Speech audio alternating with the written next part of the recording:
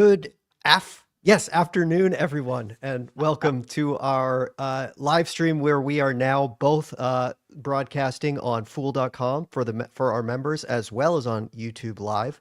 My name's Tyler Crow, the nomadic fool or contributing fool here at the Motley Fool. I have with me Danny Vena for this afternoon. I always mispronounce your name the first time. Apologies on that.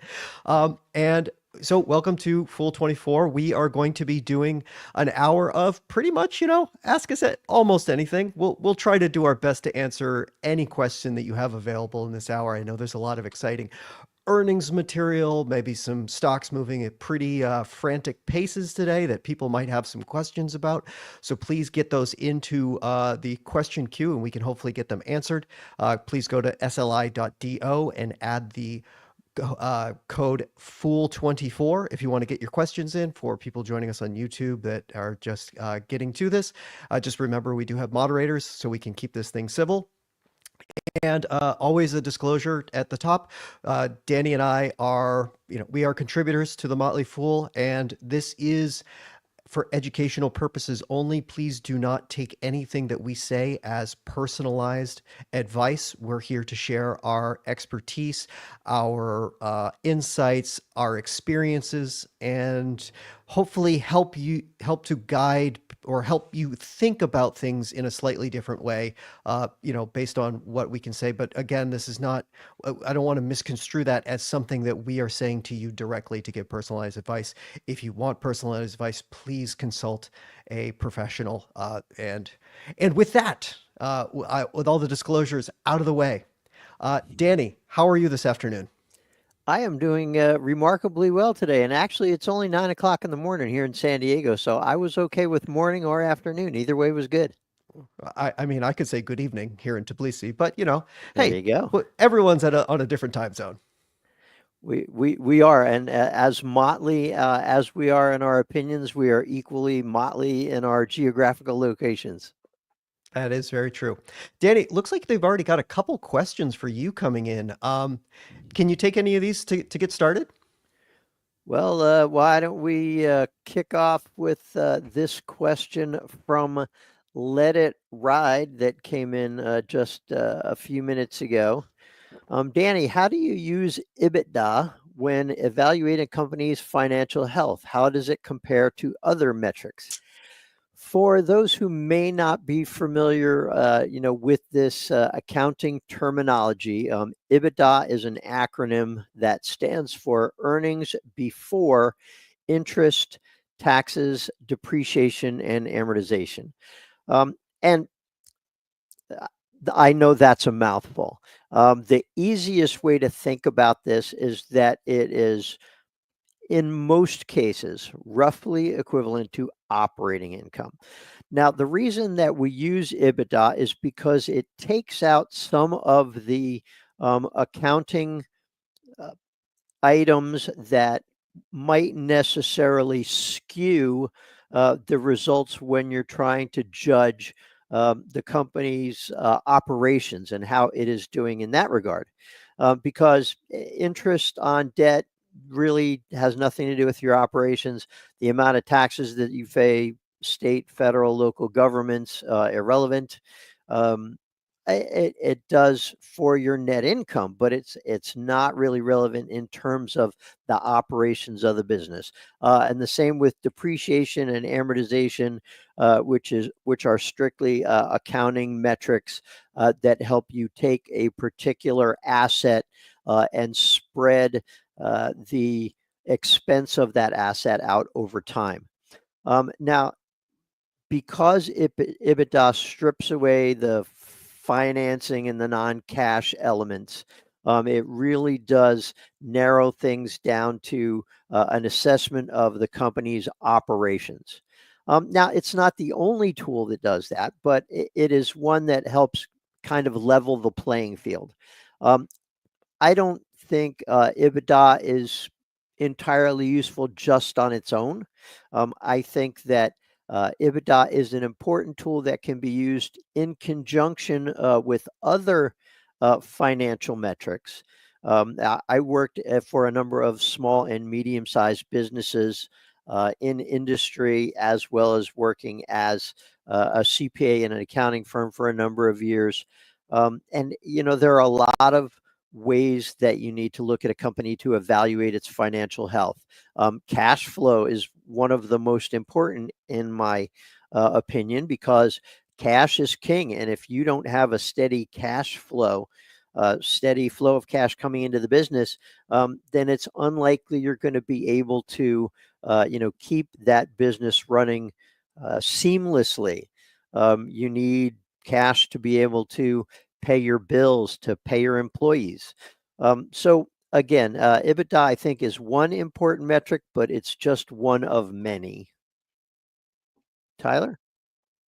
I try to sparingly use EBITDA as much as possible personally. I think the most relevant thing that I use it is for a lot of like debt measurements. So like debt to EBITDA or things like that. Outside of as like an earnings or a valuation tactic, I don't know. I think there's so many components that are missing from EBITDA for the shareholders that I try to use it as sparingly as possible. To continue with some of Let It Ride's questions, because this came in, because as I said, there were quite a few earnings today, and some of the companies that I have discussed here and received a lot of questions on over the past couple of weeks reported today. And one of them that Let It Ride asked was thoughts on EME earnings, which is MCore Group. This is a company people have asked a lot of questions about recently, MCore being an electrical and mechanical contractor in the United States, and one of the largest, and obviously a key beneficiary of AI and many other building electrification, modernization trends going on in the United States today. Overall, I thought the report was decidedly solid. The growth was kind of pretty much nothing super surprising. It might have, I don't know, it might have beat estimates or something like that. But to be honest, I don't really look at analyst estimates anyways. That's just not really my cup of tea. The thing that was the nicest thing for me that stood out and was the announcement of a $500 million share buyback program. They gave guidance that looks pretty decent. Growth is good. It's not like, shoot the lights out kind of good. But again, this is electrical and mechanical contracting. This isn't like, I don't know, AI software tools or something like that. You can only grow so quickly. Electricians can only work so fast, and they are working fast because based on revenue growth versus operating income growth, they grew operating income pretty fast. So I'm guessing that their contractors are working at light speed right now. I really appreciated the $500 million buyback announcement and the earnings range for 22 and a quarter and $24 per share 2025 guidance looks quite promising. It's remaining performance obligations, which is kind of a proxy for backlog. It's a backlog, but for jobs that are going to take more than 1 year to complete, those are considered remaining performance obligations, and that grew by it was double digits. I want to say 14%. I'm looking at the where is it right here? Yeah, it grew 14.2% year over year. So they have they have a pretty decent amount of work in the backlog, even because that doesn't include jobs that take less than a year to do. So I think everything looks pretty solid. Nothing, despite the huge stock drops that we saw after DeepSeek, because everyone's thought, oh, we're going to put huge brakes on AI development and things like that, and data centers are not going to be in demand as much as thought. I don't know. This report seems to think we're going to keep building them for a while. Imagine that. It's not just going to disappear, right? Probably not. Yeah. So I've got a question from Ed from about 5 minutes ago. Danny, do you think C Limited will outperform MercadoLibre over the next 3 to 5 years? I've talked a lot about MercadoLibre. They are the leading provider of e-commerce services, e-commerce platform, and digital payments in Latin America. They've expanded quite a bit over the past couple of years in providing credit to small and medium-sized businesses that use their platform, as well as to the customers that they interact with most frequently. C Limited, ticker SEA, is a little bit different, a little bit different construction of the business. C Limited is one of the largest providers of e-commerce services in Southeast Asia, SEA, which is where it gets its acronym for C Limited. The company also provides, in addition to e-commerce, it provides digital financial services, and the segment that started it all was the company's digital entertainment segment, and they have the most popular, or among the most popular, mobile games in the region in their digital entertainment segment. I've looked at their results. I actually own both stocks. I've owned C Limited for a couple of years. I think that in the beginning, C Limited was a bit too focused on top line growth at all costs, and they were hemorrhaging cash. They were going further and further, not only into debt, but they were, not generating income. So there was no positive earnings per share, and the stock took a really big hit. Now they have come back from that. The stock is doing a lot better. In the third quarter of 2024, they had revenue of 4.3 billion. That was up about 31%. They had adjusted EBITDA of 521 million, which was up substantially compared to the prior year quarter, which was only 35 million. So what we're seeing is their focus on the bottom line, and the fact that that is beginning to take hold. Now, that said, if you look at MercadoLibre, I mean, this is a company that has been firing on all cylinders, if you'll excuse the overused analogy, and has been doing so for quite some time. So in their fourth quarter, which was released recently, MercadoLibre generated revenue that grew 37% year over year and 96% in local currencies, which is remarkable growth. And they had a net income of 639 million with about an 11% margin. If pressed, I would say that I honestly believe MercadoLibre is going to do much better over the next 3 to 5 years, primarily because the company is already well established. It is taking, measured advances into new areas, and I think it's hard to bet against MercadoLibre. So they would be my top performer of the two over the next 3 to 5 years. Tyler? I'm going to do a couple quick deflection questions because me being probably the most tech inept person under 70 years old is going to stay away from those ones. I just wanted to do a couple quick I don't want to say deflection questions, but probably passing along advice to get better advice from people within the Motley Fool universe. Saul Sandberg asked, please comment about the expected U.S. tariffs and effects upon Canadian balanced equity mutual funds.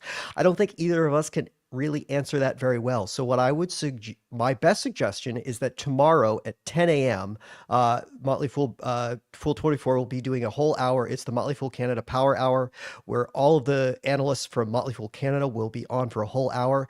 I can assure you they will give you a much, much better answer than anything that Danny or I could whip up right now. So I would stay tuned. I would tune in tomorrow at 10 o'clock, and you'll be able to get your question answered in a much better way.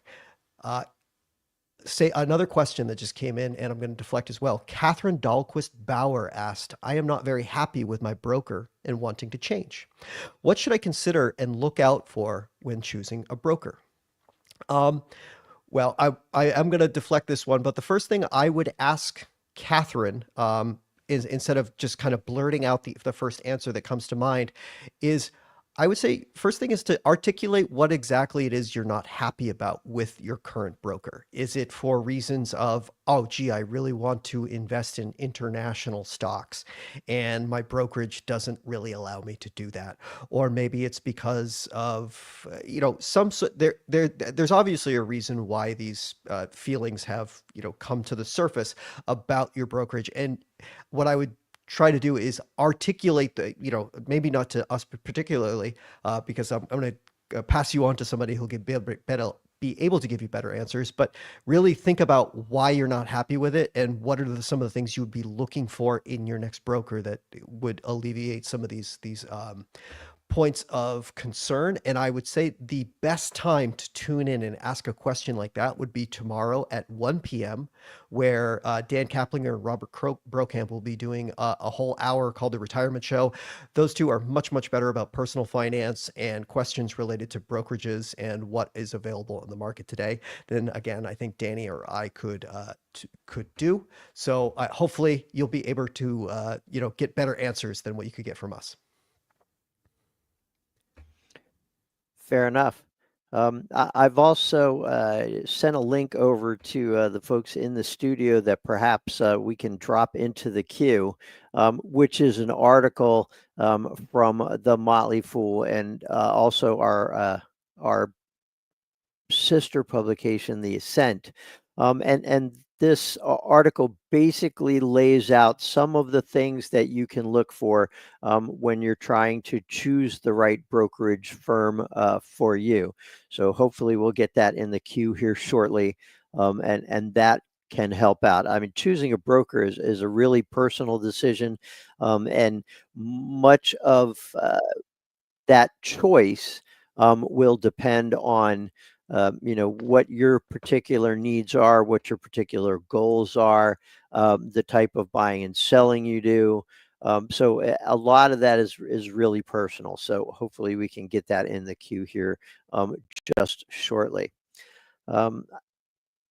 One of the things that I wanted to talk about here, and it hasn't shown up in the queue yet, but I expected it would very soon, and that was recent developments with Super Micro Computer, ticker SMCI. Now, for investors who recognize this company, you will know that the company has faced some challenges in recent months. It started with a short report from Hindenburg Research that basically alleged some accounting mismanagement and some problems with the company's financials. The company then announced it was going to delay the filing of its annual 10K report with the Securities and Exchange Commission, and that it was reviewing its internal controls.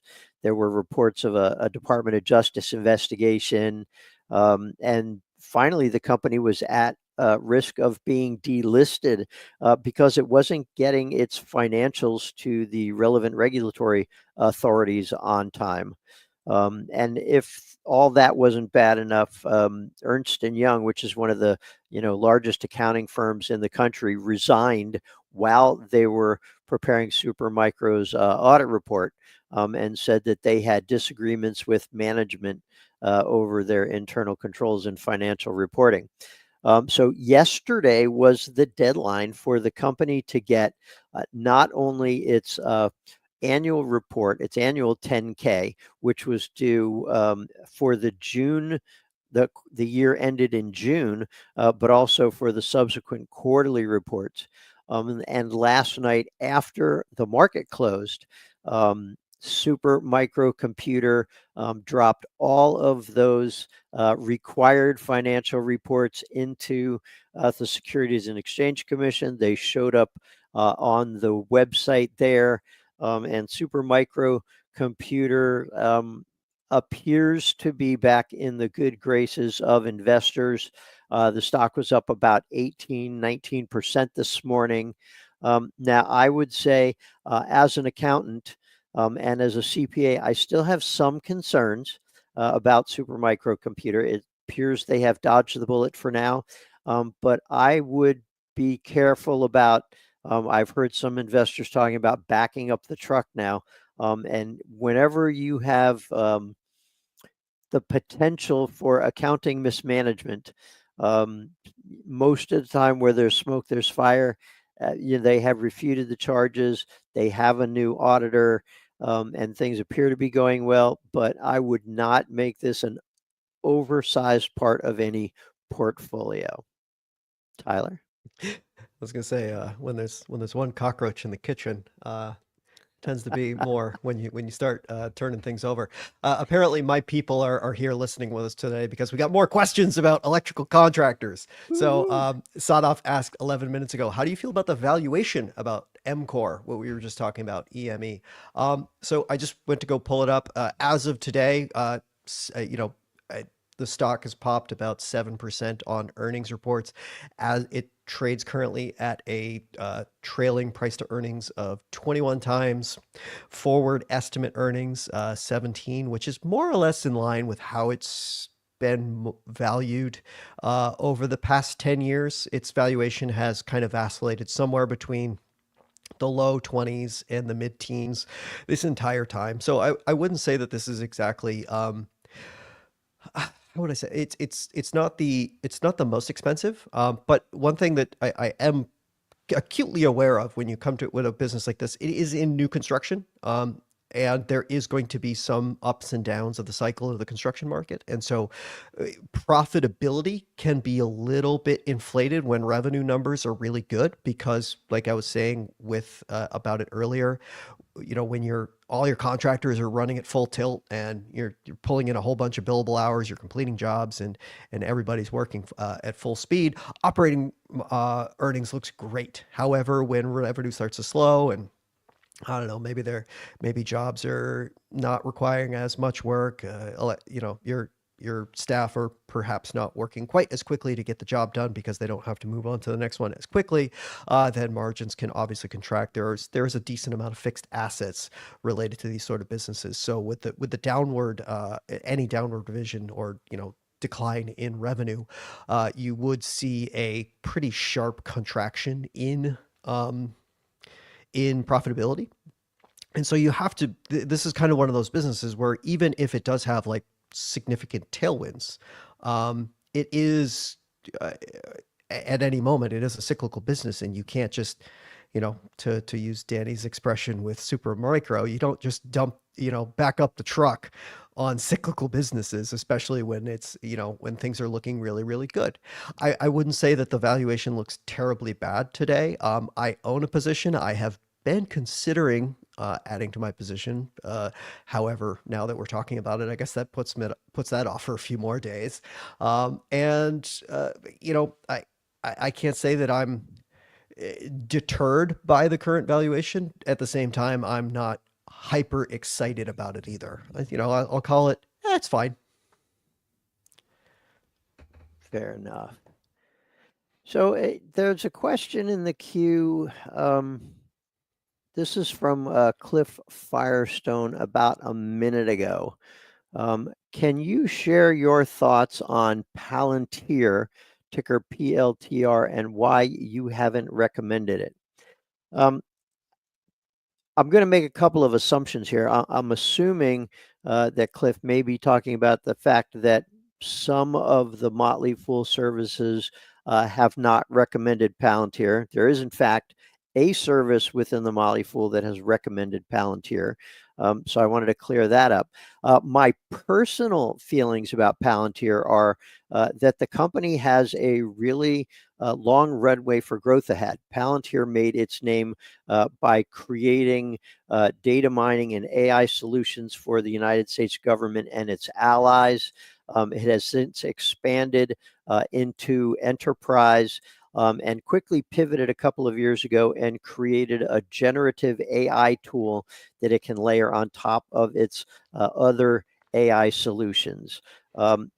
They also had a really novel strategy where they host boot camps, where someone from a company can go and sit down with Palantir developers, talk about exactly it is what they're trying to accomplish, and those developers can help them create the tools that they need and go from 0 to finished in about 5 days.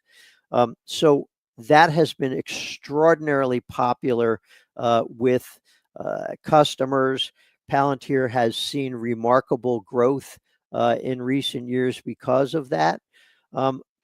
That said, with that remarkable growth has come an even more remarkable increase in the company's valuation. I haven't checked today, but I will do that as we speak. But Palantir has had a remarkably high, let's see here. So I'm looking at the company's forward price to earnings ratio, which is currently at 163. Now that takes into account the company's remarkable growth. But if you even look at its trailing 12-month price to earnings PE ratio, it's 478. So as bullish as I am on Palantir and its potential, I'm also cognizant of the fact that a company that has a valuation that is that high is going to be subject to extreme volatility. And I would also say that if one of the Motley Fool services was to recommend that stock right now at that egregious evaluation, and one little piece of bad news came out, the stock is subject to extreme volatility. It could fall anywhere between 25 and 50%, and that wouldn't be doing service to our members. So I am not one of the Motley Fool analysts. I don't make decisions for the premium services, so I can't speak for them. But common sense to me says that they are probably waiting for a better valuation before putting members' money at risk. That's just my assumption on the matter. Tyler? Yeah, so we got a question from Ed, which again, another question, just hits me right in the heart. It was about 19 minutes ago, and he asked about advanced auto parts, ticker AAP. Has not beat the market over the 3-year or 5 years, down 15% after earnings today. What is the issue facing this company?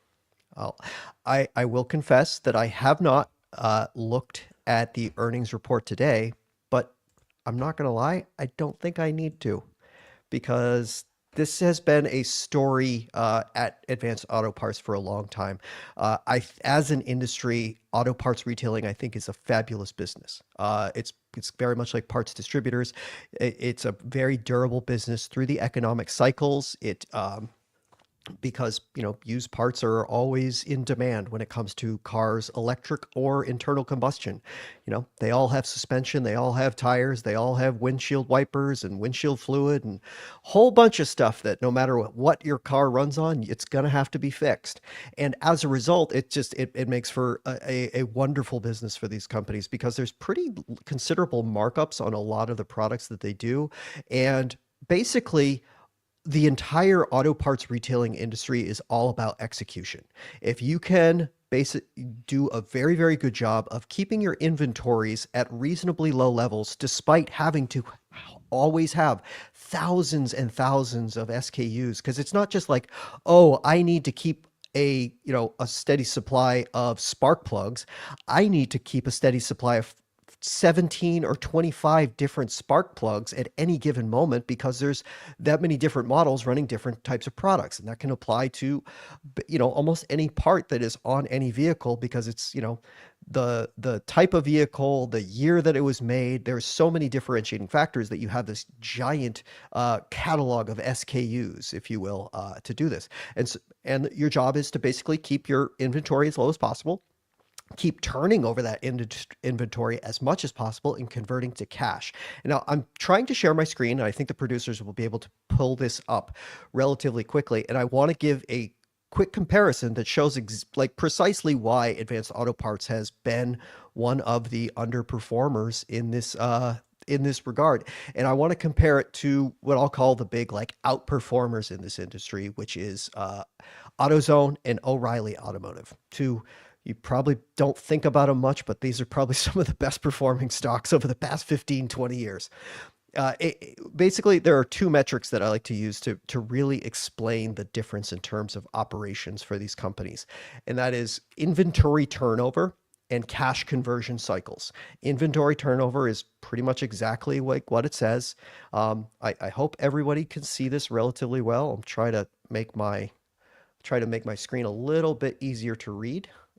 And what you have here is at the top chart you see here is inventory turnover for Advanced Auto Parts, AutoZone, and O'Reilly. AutoZone is in the purple. Inventory turnover basically means how many times is your total inventory on your books getting turned over in any given year. Margins aren't great in this business. Like if you're doing a really good parts retailing or distribution business, you're probably in the high single digits, low double digit margin on your sales. So what matters is turnover. Turn everything over as much as possible so that you can get adequate returns. In this regard, Advanced Auto Parts has always habitually underperformed its peers. Its inventory turnovers have been well under 2.5 for pretty much the entire decade. And just this past quarter, or this past couple of quarters, we've actually seen like an improvement in inventory turns because management shakeups and things like that. They have desperately been trying to get this fixed, and it's still something that's been plaguing them for a long time. Compare that to O'Reilly and AutoZone. Both these companies, they're turning over their inventory, 3 times a year, and these are multi-billion-dollar amounts of inventory. Now compare it to advanced on cash conversion cycles. This is basically like how quickly do you turn your orders from your vendors into cash from your customers, and the lower the number, the better. For Advanced Auto Parts, it takes them about 60 days, where they have to have 60 days of time between, when they pay for stuff from their vendors to when they collect from their customers. On AutoZone and O'Reilly's, they're so fast at turning over things and so good at having not having to pay the bills because their vendors trust them. They have a negative cash conversion cycle. They get to, sell the product to its customers before it even has to pay its vendors. These are great signals of efficiency and operating excellence in the parts retailing business, actually almost any retailing in general. And it's indicative of why Advanced Auto Parts has been a habitual underperformer, not just of these two companies, but of the market writ large.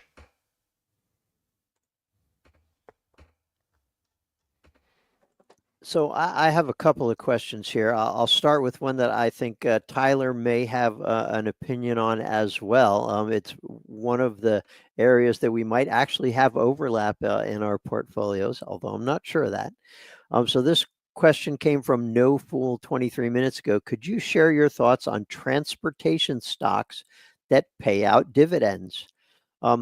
I actually have, even though my portfolio is tech heavy, I actually have two transportation stocks that make up relatively small amounts of my portfolio overall, but nonetheless.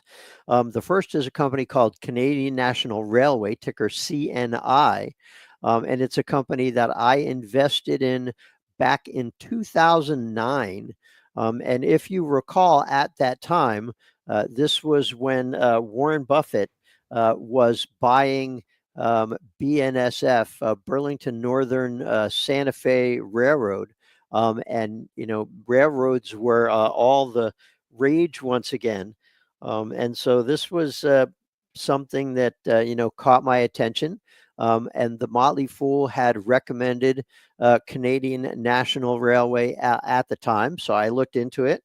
And what I found was that Canadian National Railway was actually one of the most efficient among railroads, and one of the few railroads that can reach all of the coasts in North America.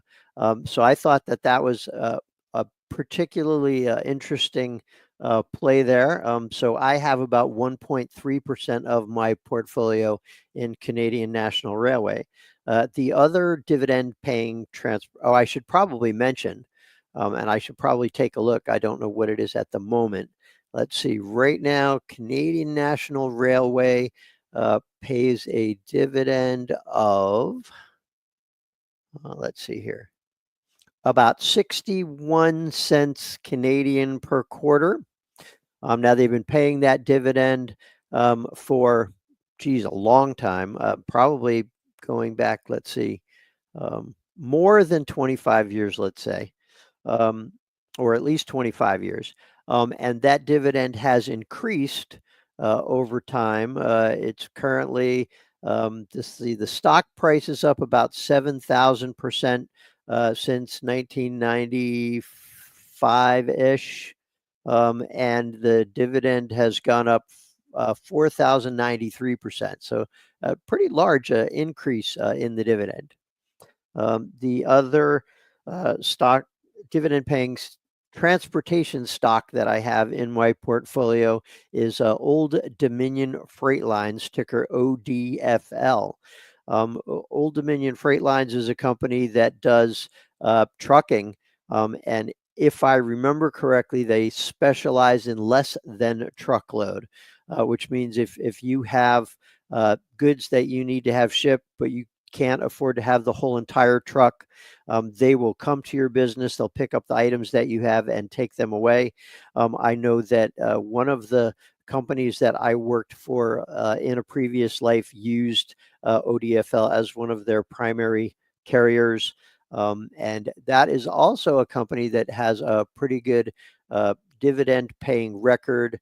Looks like right now they've got a dividend yield that's about 0.6%, so not monstrously high. But again, this is a company that, let's see here, has generated really good stock price gains over the years. Let's see, over the past decade or so, Old Dominion Freight Lines stock is up 481%. During that same period, it's consistently increased its dividend, which is up about 740%. And they pay about $1.12. It looks like that's probably over the course of the year. Tyler, what are your favorite dividend paying transportation stocks? I don't think I have any right now, actually. Transportation isn't really an industry where I'm looking for yield. So because it is a cyclical industry, I used to own Canadian National Railway. It used to be a considerable position for me, and not to be controversial or contradictory or anything, but I sold it because I think that the uh, the 15-year period of outperformance that rail has had, I think is starting to be on its last legs. Rail in general in the United States, or North America, we should say specifically, because I do include the two Canadian rail companies in this as well. They kind of had this wonderful three-pronged growth uh, tailwind for the past 15 years. And actually, mentioning Canadian National, it started at Canadian National. They had a visionary CEO. His name was Hunter Harrison, and he implemented this new operating model called precision scheduled railroading. It was basically an operational efficiency measure that, it increased speeds, reduced times, things like that. And it was a huge boom to margins for railroads because they were much more efficient. If you look over the past 15 years or so, maybe even 20 for Canadian National, you saw operating earnings or operating margins increase significantly, and because of the implementation of precision scheduled railroading. We'd gone from an industry that was maybe at like 25% operating margins to close to like 42, 43%. So you've had this tailwind of, modest low single digit growth on the revenue side. You had exceptional margin expansion over this time, and then toss in a dividend and a decent buyback program, and you have a three-pronged strategy for growth. I think that we are starting to hit the upper bounds on that margin expansion component of the railroad industry, such that we're just going to get back to a period of modest revenue growth with dividends and buybacks, which is likely to present a positive return, but I don't know if it's going to be market beating returns like we saw with the railroads over the past 15, 20 years. I think when Buffett bought his railroad in Burlington Northern Santa Fe, it was a spectacular purchase. I mean, I remember, I think it was a long, long time ago. I believe it was Morgan Housel did an interview with a professor of valuation. I think it was, I can't, Bruce something. And he was at one of the schools in New York. And they actually asked him about the Burlington Northern one. And the professor was like, this is the dumbest thing I think I've seen Buffett do. Like, railroads are a dying business. And then we just had this like 15-year renaissance of railroads. So it was a wonderful 15-year run. I hope I'm wrong for a lot of people who are invested in railroads, but I think that this is just going to be yeah, you'll make some money, but I don't think you're going to generate market beating returns from them for over the long term. Fair enough. We are indeed Motley. I've got two questions here. I'll hit back to back. The first is from STG. Anything questioning, Danny, what were you in a former life? I was many things in a former life. I spent 13 years in the United States Army and decided towards the end of that, I wasn't happy anymore. I wanted to decide what it was I wanted to do when I grew up. I left the military. I went back to work. I went back to school. I got a bachelor's degree in accounting and my CPA. I worked for several years at an accounting firm doing everything from tax to financial statements to audits to payroll. And then went on to be a controller at some small and medium-sized businesses, and also an accounts receivable clerk at a somewhat larger medium-sized business. When the opportunity came for me to change careers again, and I decided to write for the Motley Fool, and I've been doing that now since late 2016. And I also appear on Fool24. So that's the elevator speech of what I was in a former life. Much more interesting to me, however, is Ed's question that says, Nvidia earnings tonight. What is the best and worst case scenario for Nvidia and how it would affect the markets? As far as best and worst case scenario, yeah, I'm not even going to go there. It's a cop out, I know, because Nvidia is a widely held stock among all of the major markets, and I think one of the things that you're going to see is the markets will follow Nvidia either up or down. When we talk about what's going on with Nvidia, I think as importantly as the results, and I'll get to expectations in just a moment, I think any commentary that management provides on the call with analysts as relates to first the current demand for its most recently released Blackwell AI-centric processor, and what demand for that is like. And then also CEO Jensen Huang's opinion on DeepSeek. He's already done an interview and basically said the market got it wrong. And he believes that this DeepSeek model, which was developed by a startup in China, and the stories about it, which sent Nvidia's stock falling, he said investors got it wrong, that this is actually good for the entire AI space. It's good for Nvidia. It's going to increase adoption of AI in general. And adoption of AI in general is good for Nvidia because that means it will lead to stronger demand for its industry-leading processors. Now, right now, looking at Yahoo Finance, it looks like analysts are anticipating revenue of about 38.16 billion, which would amount to about 73% year-over-year revenue growth. They're also expecting earnings per share of about 85 cents. Now, this is for the quarter that ended January the 26th, which is Nvidia's fiscal 2025 fourth quarter. I am really excited to see what Nvidia has in store for us. The company itself said it was forecasting revenue growth of about 70%. Historically, management has been conservative in its forecast. So I expect, barring unforeseen circumstances, that could well be the case again. I think how the stock reacts is going to be largely a measure of how much more or less Nvidia does than what Wall Street is expecting. I can tell you this, I expect the stock to be volatile in after hours trading. This afternoon, I think Nvidia is planning on releasing their results at about 1:20 Pacific time, which is about 4:20 Eastern. And then they will kick off their conference call at 2 p.m. Pacific or about 5 p.m. Eastern. And I think that's when the fireworks start. Tyler? I'm going full Charlie Munger. I have nothing to add.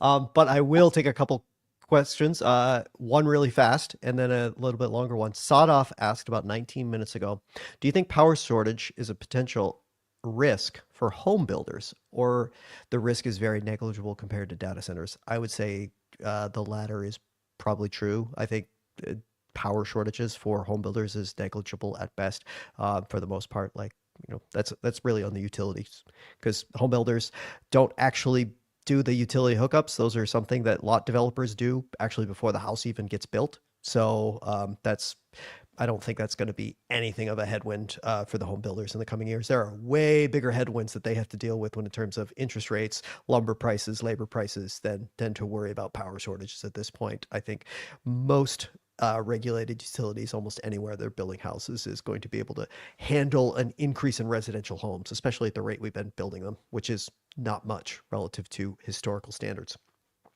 Let It Ride asked about 25 minutes ago, Tyler, your thoughts on ticker BEPC, which is Brookfield Renewable Corporation.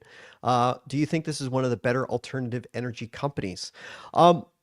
Yes. For the most part, when I look at the alternative energy space, Brookfield Renewable stands out in this regard, because I think all too often people looking to get into the renewable energy space just get infatuated with technology. They see new technology developments and they want, a piece of the action, if you will. But what really stands out about Brookfield and their entities is a couple things. Number one, they have a management team that is much more focused on, ultimately returns rather than deploying new tech or something like that. Their job is to underwrite the development or acquisition of renewable and assets that they know, like, we're going to produce this much power. We're going to be able to charge this much for this power. We can finance it with this kind of debt. We can finance it with this kind of equity, and just, pencil in the price that they're willing to pay. And they have been good underwriters in this regard. And in the same vein, have not been afraid to just invest in places people don't typically go. Brookfield Renewable was actually like the renewable partnership that we know it as today was founded mostly because Brookfield found a collection of Colombian hydroelectric dams that were selling for a song, I guess, if you will. And so they founded an entity, Brookfield Renewable, to try to, finance the acquisition of these Colombian hydroelectric assets. And since then, they've used this in various ways. They've bought other solar development companies out of bankruptcy.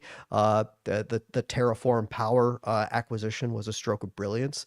That they took a business that had been, developing at a rapid pace, and it had a huge asset footprint, and they bought it for pennies on the dollar. I would know. I was one of the Terraform investors that I would say got somewhat bailed out by Brookfield Renewable. So cheers on them for that. And also just on the development side, they're just good at underwriting. And so from an underwriting perspective and from a cost of capital, I mean, that's a big thing. This is under the Brookfield Asset Management and Brookfield Corporation blanket, so they're very, very good. at getting a low cost of capital and access to a lot of alternative assets, pension funds, people clamoring to get returns in different places. So they can have a much lower cost of capital than, say, like some of these other renewable infrastructure partnerships or things like that that are a little bit maybe dependent on acquiring from a single person.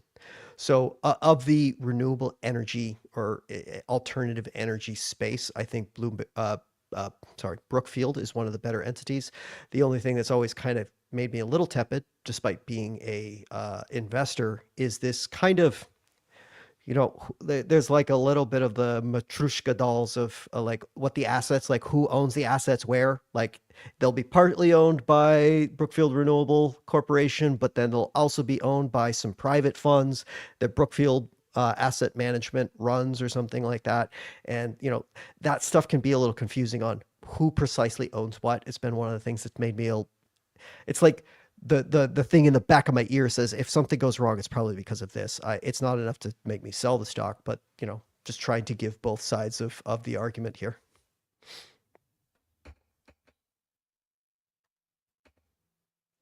Fair enough. So there's a question in here from Duffer WD from about 46 minutes ago. What's going on with Trex, ticker TREX? It was such a good grower for so many years. Is the competition catching up? Without looking, the first thought that came to my mind was we need to look at the environment. Over the past several years, going back to late 2021, we have had a market downturn. We've had economic headwinds. We've had high inflation. And even now, I mean, the economic environment is improving somewhat, but we are still very high inflation from a historical standpoint. And when consumers are having to make decisions about, where they're going to spend their money, because they have less disposable income, because groceries cost more, because gas costs more, they're going to be less likely to make, purchases on things like composite fence and decking that Trex provides. Now, that's not to say that the company hasn't been doing pretty well, and I think they have been. But you need to take that you need to take that in the context of how the overall environment is. And to me, the fact that they are operating in what is, such a tough and challenging economic environment really colors, what their results look like. Now, I did pull up their financial release, let's see here. Looks like, yeah, I think the biggest thing there for the full year, their net sales of 1.2 billion increased by about 5.2%. Their net income increased by about 10%. So, they're still leveraging their operating expenses to drop more money to the bottom line. I think it was probably their guidance. The company issued guidance for 5 to 7% revenue growth over the course of the next year. And that's not much better than what the company did in 2024. So I think investors were expecting more than that. But, honestly, Trex has a long track record of performance. I think the fact that over the past few years we've hit economic speed bumps, it's not surprising that the stock has not returned very well. So I would say this is a company that I own. It's a company that I've owned for a long time. I don't plan on selling my shares. I think that they will return to their former glory, as it were.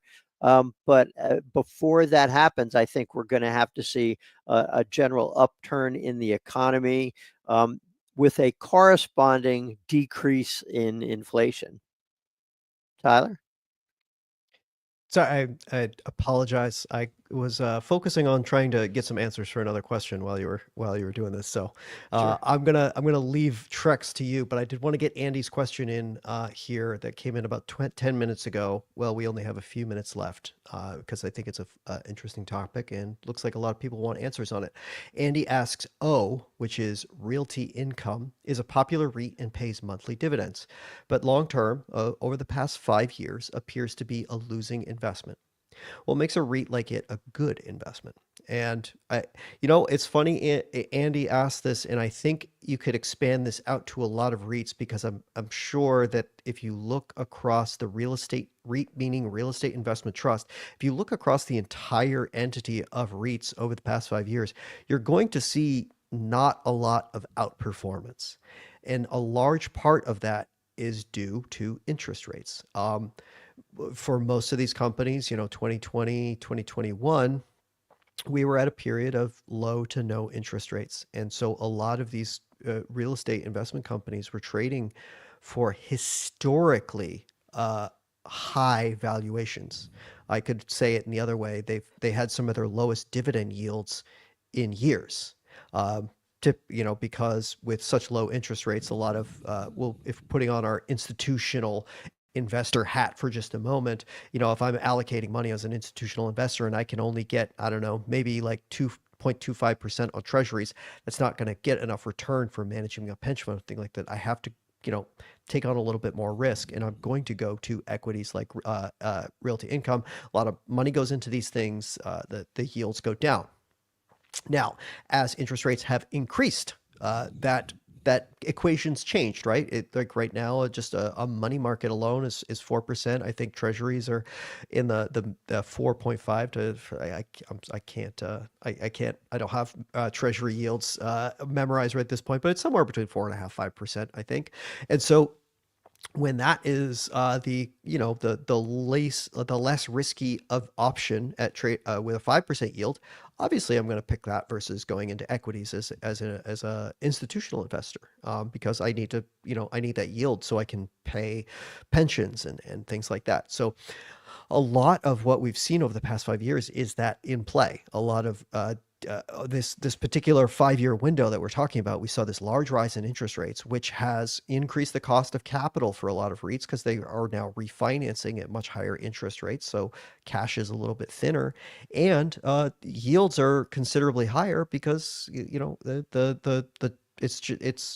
I don't want to have position in equity that's growing modestly and only have like a 3% yield when I can get a 5% yield from a much lower risk bond. So things like that have it's more been a valuation sort of thing. If I look at Realty Income's like business, it's kind of growing as it's always grown. It's never been a fast growing business. You're only expecting like probably 3, maybe 4% growth on your dividend or on the funds from operations per year. And with a current yield of like 5 to 6%, somewhere in that range, that's a 9% return. That's kind of what you're expecting from a REIT in terms of long-term returns for something that's going to throw off a lot of cash that you could use in a given moment. So I think the best answer is this has just been kind of a product of a 5-year transition in interest rates, and that is one of the things that like very debt-heavy industries like REITs and very entities that have very high dividend yields like REITs are going to have to have this sort of this element that you have to keep in mind, that they are going to be priced on these macroeconomic factors that may or may not be as tied to the prospects of the business compared to the Nvidias or the other technology companies of the world. And Fair enough. with It looks like we're actually 1 minute over. We are at the top of our hour. And I think we're going to be joined here shortly by Jeremy Bowman. And I think we're waiting for Sanmeet to join us. Jeremy, how's it going? Pretty good. How you guys doing? Doing pretty well, Jeremy. You know what? I can stick on for a couple of minutes until Sanmeet can join us. But while we're waiting for questions to come in, is there something that what's been on your mind? What have you been watching this week? Well, definitely looking forward to seeing what happens later with Nvidia earnings. Still, I kind of like this quarter because we get a drawn out earnings season. Some reports I've followed so far.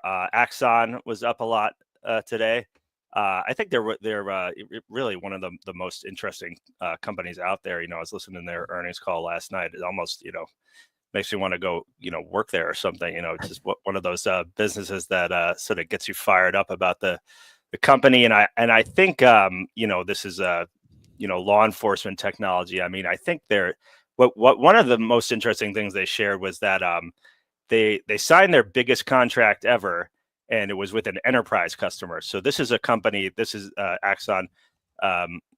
Makes taser weapons and body cameras and software, and so they tend to focus on the law enforcement sector. But they said they didn't name the company, but they said it was a global logistics provider. So I'm thinking something like a UPS or FedEx or one of these big package delivery companies where you have everybody's going door to door. I've seen some guys they drop your package off and they snap a picture like that. I mean, hey, if you can wear a camera, just that's running constantly, and that'll show, keep that footage of you dropping off the package. Also, good to have for security or recording any interactions that you might have in the course of that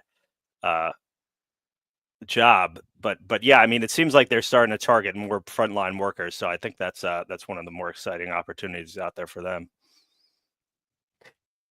I confess, I don't think I've even ever looked at a report from Axon. So I'm gonna leave that to you. Know what? I bet Danny has some thoughts. Danny, what are your thoughts on Axon and perhaps what's coming down the pipe? One of the things that Axon is one of those companies that I have been intrigued about, but haven't actually invested in.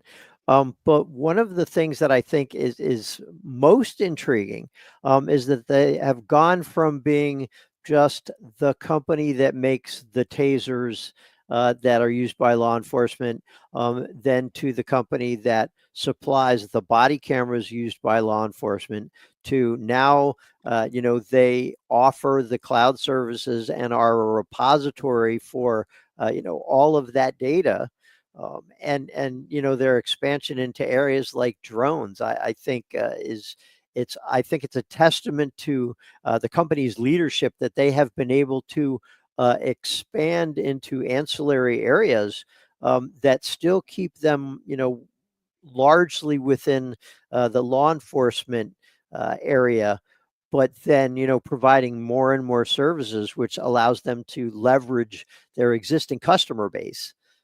So yeah, I think it's a company that I have considered owning. I think largely I just haven't focused on it enough and paid enough attention to going, okay, I'm going to buy this company now, and that's to the detriment of my portfolio because it's done remarkably well. Yeah, it's hard Well, to. Go ahead, Tyler.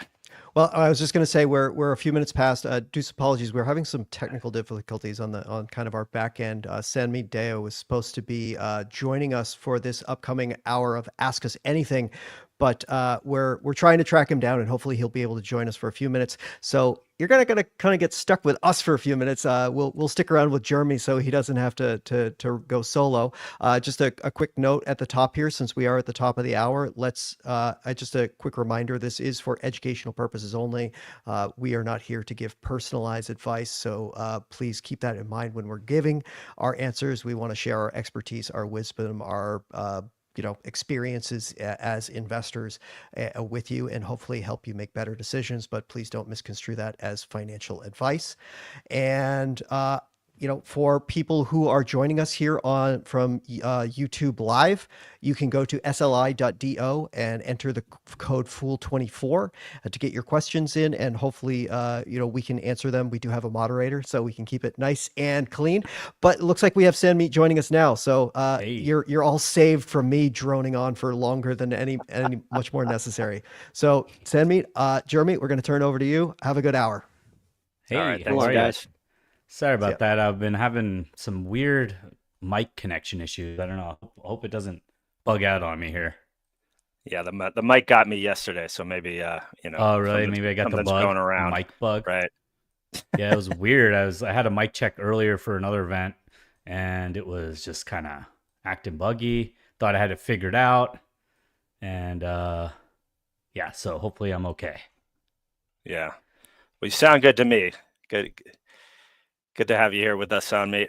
Yeah, good to be here. How are you? Pretty good. All right. Let's see. I don't know that we have a chosen theme for this hour. No, it's ask us anything. Yeah. But if anything, I don't know if anything was on your mind to kick it off with. We were just talking about Axon Enterprise. I don't know if that's a stock you follow, but yeah, I didn't look at the earnings, but I know they were good. I think the stock's up, right? I have to pull up my screen here too. Yeah, stock is up double digits today. Nice. Did you look at the earnings? I did, yeah. Pretty solid numbers across the board. They I believe revenue was up about 33%. I think good margin expansion as well. I think the company's just doing a lot of exciting things with AI and new technology, and they're always making kind of bolt-on acquisitions to grow the business that way. And I think what Tyler and Danny and I were talking about, that they're expanding their market from law enforcement to sort of enterprise private sector companies. So I think there's a lot of opportunity for growth for them in the coming years as well. So I'm definitely excited to see what they do. Yeah, I mean, that company is just, it doesn't really have a competitor. It's Right. It's kind of running its business and kicking butt, taking names. It's tends to have pretty good earnings reports, and let me see if I can find the earnings summary at least here. But yeah, they're in a league of their own, I'd say, and then sector. I'll have to look for it, but let's see. We got some questions coming through here.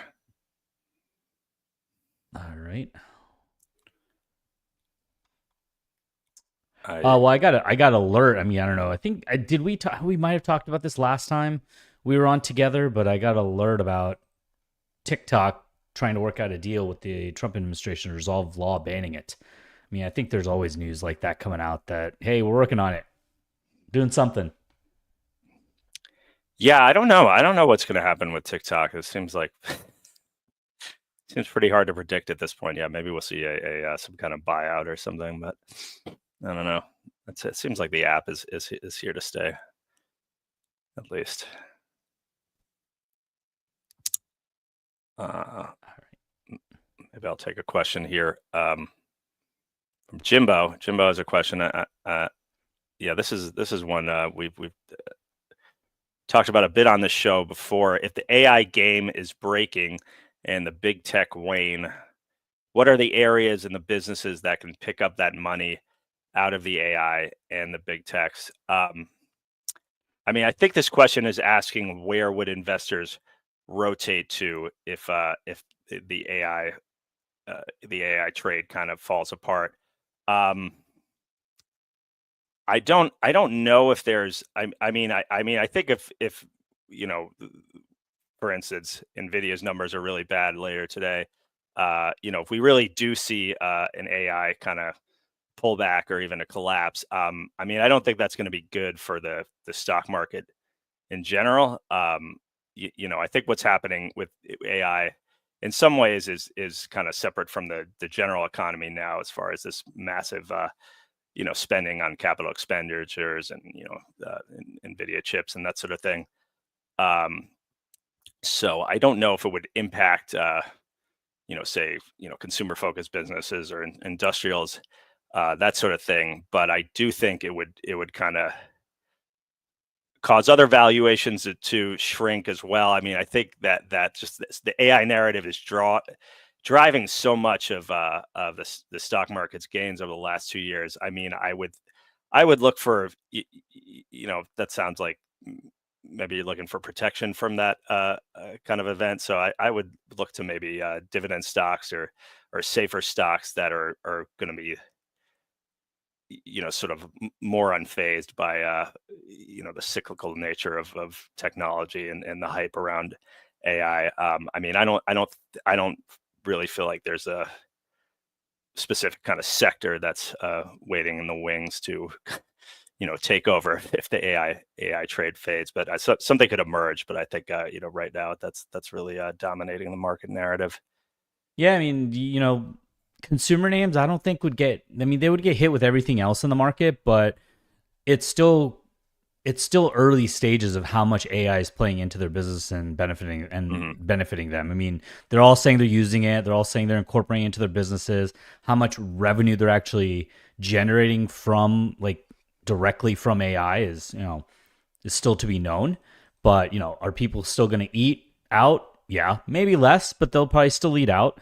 Will they drink beverages? Probably. Will they buy things at Home Depot or malls or stores? Probably. Will they still go to Amazon? Probably. So lots of different businesses that are still, you could look to industrials, you could look to, last I checked, Berkshire Hathaway is at an all-time high, or close to an all-time high. I don't know if it hit it and it came off a little bit, but I wouldn't suggest buying it at its all-time high, but it does beg to question. I would argue that Berkshire Hathaway is probably more diverse than the S&P index, because the S&P index is heavily weighted towards these tech companies that could potentially get hit really hard if the AI trade or the AI wave slows down. I mean, I think it's here for good.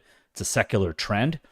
But if you look at Berkshire, and I haven't had a chance to look at their Buffett's annual letter, but his business is very diversified. I don't think he has any exposure to AI except maybe Apple.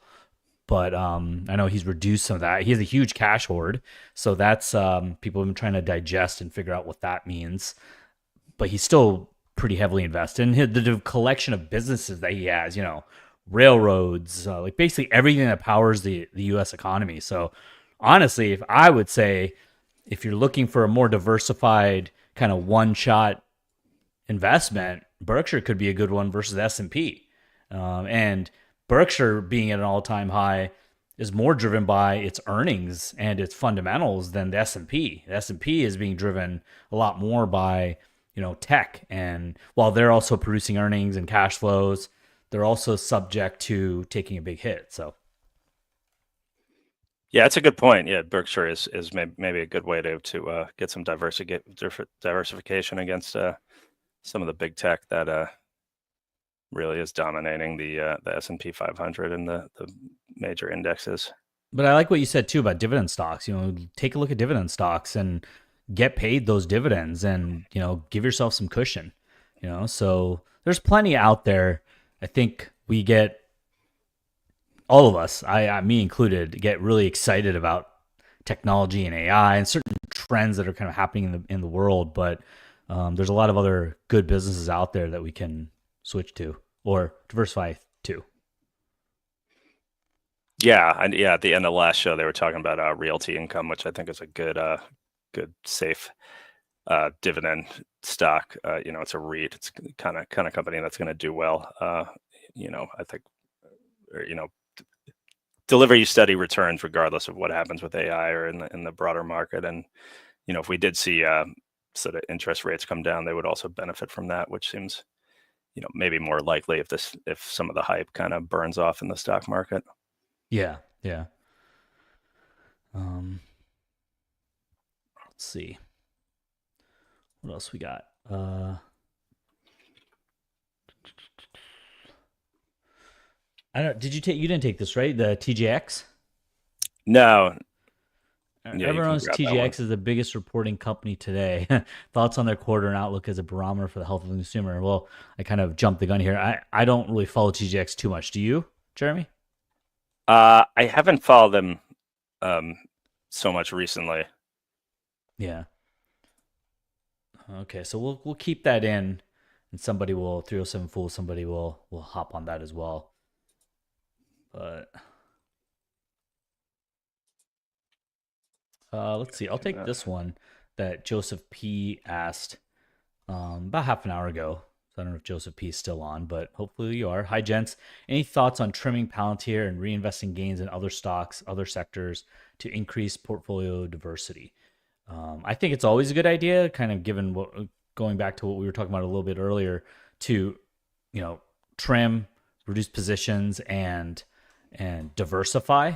So we talked a little bit about some of the things you could diversify into. Palantir is a very heavily AI driven stock, and it's been very volatile as of late as well. So it's liable to continue to be volatile for a while, especially since it's got such a rich valuation multiple.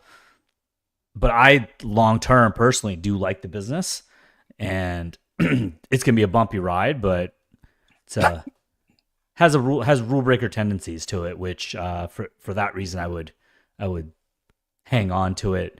I can't give you personal recommendation, but in general, trimming any of like stocks, I mean, I personally wouldn't really want to trim gains like companies that have gone up.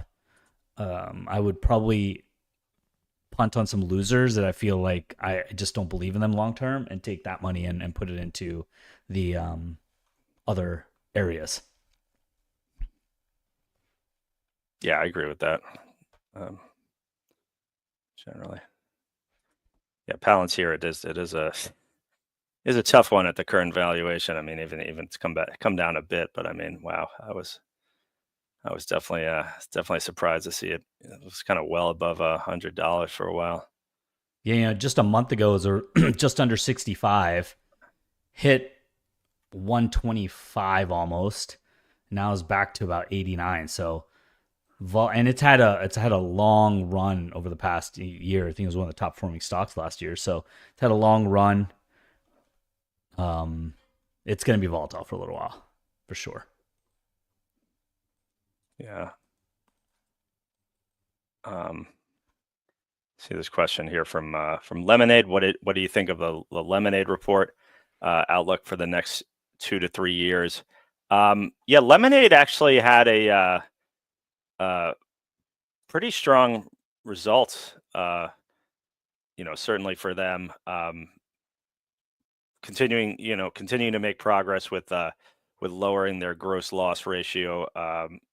It was down to 63% in the quarter from all right, and then 73% over the last 4 quarters. So I mean, good improvement from where it was earlier this year. So getting better at sort of keeping more of the money it's receiving from premiums.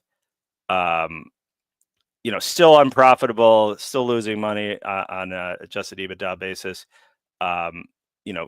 Their in-force premium was up 26% to $944 million. Overall customers up 20% to 2.4 million.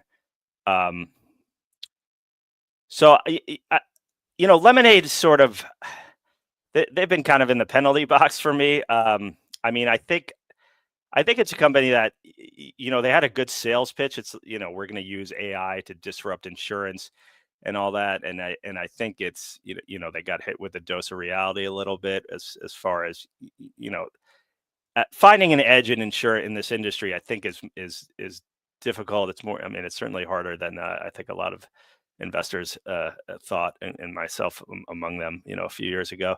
But I think the interface is unique. I think in insurance, the top line growth doesn't necessarily translate to ultimately you got to convert that into a profit. But I think those numbers are pretty strong. looks like the stock was down because their revenue guide was a little weak, or below what Wall Street expected. So I think it's as far as 2 or 3 years. I think for me this is still a wait and see one. I mean insurance, for the big mature kind of insurance companies, speaking of Berkshire Hathaway, the kind of companies like Geico and that Warren Buffett likes. I mean, these are supposed to be cash cows. So I do wonder when realistically when Lemonade can get to a profit. So I'd like to see more clarity from that before I would want to own it right now personally. Yeah. I don't know much about Lemonade, so I can't top that or talk more about that. But Sadaf, I'm not sure if I'm saying it right, so let me know. Sadaf. Samit, thoughts on Wing after pullback? Wing, as a lot of people have probably heard me talk about, is I love restaurant stocks. Did a whole segment on restaurant stocks with Toby, and we filled the whole hour with restaurant stocks. I was surprised we actually even did it, but Wingstop is a name that I like as a business, as a place to eat.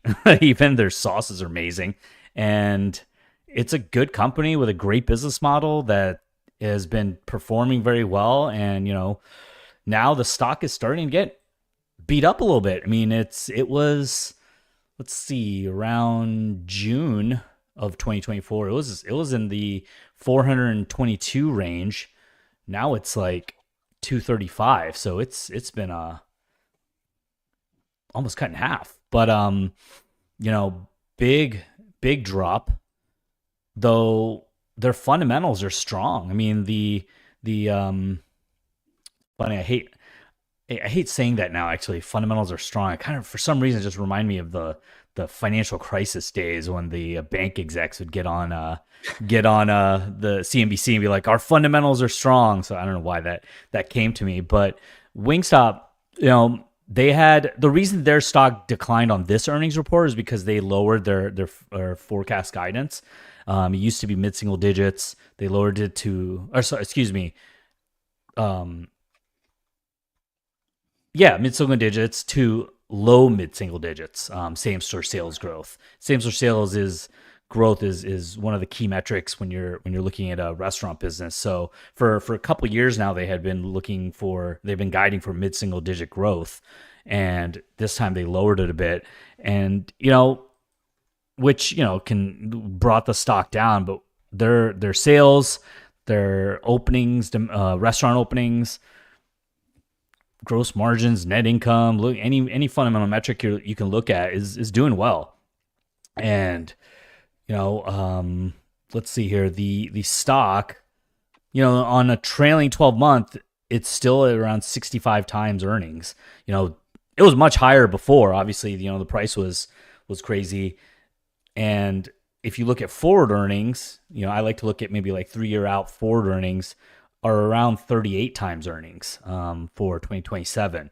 So still pretty rich, a lot less rich than it used to be for a company that is still continuing to grow. One number I do like to look at for restaurant companies also is domestic AUV. AUV stands for average unit volume, and they're at 2.1 million as of the most recent quarter. That's up from 1.8 million in the prior year quarter. And so I like to see that continuing to tick up. That shows that the restaurants on a per unit basis are continuing to grow sales, continue to do well, perform well. And so, I think this could, there's going to be some volatility with wing prices. That's always the case a little bit. My hunch, and don't quote me on this in terms of base your whole investment thesis on it. I'm still a long-term holder. I'm going to hang on. But my hunch is that they may have some quarters where they might disappoint a bit, or things won't come in as expectations kind of reset. And then that multiple, that valuation is going to start looking a little more attractive again for a business that still continues to grow their top line at, it's projected to like just a little under 20%, like around 17, 18%. So, I think the PE multiple is going to start to get a little bit more reasonable, especially when you factor in growth, but especially also when you factor in the fact that this is a very well operated business. Most of it's digital, very lean stores, not many people to run the stores, high margins. It's one of the top, restaurant companies, I think, in that are out there. I like this one, Chipotle, Domino's, although I think their most recent quarter was a little weak, but keep watching Wingstop. Let's see. You see anything? Oh, sorry, my mic was muted there. Yeah, I just want to say a couple things about Wingstop. I haven't followed it too closely, but yeah, the stock is down about 50% from its peak earlier. Just capped off a year with same store sales growth of 20% too, which is pretty phenomenal. But just to Sanmeet, your larger point about restaurant stocks too, I think we're kind of in a golden age here of a lot of big restaurant chains that are just really killing it. And I think the digital and delivery model that emerged during the pandemic has allowed a lot of these chains to really expand their addressable market and the capacity they can serve from each restaurant. So you see a lot. I mean, you see Wingstop, you see Cava, Chipotle has been doing really well. I think Sweet Green is another exciting one, but I think worth for the question earlier too about sort of overlooked sectors. I mean, I think there's opportunities in restaurants. But yeah, I wanted to I'll go back to this. I was looking at the TJX report. So I'll take that question. Everyone knows TJX is the biggest recording company today. So yeah, they did report earnings this morning. So I think, everybody's familiar with I think TJ Maxx.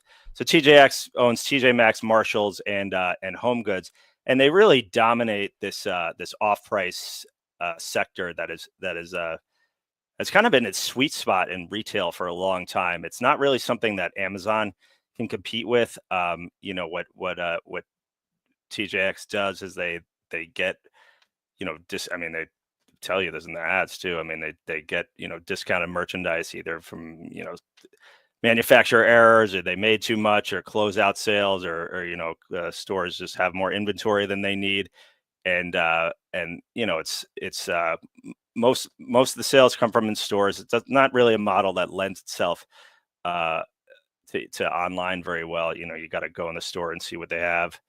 They call it the treasure hunt effect. Costco does a similar thing well, but I mean, they continue to crank out steady growth. I mean, they're really the in that kind of apparel space. They're by far the most valuable apparel kind of stock. Really left the department store chains in the dust. But yeah, comparable sales up 5% in the quarter. Announced a 13% dividend hike, which is pretty good. I think that expresses a lot of confidence in the business. Bought back or plan to buy back $2 to $2.5 billion worth of stock this year as well. But yeah, I mean, a pretty solid numbers up and down the board there. I think they still have, I think at one point they were targeting some like 6,000 stores globally. It's a global company. They operate in Europe, Canada, and Australia as well. So yeah, I mean, I think this is the kind of stock that just looks like a steady kind of grower and a nice little dividend to go with it. So pretty reliable. You look at how it's done over the last few years. It's moved steadily up and to the right, which is definitely what you want to see as an investor. So yeah, I mean, a lot of good things for TJX there. Yeah, that's a solid company, and as a business, I know it's quite a solid company. So I haven't looked at it in a while, but that might be one of those ones that you look at to diversify out of the AI investments that you might have. So good one to look at. Let's see. Yeah, I just saw the second part. I don't know if it's a barometer for the consumer as much as maybe some other companies like a Walmart or some larger companies, or even Target, I see is a question here. But Yeah, let's see. Here's one that's an interesting question. And I'd love to hear your thoughts too on it, Jeremy. Jimbo has a question. Asks, Samith, would you prefer Wing or Cava? Wingstop is WING, Cava is CAVA. Not valuation, but business for the next 5 years. That's a really good question. I think both are, like, when you look at it from a restaurant perspective, they're both very interesting restaurant models and chains. Wingstop, you have wings. Many people like wings.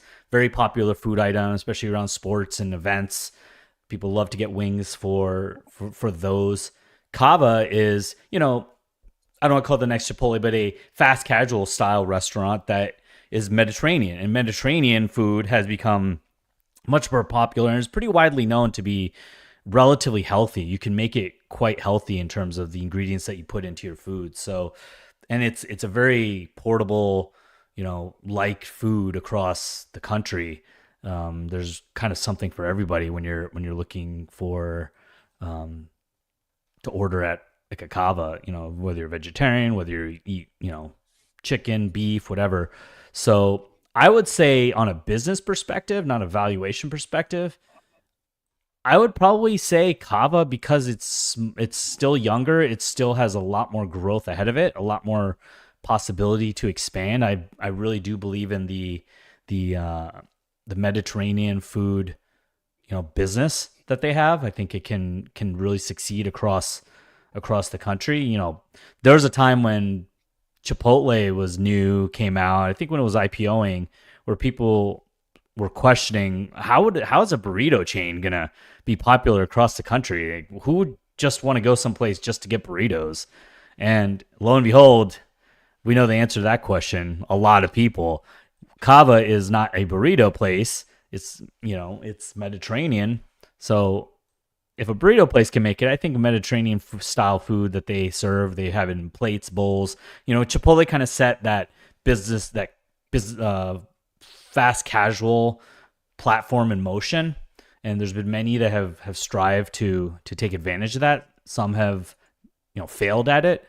Cava, I think, could do all right, and their last quarter that they reported just yesterday, I believe, their same restaurant sales go through 21.2%, very, very strong, and 13.4% for the fiscal year. So I know there's a period of time where they're struggling a bit, but they're doing well. They're doing well. Valuation wise, Cava's a lot more expensive now, especially. yeah, though Cava like Wingstop has they've come down a bit too, recently. Mm-hmm. Yeah, I see this question from Ram here. Yeah, is it time to look at Target?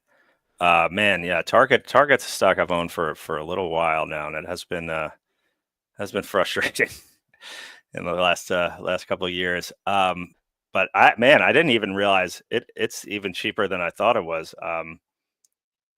Looking like about price to earnings ratio around 13 right now. Dividend yield of 3.5%. At least these are the numbers I'm getting from Yahoo Finance. Yeah, so Target's it's been a mixed bag. I mean, it hasn't.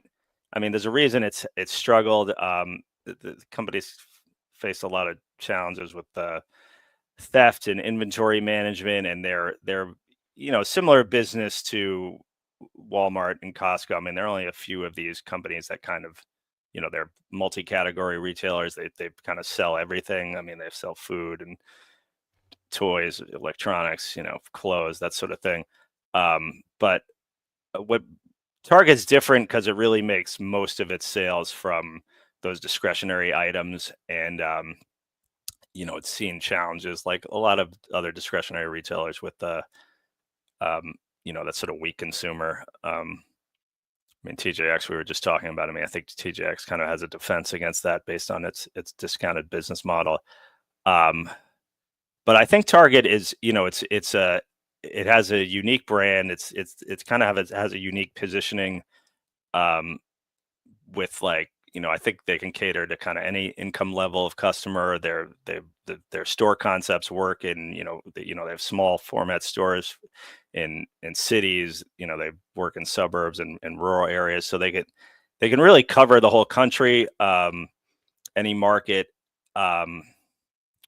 Their same day delivery, or same day pickup services have done really well for the company. So I think the stock still has a lot of potential. Earnings are out March 4th. I'll definitely be curious to see how they do. But and the business model too. I mean, they've been facing a lot of margin pressure, and it's the kind of business where if they can just bump their gross margins up, 2 percentage points, you can see their earnings, the bottom line earnings, jump by 50%. That's taking your operating margin from 4% to 6%. So, I think management needs to execute, maybe needs some help from the macro climate as well. But yeah, I think a pretty intriguing valuation. And certainly if you're looking for dividends, 3.5% is pretty good these days. Yeah. I mean, that too. Another one that you could look to diversify into that would give you a solid dividend yield. You said 3%, 3.6? Yeah, 3.5. Yeah, pretty solid dividend yield there, and yeah, worth looking at for sure. Let's see. So Sadov asks another question: does Celsius acquisition impact your investment thesis in any way? So that's interesting. I'm sure it's been talked about quite a bit here. I know on the morning show and some other of our Q&A sessions. So it's interesting because I was just writing up and thinking about it yesterday. The market applauded it. The stock was up after the acquisition. Usually that isn't the case when a company acquires. The acquirer their stock tends to come down because dilution or it's not accretive, or why are they getting into that? And there's been some questions as far as are they masking their weaker core Celsius brand growth by buying their next largest competitor, because that's what Alani Nu is they're the next largest competitor at about, I think it was about 3.4%, 3.5% market share. And they were growing much faster. They're taking market share from Celsius, also probably taking market share from Monster and Red Bull as well. So it's time. Unfortunately, time will tell how good this acquisition is.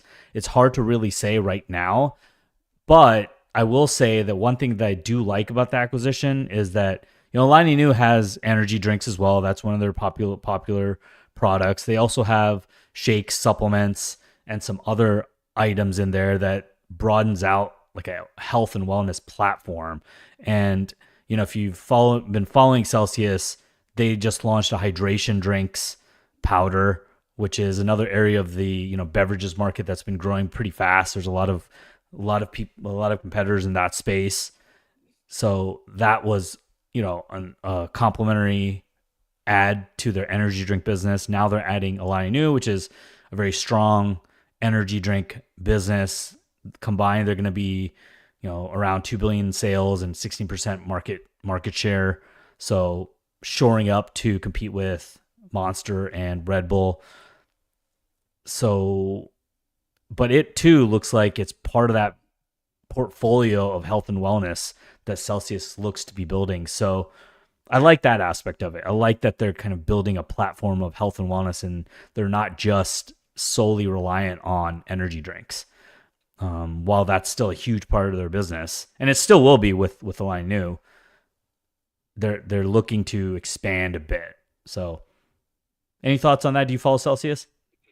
Yeah, I was surprised by the that jump in the stock after that news came out. Is that I don't know if that's how you felt, but I think it does make sense. and it seems like a fair price to pay. I'm sort of more concerned about the core challenges that Celsius seems to be facing. Management has talked a lot about competition from new kind of sugar-free drinks from Red Bull, Monster. Their kind of retail level sales have really flattened. So, but yeah, I think the acquisition does make me see it more favorably, but I don't think that alone isn't going to overcome if those problems with the core business persist. I think we'll continue to see some headwinds on the stock. What's interesting too is your comment about fair price made me think a little bit, and so I actually love following the beverage industry, mainly because I try almost every one that's out there. Any kinds of like functional beverages, healthy beverages, so I've, Celsius. I don't really like Monster and Red Bull. I've never really liked those. Don't like the taste and that, but I've tried some of the other competitor. Bang is one. I think Monster owns them now. There's some others, and I also used to own a fitness franchise gym, so we used to figure out what to stock up in our gym and what would sell. Celsius used to sell the best, but even other kinds of beverages, like I think I've said on here before, I don't know if you've ever heard of a beverage called Olipop. It's a prebiotic soda brand. It's a private company. It's one of my favorite sodas. It's not even like actual soda. It has actually a ton of fiber, a lot of prebiotics, and very low in sugar, and it tastes great. They have a bunch of different flavors or offshoots of like soda varieties. That they even have the classic soda. They have root beer. They have a Dr. Pepper version. Lots of interesting flavors that are very, very good. But just recently they had a venture capital raise, and I saw the headline come through, and I was just looking up now that they were valued at about 1.85 billion after they raised 50 million in a Series C funding more recently. This was like just this month. So, they're at 1.85 billion. They're not in the energy drink market, so they wouldn't fall into those market share numbers of energy drinks. And they have become very popular in their specific category, which is, I guess, more of like functional prebiotic sodas. There's another company called Poppy, Poppi, that's a competitor. They put like apple cider vinegar in their drinks.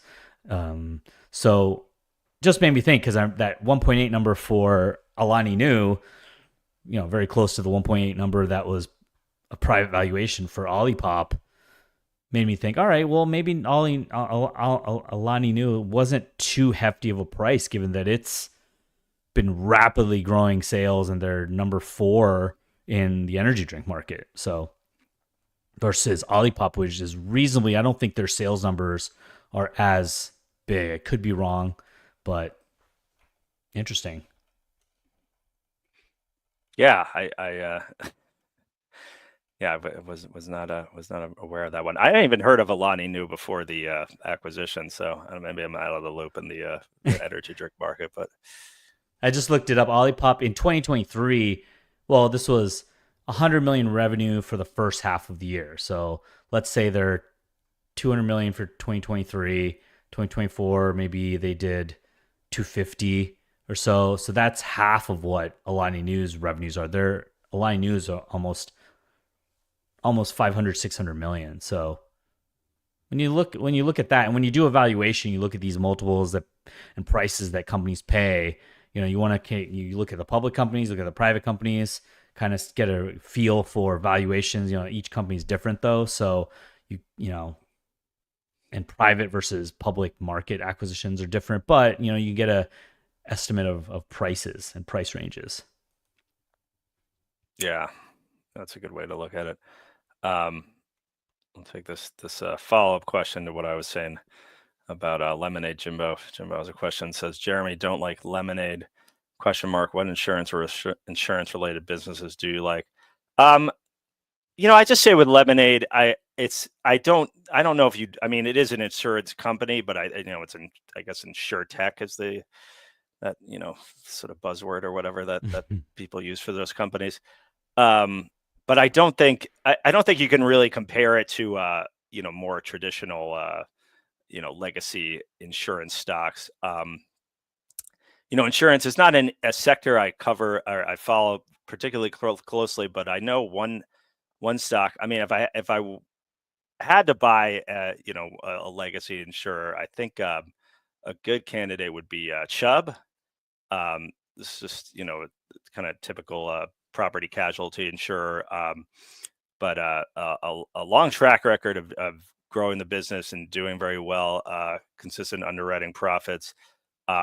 Also has got the Warren Buffett stamp of approval. Berkshire Hathaway bought some of that stock in some recent quarters, so that's always good news if you have him in your corner, especially in the insurance industry. I don't know if he bought any more this last quarter, but certainly would help make the stock go up.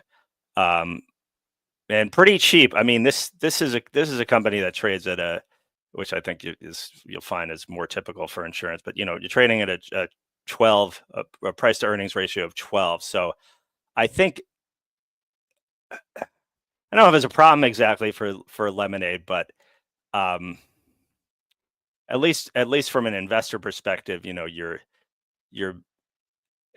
I mean, if you're going to compare Lemonade with a more traditional kind of insurance company like Chubb, I think one is a good value and has a consistent track record of growth. Another one, I mean, I think Lemonade does have potential for disruption still, but I don't think what we've seen so far is the thesis. The thesis there hasn't really been borne out. The company's still growing, of course, and that could change in the next few years. But I think those. And I don't know that they really compete directly with Chubb. What does Lemonade do? Renters and auto insurance and that sort of thing. But anyway, I think those kind of legacy insurers are better at their business than maybe a lot of investors Yeah. had thought at first. Let's see. There's another question for you. Bihan asks, Jeremy, how do you approach dividend stocks? You look for retirement funds availability. If maxed Roth, are you okay to own dividend stocks, REITs in taxable account? Yeah, I mean, I like to own some dividend stocks. I mean, I think it's nice to just have that money kind of pile up in your account, and then you can invest it in, you can reinvest it in that stock, or you can invest it in something else. It sort of gives you at least some kind of cash flow to invest. I think as far as the retirement account question, I mean, yeah, that does act like a tax shelter. So I mean, that I guess those questions sort of depend on your age and that sort of thing. So I can't get into personal circumstances with that. But yeah, personally, I'd rather own them in a retirement account where that income can accrue. But I think the best kind of dividend stocks, certainly for in your long-term investors, is you want to see dividend growth, because you can have a stock like Costco or a Starbucks or a Home Depot, and if you've owned those over a 10 or 20 year period, those stocks have, it's I guess correlated with the stock gains themselves, but you've seen that dividend really go from nothing to a lot more than what it is, what you paid for. So and if you calculate your dividend yield based on what you actually paid when you bought the stock, you'll find that for a lot of these good dividend growers, you'll be making maybe 10, 20, maybe even 30% based on what you paid. So that's a pretty good way to make long-term investing pay off. Yeah. I don't know what that term's called. I feel like there should be a your sort of real dividend yield or cost basis dividend yield or something. Oh yeah, but it's worth keeping in mind. I know David Gardner has his spiffy pop. Maybe we need another name for a stock that when the dividend is more than you actually paid for it, if that might require some patience. But I think there's a few stocks that have done that.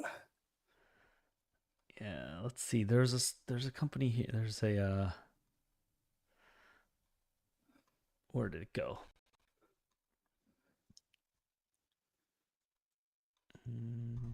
Why did I just?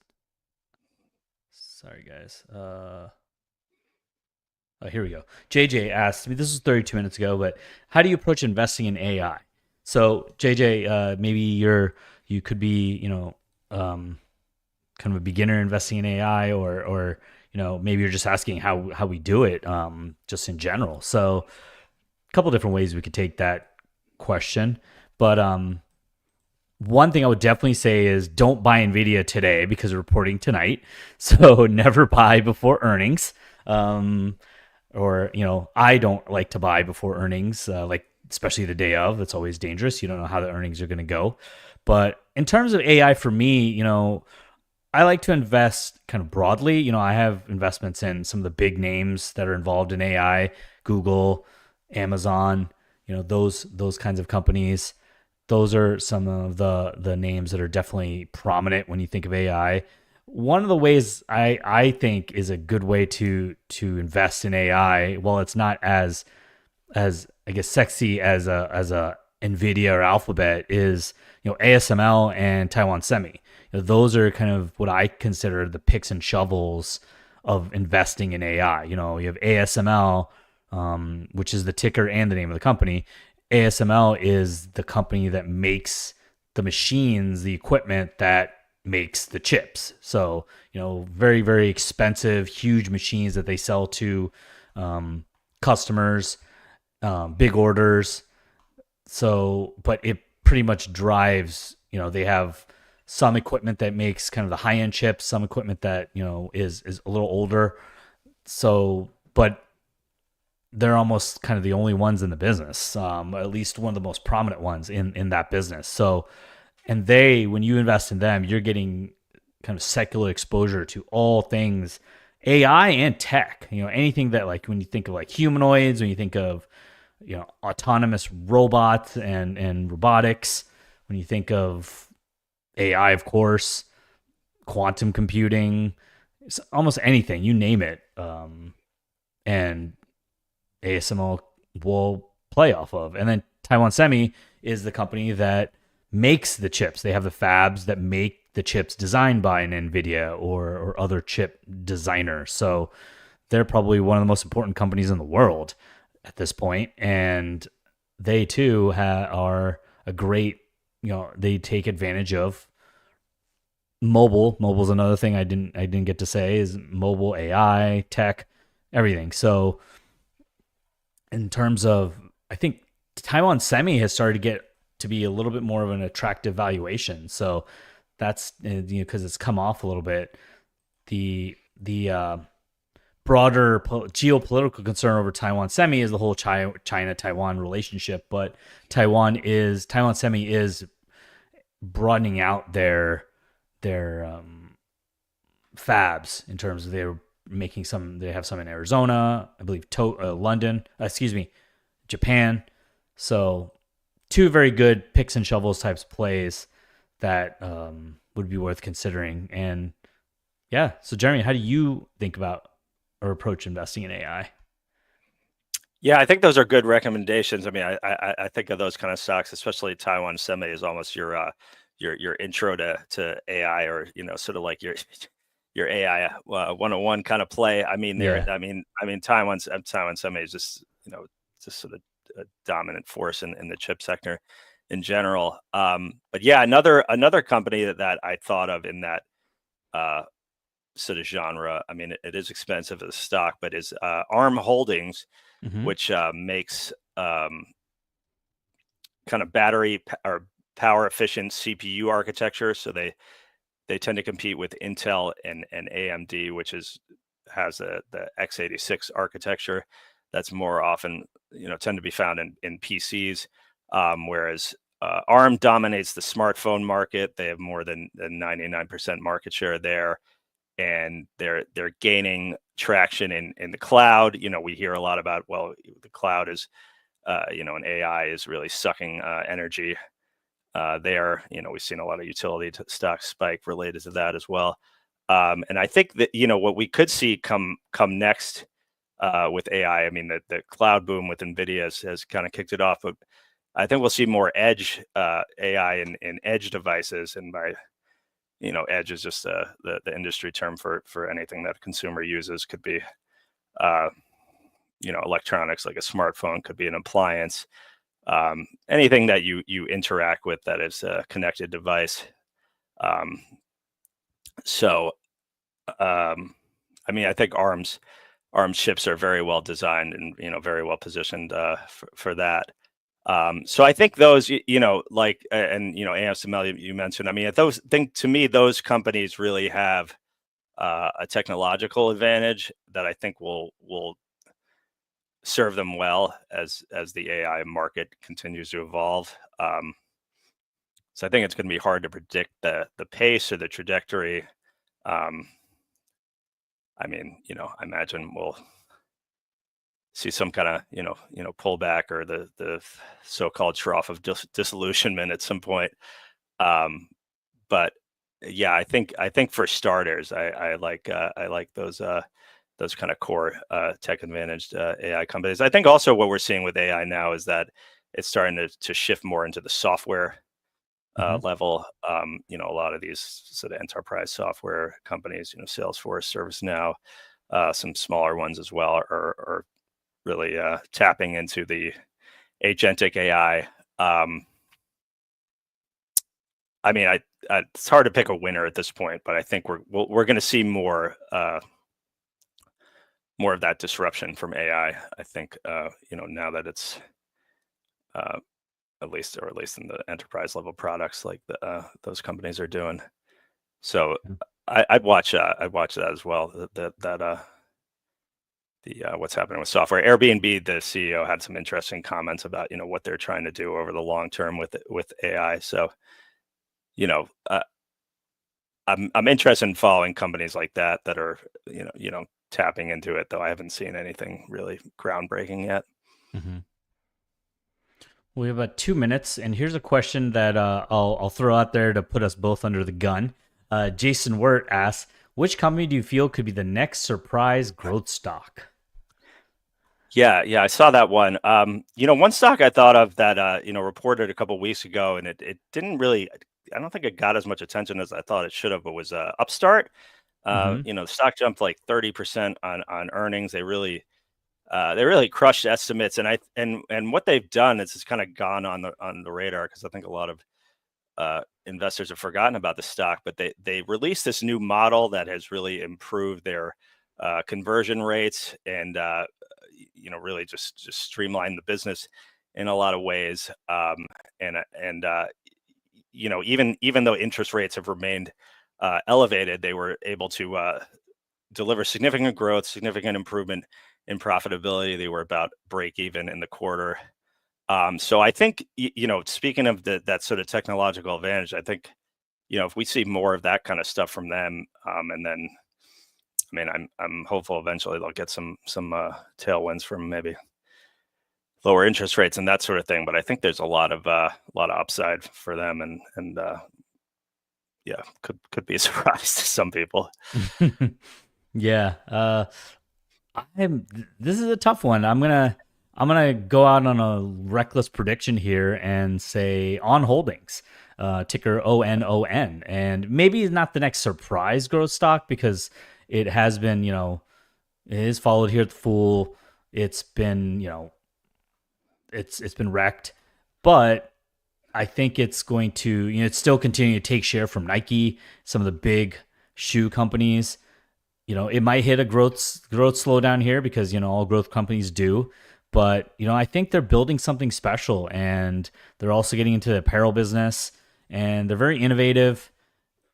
Lots of great growth. They started internationally, they're kind of branching out now into the US. So, and I see them on everyone's feet, lots of people's feet. So I think they could be a really great growth stock here for a long period. Yeah, that's a fun one there. Yeah, I'm definitely curious to see what happens in the sneaker race with them, and Hoka's been an exciting one as well.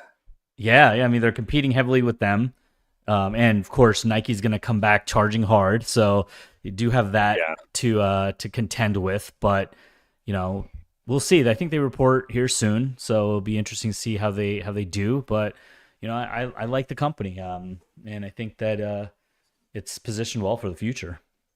Yeah, and they've been getting into tennis a bit too, right? They have a lot of expansion opportunity in different sports and things. So could be a fun one to watch for sure. So hey Rachel, hey Danny. Hey, how's it going? Guys. Good. Awesome. All right, so we Lots are of fun done. discussion about shoes. I know, shoes, restaurants, AI. Like what do we not talk about? Sounds awesome. Well, thanks, guys. All right, thanks. Yeah, thanks. You're in good hands, fools. Take care. All right, fools. Well, welcome to another hour of Fool24. Danny and I are your co-hosts for this next hour, and I think we're also co-hosting another hour later today. So it'll be super fun. How's it going, Danny? I am, as I have said before, I am excited about today's big event. Nvidia is going to be reporting after the market close, and we will bringing it to you live on Fool24. I will actually be joined by Fool Toby Bordelon, and we will be talking Nvidia's earnings as they drop. So I'm excited for when that happens, 4 p.m. Eastern and 1 p.m. Pacific time. Awesome. Yeah, guys, definitely tune in to watch Toby and Danny. I know they both know this company really well, and I'll be excited to hear their input. Nvidia is a company I follow only slightly, so I'm excited to hear your guys' thoughts on that. For this hour, we're going to be talking about blue chip stocks, which I feel like is a particularly interesting theme as we look at some of the volatility and some of the emotions that we're seeing sort of course through the market right now. There seems to be a lot of fear that is present in the markets. I think that that's a fair thing to say. And blue chip stocks can carry a lot of advantages. But one of the things that investors often flock to these types of businesses for is the fact that blue chip companies tend to be safer, more resilient investments, often because they're backed by these very large, financially stable companies with a history of consistent revenue growth, consistent earnings. They tend to be these really big companies, and I'm going to give some examples, and I'm sure Danny and I will each have a few to talk about, but they're these large companies that are often, growing much at a much more moderate pace than some of the companies that are leading those big movements in the market. But they are often a lot less volatile due to the breadth of their market footprint and how established their businesses tend to be in one or more industries. And that can be really helpful, during market downturns. Blue chip companies are often leaders within their respective industries with really, strong brand recognition. And that can also lend itself to really consistent stability. Another hallmark of many blue chip stocks, and this is something I love in particular, and I own a few of these, is that they tend to be really reliable dividend payers. A lot of these types of companies, and a few are, Apple, Microsoft, which is obviously also a favored growth and tech stock, Coca-Cola, Johnson & Johnson. These are all companies in a myriad of industries, right? Some of which are much higher growth than others that are considered blue chip stocks. And these companies are often known for paying consistent dividends that they have raised through and despite many changing market environments. So these are all characteristics to look for, when you're evaluating, blue chip stocks. Danny, I'm curious. I know that we have some overlap in the types of companies that we invest in. I know you are very heavy in the tech space as well. What do you think about when we're talking about blue chip stocks? Is this an area you tend to look at personally, or what are your thoughts? It's interesting when we first talked about this topic. I had a particular picture in my head of what a blue chip stock was, and I really didn't think I had any in my portfolio. And I am surprised to find that actually one of my largest holdings is considered to be a blue chip stock. So in fairness, I thought perhaps that I would share the definition that I found for, okay, well, what is a blue chip stock? And many of the things that you have already mentioned, it's a stock that meets most of the following criteria. It's an industry leader. It has a dependable business model. It has a strong reputation with both consumers and shareholders, a history of delivering strong returns over the long term, and it pays a dividend to shareholders and regularly increases its payouts. So, the one that meets most of those criteria in my portfolio is Apple. And I originally might not have thought of Apple as being a blue chip stock. When I thought blue chip, I'm thinking, well, probably something that's on the Dow Jones. Well, coincidentally, you have Apple here. And I went back and looked, and from a dividend perspective, Apple certainly meets the criteria. Since the company instituted its dividend back in early 2012, it has made increases in its dividend every year, and that has climbed so that its dividend is now 164% higher over the past probably 13-ish years. So Apple has done a really good job in that regard. I think also, industry leader checks that box, dependable business model checks that box, strong reputation checks that box, pays a dividend, regular increases, and the only quibble maybe is strong returns over the long term. Now, over the long term, it does, but in the past, several years, it seems as though Apple has hit a wall because of the economy, and people, may be less willing to opt for the next, $900, $1,000 iPhone when they're having to decide, between gas and groceries sometimes. So I think that's been weighing on Apple stock over the past couple of years. But that said, I still think Apple has a long runway ahead. It's certainly qualifies as a blue chip, and it's a company that I not only have a great deal of confidence in, but it is my fourth largest holding, represents just less than 8% of my portfolio. Yeah, Apple. Apple's a great one. That's one I hold too, and is also a notable position in my portfolio. And Fools, if you have any questions about blue chip stocks or ones that you think might be and you're curious about, or any questions at all, we will do our best to get to those, and we'll also do our best to get to some of the ones that have come in over the last couple hours that we're able to answer.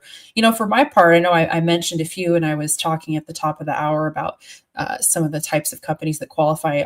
Coca-Cola is one I mentioned. There's other companies like Berkshire Hathaway is broadly considered a blue chip. American Express is another one. You can find these companies in the financial services space. A lot of healthcare businesses, really big pharma companies, which anyone who's watched this for very long knows that's one of my favorite spaces to invest in and talk about, are blue chip stocks. Companies like AbbVie, Eli Lilly is a great example. You think of, I've talked about Eli Lilly a lot. I'm also a shareholder of this business. So this is a company that's actually paid a dividend of some kind since the 1800s. They're one of the oldest pharmaceutical companies around, but they have consistently, paid and raised their dividend for many, many years. They are a leader within many respective target markets, and broadly speaking, one of the largest pharmaceutical companies around. They've seen a significant push of growth, especially in the last few years, given the success of their GLP-1 drugs, but this is a business that already has a long track record of sustainable growth through a variety of blockbuster products in different disease areas that it targets. But one company that I don't talk about as much that is also a blue chip stock. And this is the other thing as well when we're looking at these companies. Some of them are kind of more exciting, like the Apples of the world, right? Microsoft could also be considered by some a blue chip. And some of the companies that qualify as a blue chip are a little bit more on the not so exciting side, right? And that's okay. Not every stock in one's portfolio has to be thrilling. And one example is Procter & Gamble, right? This is a company that is known for so many of those, household name brands that we all, use on a daily basis, right? Tide and Swiffer, Olay, Pantene, Always, Downy, Allspice. That's just a few of them. This is also a company that has, habitually increased its dividend through the years. I think it's like something like 68 years in a row of dividend increases. I want to look that up because I'm not exactly sure off the top of my head. Yep, 68 years consecutively that they've paid a dividend. However, Procter & Gamble has paid a dividend for 134 consecutive years, raised their dividend every year for 68 consecutive years. That's a pretty impressive history. This is a business that is known for, single-digit growth. Low single-digit growth is common for a business like this. These are, somewhat low-margin products that they sell. They're very established within their target market, and they tend to deliver that type of growth through, market thick and thin and whatever is going on, with the broader economy. The other thing when you look at a business like this is so many of these essential products that might seem a little bit boring at first glance, right, are the types of products that consumers are still going to keep buying, even when there are economic difficulties and consumers are spending less, because these tend to be the types of products that consumers need to buy that are not discretionary in nature. Just to give you an idea, they report their fiscal year a little differently. So they released their results at the end of January, and that was actually for their Q2 of their fiscal 2024. But their net sales were about $22 billion. That was a 2% year-over-year increase, which again is pretty standard for a company like Procter & Gamble. Their operating cash flow was about $4.8 billion. Net earnings were $4.7 billion for the quarter. And, this is just one of many examples. Their dividend yield currently is about 2.3%, which is a bit higher than, the average S&P 500 dividend paying stock, which is usually somewhere around 1.3%. So there's a lot of interesting companies in this space that I think are really, really cater to a wide range of investor behaviors, right? There's some of these more exciting, tech-oriented businesses, but there's also consumer staples brands, there's healthcare companies, there's financial services companies. There's a lot of different ways to play the blue chip space. And I think that that's kind of exciting. And there's a lot of stability that can be found in these types of companies that can be really valuable during volatile periods. And while they may not deliver that high level of, share price growth in a shorter time frame, they do tend to be nice compounders over time. And also with that dividend growth, that can be a really nice addition to one's portfolio. All right. I was going to mention, I wanted to get your take on this. So I started thinking more broadly about blue chip stocks. And I started thinking, okay, so stocks that have recently initiated a dividend that could become the blue chips of tomorrow, or, because we don't generally think about big tech as being in the same, there being much overlap between big tech and blue chip. But I got thinking, okay, so Alphabet recently initiated a dividend. Meta Platforms recently initiated a dividend. Microsoft was already paying a dividend. Apple's been long paying a dividend. You've got 4 members of the Magnificent Seven that could potentially be blue chip stocks, or qualify as blue chip stocks over the next few years. I wonder what you thought about that. Yeah, that's interesting to think about. Another one I forgot to mention that's already considered one is Walmart. You think about could a company like Netflix reach blue chip status one day, right? I mean, they obviously are still growing at a pretty solid pace, even though growth is more moderated than it was perhaps earlier on in their growth story. But you could see potentially a future where they reach a more mature level of growth for the business. The growth is consistent, but maybe more moderated than what you're seeing now. I know they've been working to diversify their sources of income. I mean, I don't know that there's any interest from management to pay a dividend at this point, but it is kind of fun to think about. That's one I would think about. But probably the biggest reason that they haven't is content costs are very high, and so that's been something I think that's held them back, for example. But yeah, it is kind of fascinating to think about. I would also say that some of these probably younger healthcare companies, right? Ones that aren't over a century old, could eventually become, blue chip stocks, right? I Intuitive think that Surgical? I I could see that being the case. Yeah, Intuitive Surgical was one I was thinking of. Maybe Vertex Pharmaceuticals could be another one. That's a fantastic business. As we're just guessing and thinking out loud, but those are a Right. couple for sure. Yeah, Intuitive Surgical would be interesting because they have built such a fantastic recurring revenue machine with the way their model works, and most of their revenue is recurring, even though they do, make an incredible amount of revenue from selling their systems. Most of their revenue comes from all the instruments and tools and accessories that they sell. So you could see how eventually that could flow to eventually them paying a dividend. That would be a stock that I would be thrilled if they started paying one. You wonder, like, could a company like Airbnb ever become, a blue chip in the future? I don't know. Like, they have an asset light model. I don't know. So those Yeah, are you some fun start, ones to think about. and if you start generating way more cash than what you can, use to grow the business, you start returning that to shareholders, and that takes generally two forms.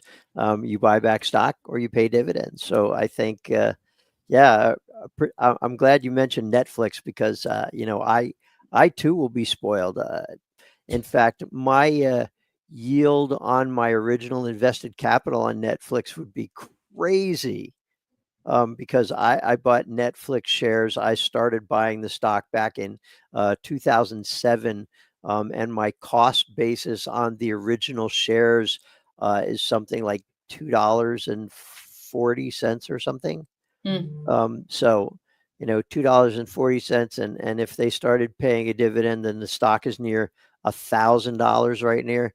In fact, I wouldn't be surprised if, over the course of the next year or so, Netflix announces a stock split, because they actually split their shares a number of years ago, but they haven't got in on the big, resurgence in stock splits over the past couple of years. Yeah, it is interesting to think about. So this was an interesting comment from Zach Fool, was saying, are you familiar with the T. Rowe Price Blue Chip Growth Fund? It's the only actively managed fund I like, and my company's 401k has overlap, with some Fool picks. Yeah, it's also fascinating to think about how you can gain exposure to some of these companies, right? You can invest individually in stocks, but you can also buy a fund and have a nice basket of companies in your portfolio that gives you exposure instantly and diversification to all of those types of companies.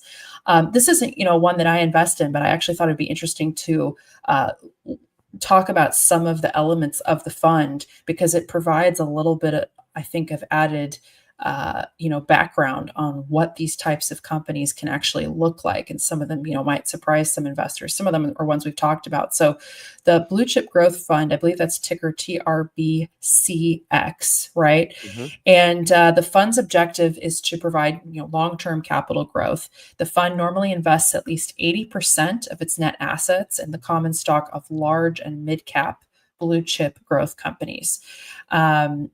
Looking at the diversification of their holdings and asset allocation, it's interesting, first of all, to think about the different sectors the fund is distributed in, because earlier we were talking about how there's so many different ways to play blue chip stocks. So 40% of the fund is allocated to information technology companies, about 18.7% to communication services, about 17.68% to consumer discretionary companies, about 8.79% to financials, and then 8.55% to healthcare. Those are the top 5 sectors in terms of capital allocation for this business. The top 10 holdings in this fund are Microsoft, Nvidia, Amazon, Apple, Alphabet, Meta Platforms, Tesla, Eli Lilly, which I was talking about earlier, Visa, and Carvana. Now that one surprised me. So this is interesting. In total, the Blue Chip Growth Fund has a total of 87 holdings at the time we're recording this show. So this is an interesting one. All of the Magnificent Seven are represented in the Right. top 10. Yeah, they're all there. I guess that makes some blue chips. It makes some blue chips.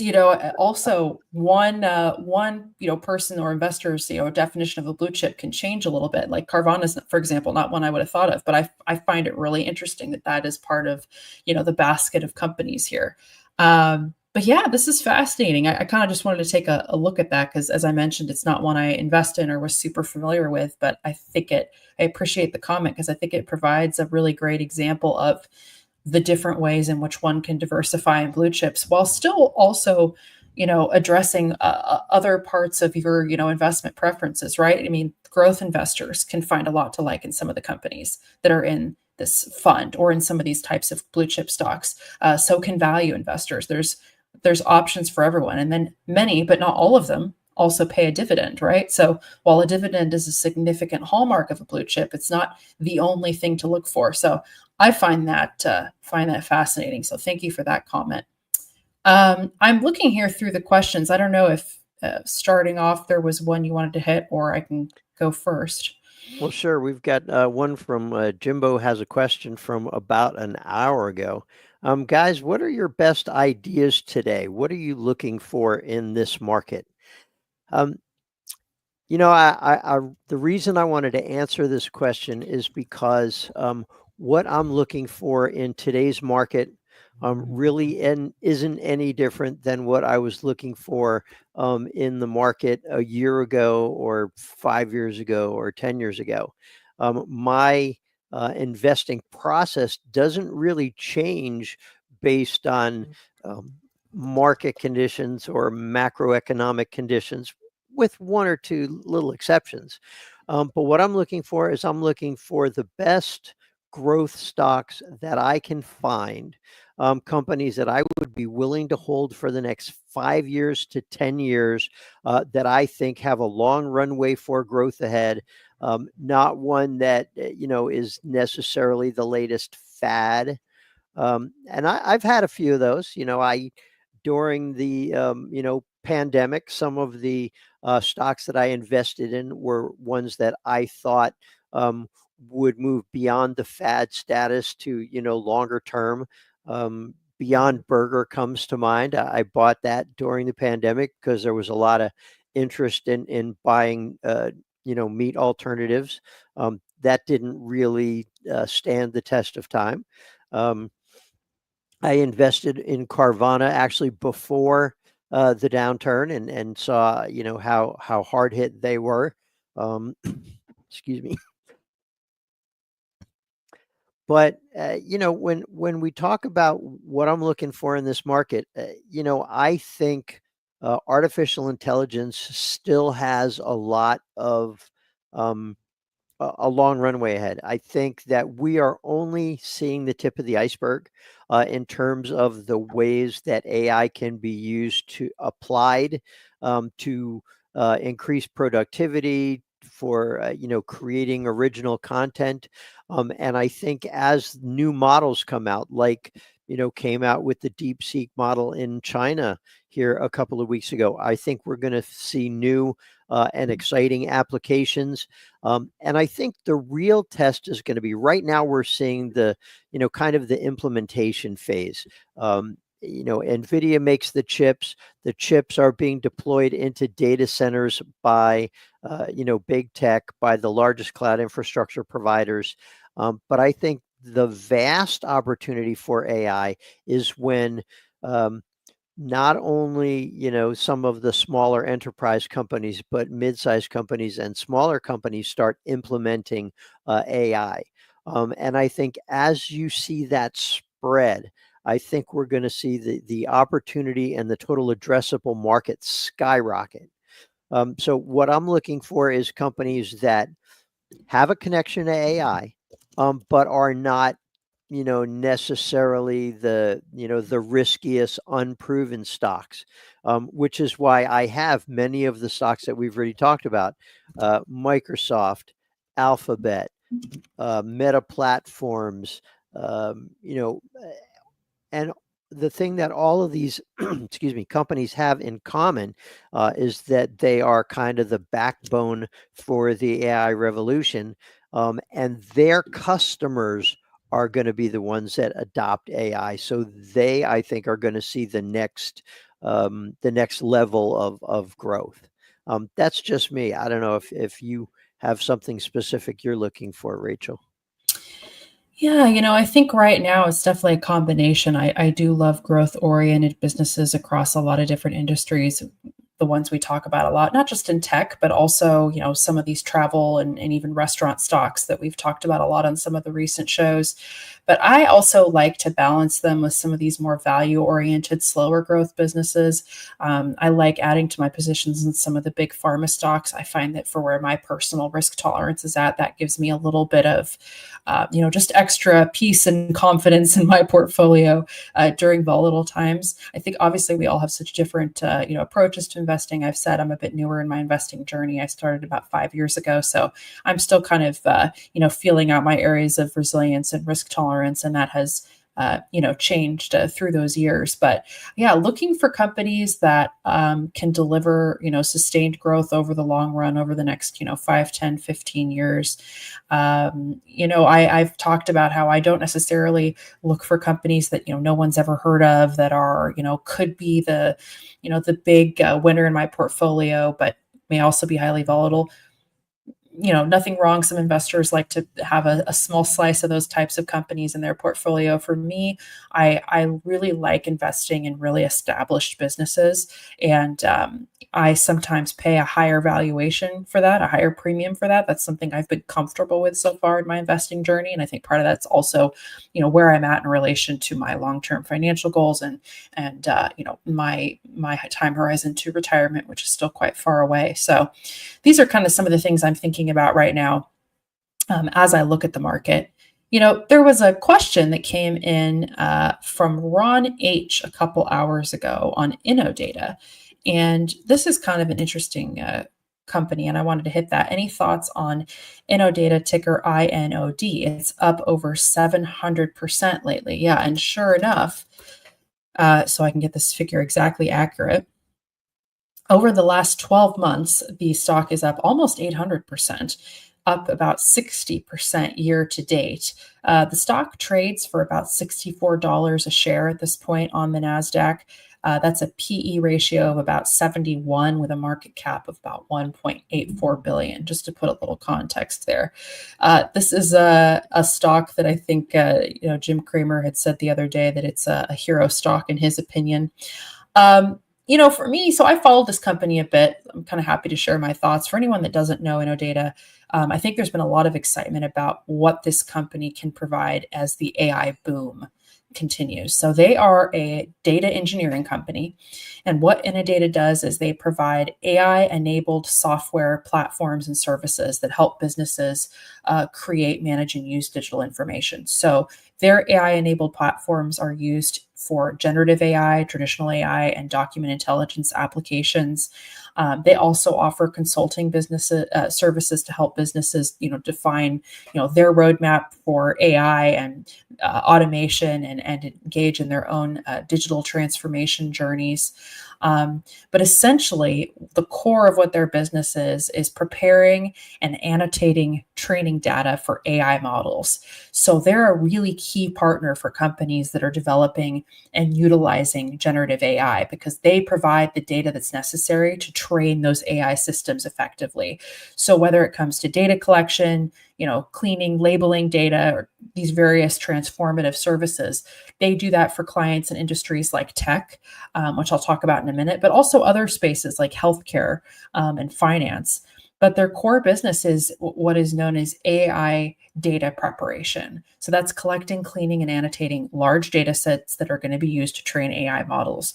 And in a day and age where everyone from big tech companies to smaller businesses are working and forging their own paths amidst the AI boom, a company that is collecting and annotating these large data sets that are going to train those AI models is incredibly valuable.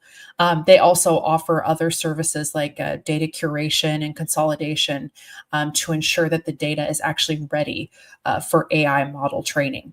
So one of the things that they have noted a lot in their recent financial reports, and they actually reported their 2024 results on the 20th of February, so just 6 days ago, is that they continue to expand their partnerships with big tech customers.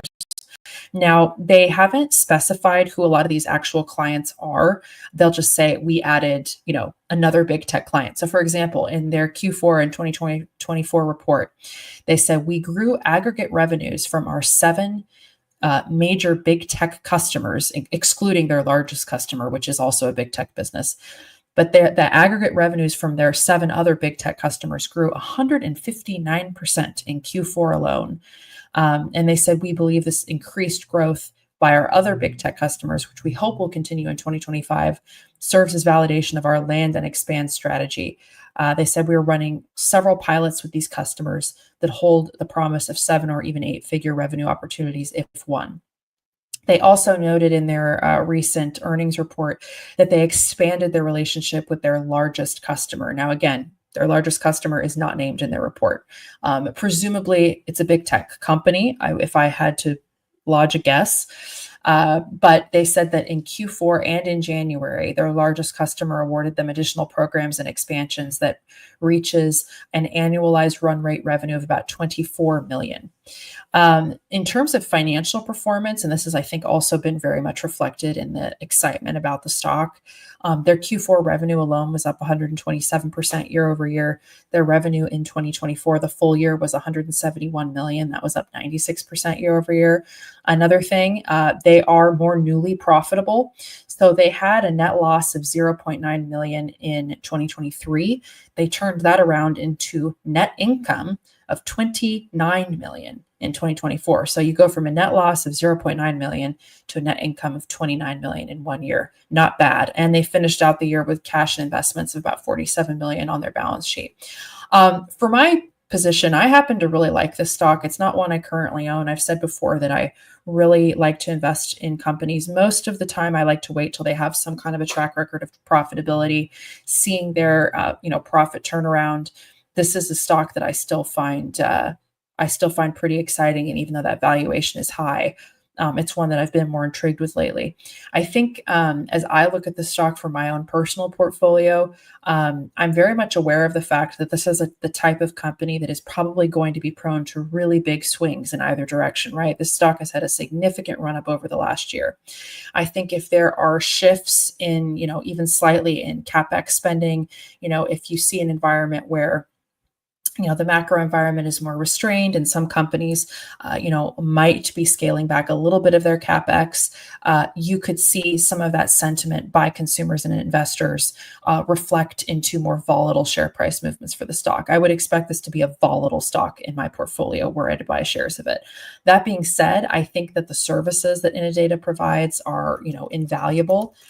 They're certainly, not without their competitors, although I believe most of their competitors are not publicly traded companies. So that's something to note. So I like this business. I think there's a real durable runway of growth for them. The need for large data sets to train AI models is not going to go anywhere.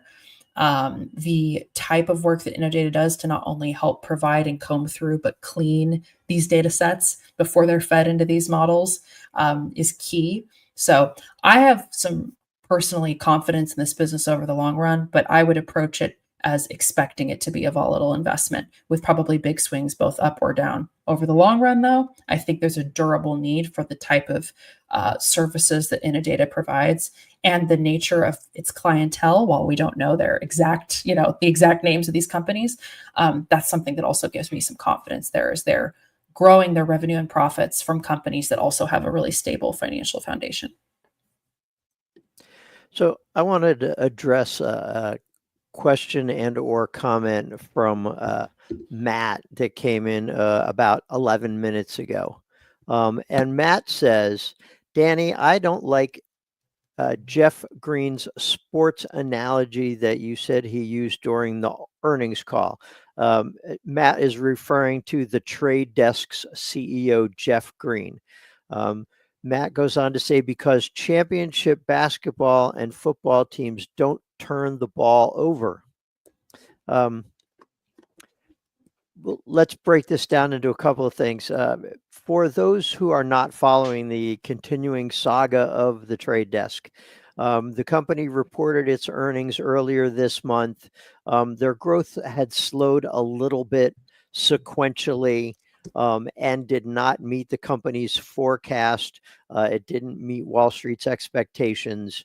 And CEO Jeff Green said, and I'll quote this here, if this were a sporting event, we'd still have a championship caliber team, but in this particular game, we turned the ball over too many times.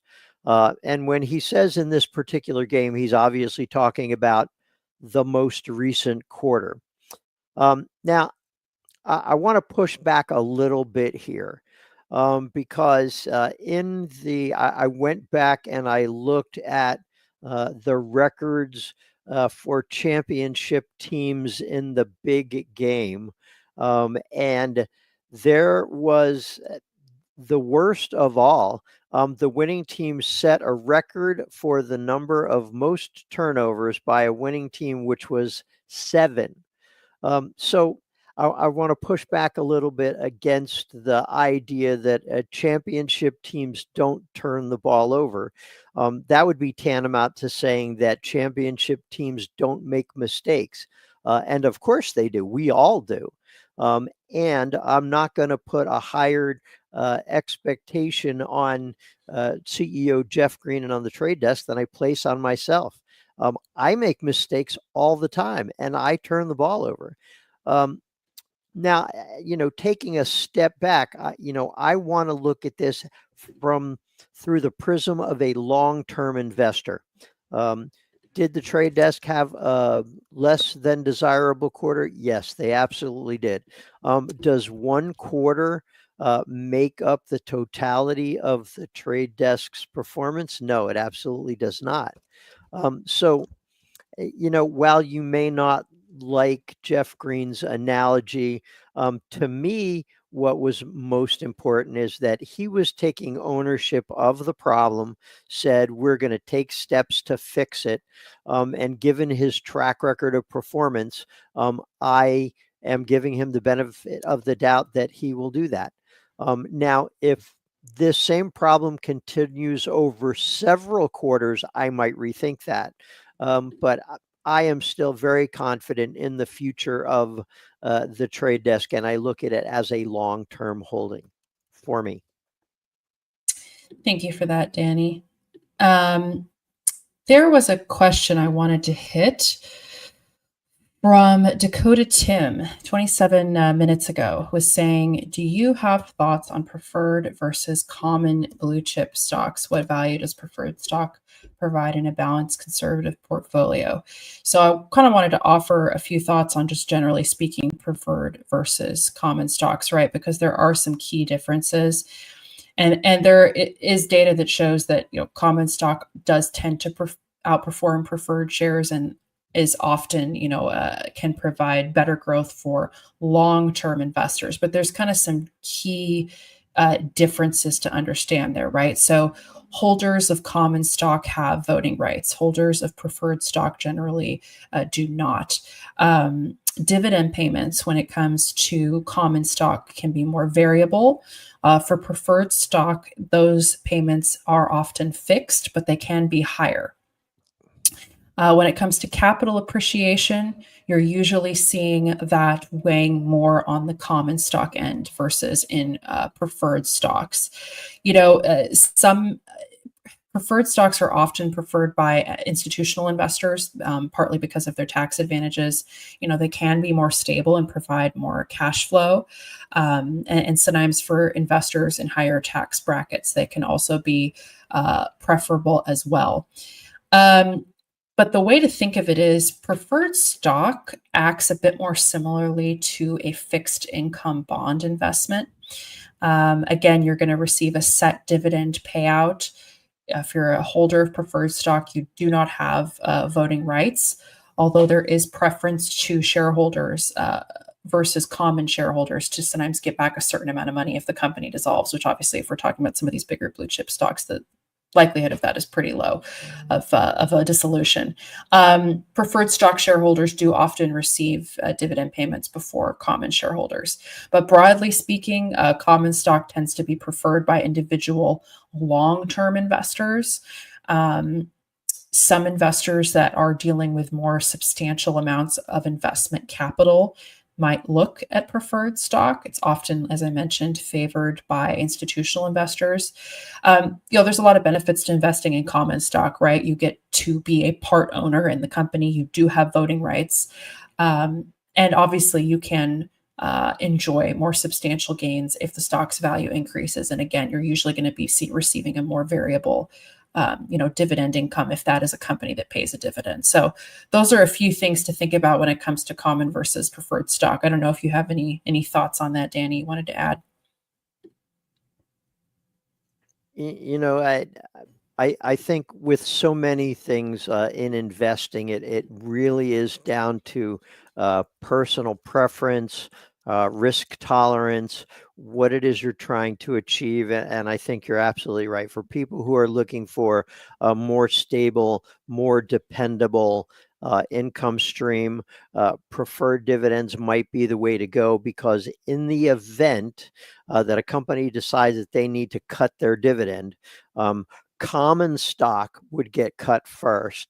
And so there's less likelihood with preferred dividends that you're going to see those cuts. And it's not completely out of the realm of possibility, but it's certainly less likely. So again, it really depends on the goals and the needs and the preferences of the individual investor. Was there a question you wanted to hit, Danny? I was actually just going to hit one really quickly. Sure, go for it. From a couple of hours ago, asked, does Axon's video include a running timestamp? And I thought that was an interesting question because I hadn't actually thought about that. But I did go and look it up. And from Axon itself, all of the most recent generations, 4th generation and later, which is the Axon Body Camera 2, the Flex 2, and the Fleet systems, they can embed a visual watermark, which contains the date, the time, the model of the device, and the serial number in the upper right-hand corner of the captured video. And the time, it uses UTC or Zulu time. Yes, actually, Axon does have a timestamp that can be included and embedded directly into the video footage, which I think is important because it keeps, it takes subjectivity out of it. You don't have to rely on someone's memory about what time something happened, and it's important for for evidence when it's being used in court cases and the like. So, interesting question, and the answer is yes, it does. Yeah, that's fascinating. I hadn't even thought about that. Jimbo has a question. There was one here I wanted to hit.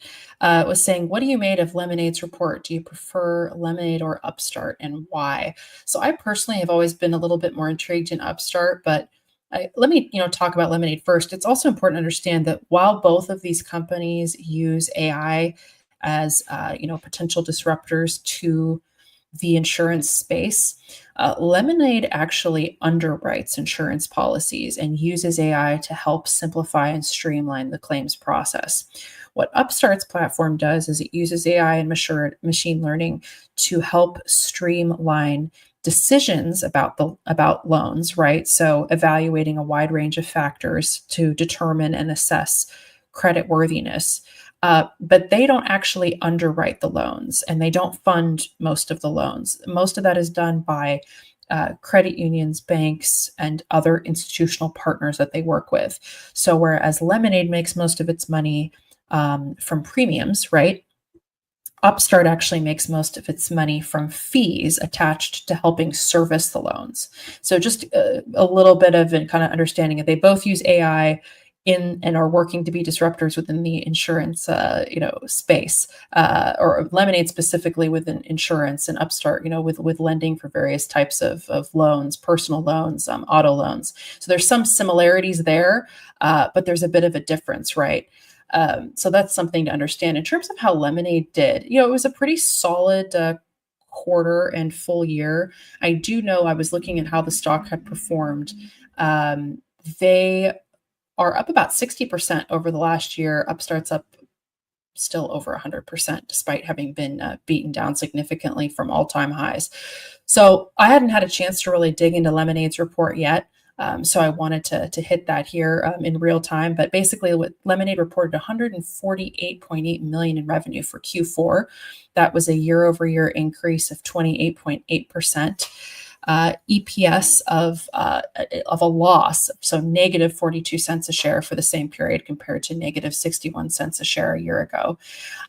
So still in net loss territory. However, the revenue figure that they reported was an uptick of 2.65% over what analysts had been projecting. So they beat analysts' estimations on the top line.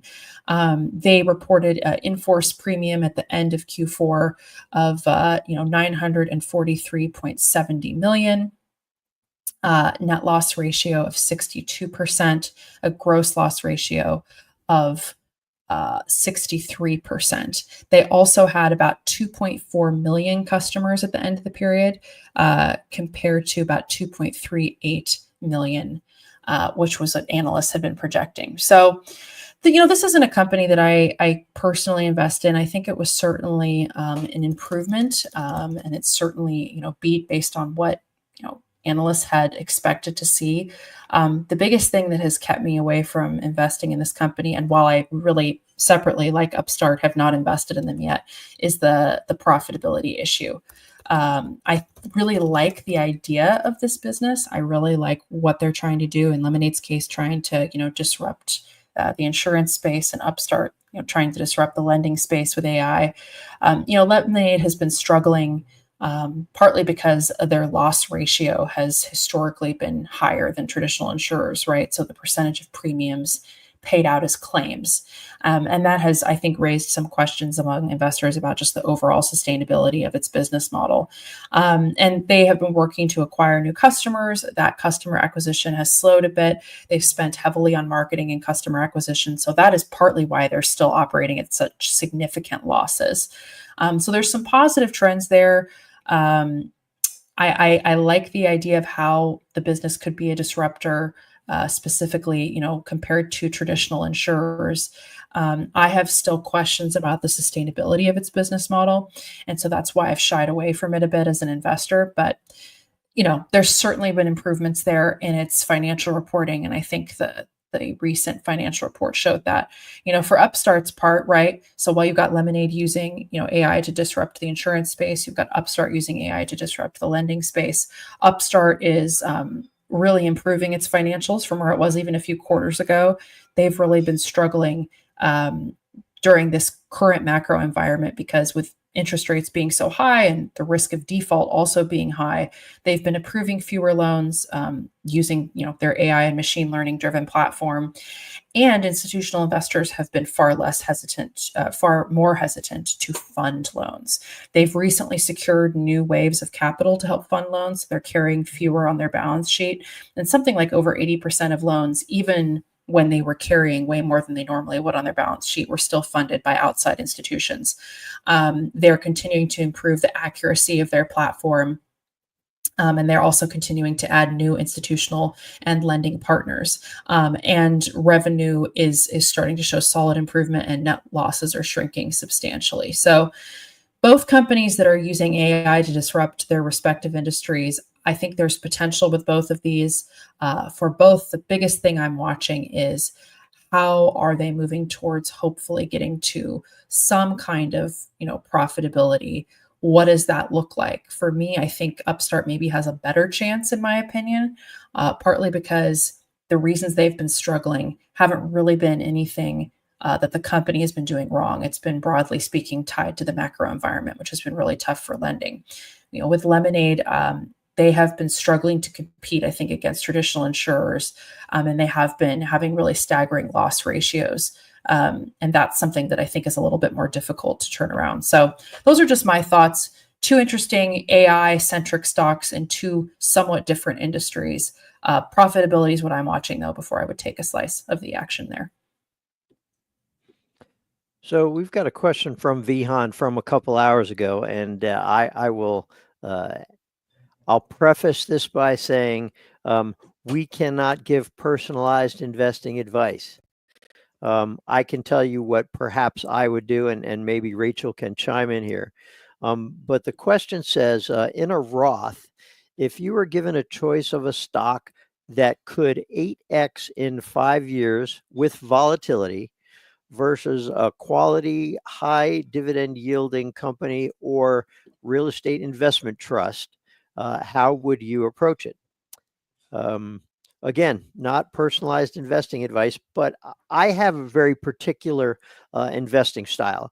And if you look at the stocks that populate my portfolio, I primarily lean towards companies that are at the cutting edge of technology, that have been, big performers over the past 5 to 10 years.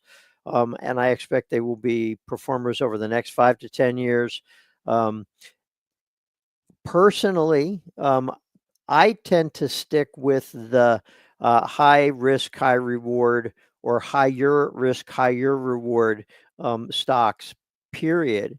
And that actually is evident in my Roth. I have a Roth account that only has a half a dozen stocks in it because I had a limited amount of money. This was a Roth that was rolled over from a previous employer, and so the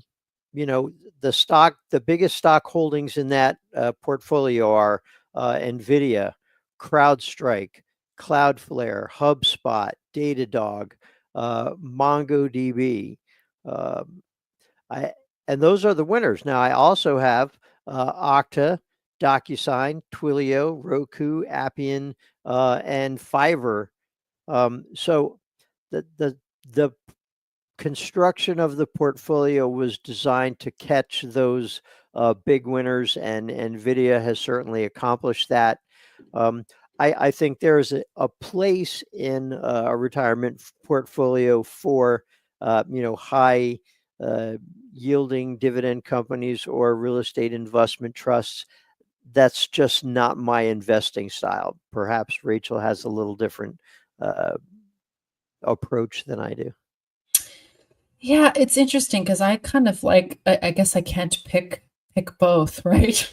I can have a stock that'll 8x in 5 years plus a high dividend yielding company, because honestly, that is more my style. And this has just been me personally, is when I invest in a more volatile stock, I tend to also add to or start a position in a more stable, maybe income producing investment around the same time.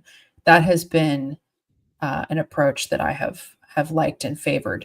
I mean, personally, I do really favor dividend investments. So if I had to pick one, maybe I would lean more that direction. And I think that's just because I have found that's something that really fits with my personal investing style and risk tolerance. I like some of these more, high risk businesses, but I do tend to end up, as I look at the composition of my portfolio, gravitate towards more of these stable companies that might provide a little less growth in the short term, but over the long run can be nice, compounders, as well as deliver really steady returns through dividends. So I think that's a really interesting question. That's probably more my approach. If I could, I'd probably do a stock that fit in each category if I had the choice. There was a question that came in that I wanted to hit real quick here. Also from Jimbo has a question. Rachel, Sarepta Therapeutics, what do you think of it? So for anyone that doesn't know this company, this is a biotech. I wanted to look up the market cap because I can't remember off the top of my head. So this is one of those biotechs that is definitely, less mature than some of these big companies we talk about like Amgen, but is much more established than some of, these riskier biotechs we've talked about, like, Exact Sciences is one I've talked about recently, right? So Sarepta Therapeutics has a market cap of about 10 billion. They're currently trading at a pretty lofty PE ratio of about 89. I do find this company really interesting. So they specifically focus on genetic medicines to help treat rare diseases. So they focus on gene therapy using vectors to deliver genetic material to target cells. They also develop RNA targeted therapeutics, as well as different gene editing therapies. So they have a range of rare genetic disorders that they have or are currently developing treatments for. One is Duchenne muscular dystrophy. They do have a few approved products currently in their portfolio. One is a drug called Elvidis. It's a gene therapy for Duchenne muscular dystrophy. Most of their portfolio right now is essentially centered around Duchenne muscular dystrophy drugs. And they have several that target that specific genetic ailment. Actually, this company reports their earnings after market close today. So if anyone is interested, when I'm on later today or next week, because I'm off the second half of this week, ask me and I will cover their earnings if there's any interest there. Just to kind of give you an idea of how the business has been doing, in Q3, they reported net product revenues of 430 million. That was a 39% year over year increase. Elvidis, which, as I mentioned, is basically their core therapy, and that is designed to treat Duchenne muscular dystrophy. Their net product revenue for the quarter totaled 181 million. And again, that was out of a total of 430 million.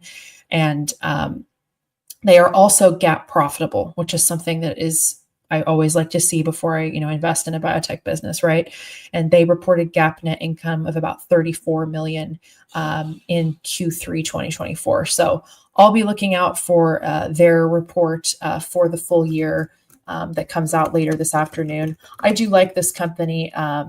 It's not one that I currently own, but it's definitely one that I'm probably a bit more bullish on because they are slowly building an established portfolio. They are profitable, and their leading, gene therapy drug right now, they developed in partnership with Roche, which is a really one of the world's oldest healthcare companies. And so they also receive royalty revenue from that partnership, which is also reflected on their balance sheet. So interesting company. I definitely like this biotech stock. Fair enough. I've got two quick ones here that I'll hit, both related to Nvidia, surprisingly, with the company releasing their results later today, and it being such a highly followed stock in the market in general and among foolish investors in particular. Ed asked a couple hours ago, what are the options telling us about Nvidia's price movement? I looked that up, and it seems like the option market is pricing in a 10% move one way or the other, which means that Nvidia stock could climb by 10% or Nvidia stock could tumble by 10%. Now, this leads into Jimbo has a question, who said about 19 minutes ago, how much will Nvidia drop after earnings? 20%, 30%, 40%, -5, -10. What's your bet, just for fun?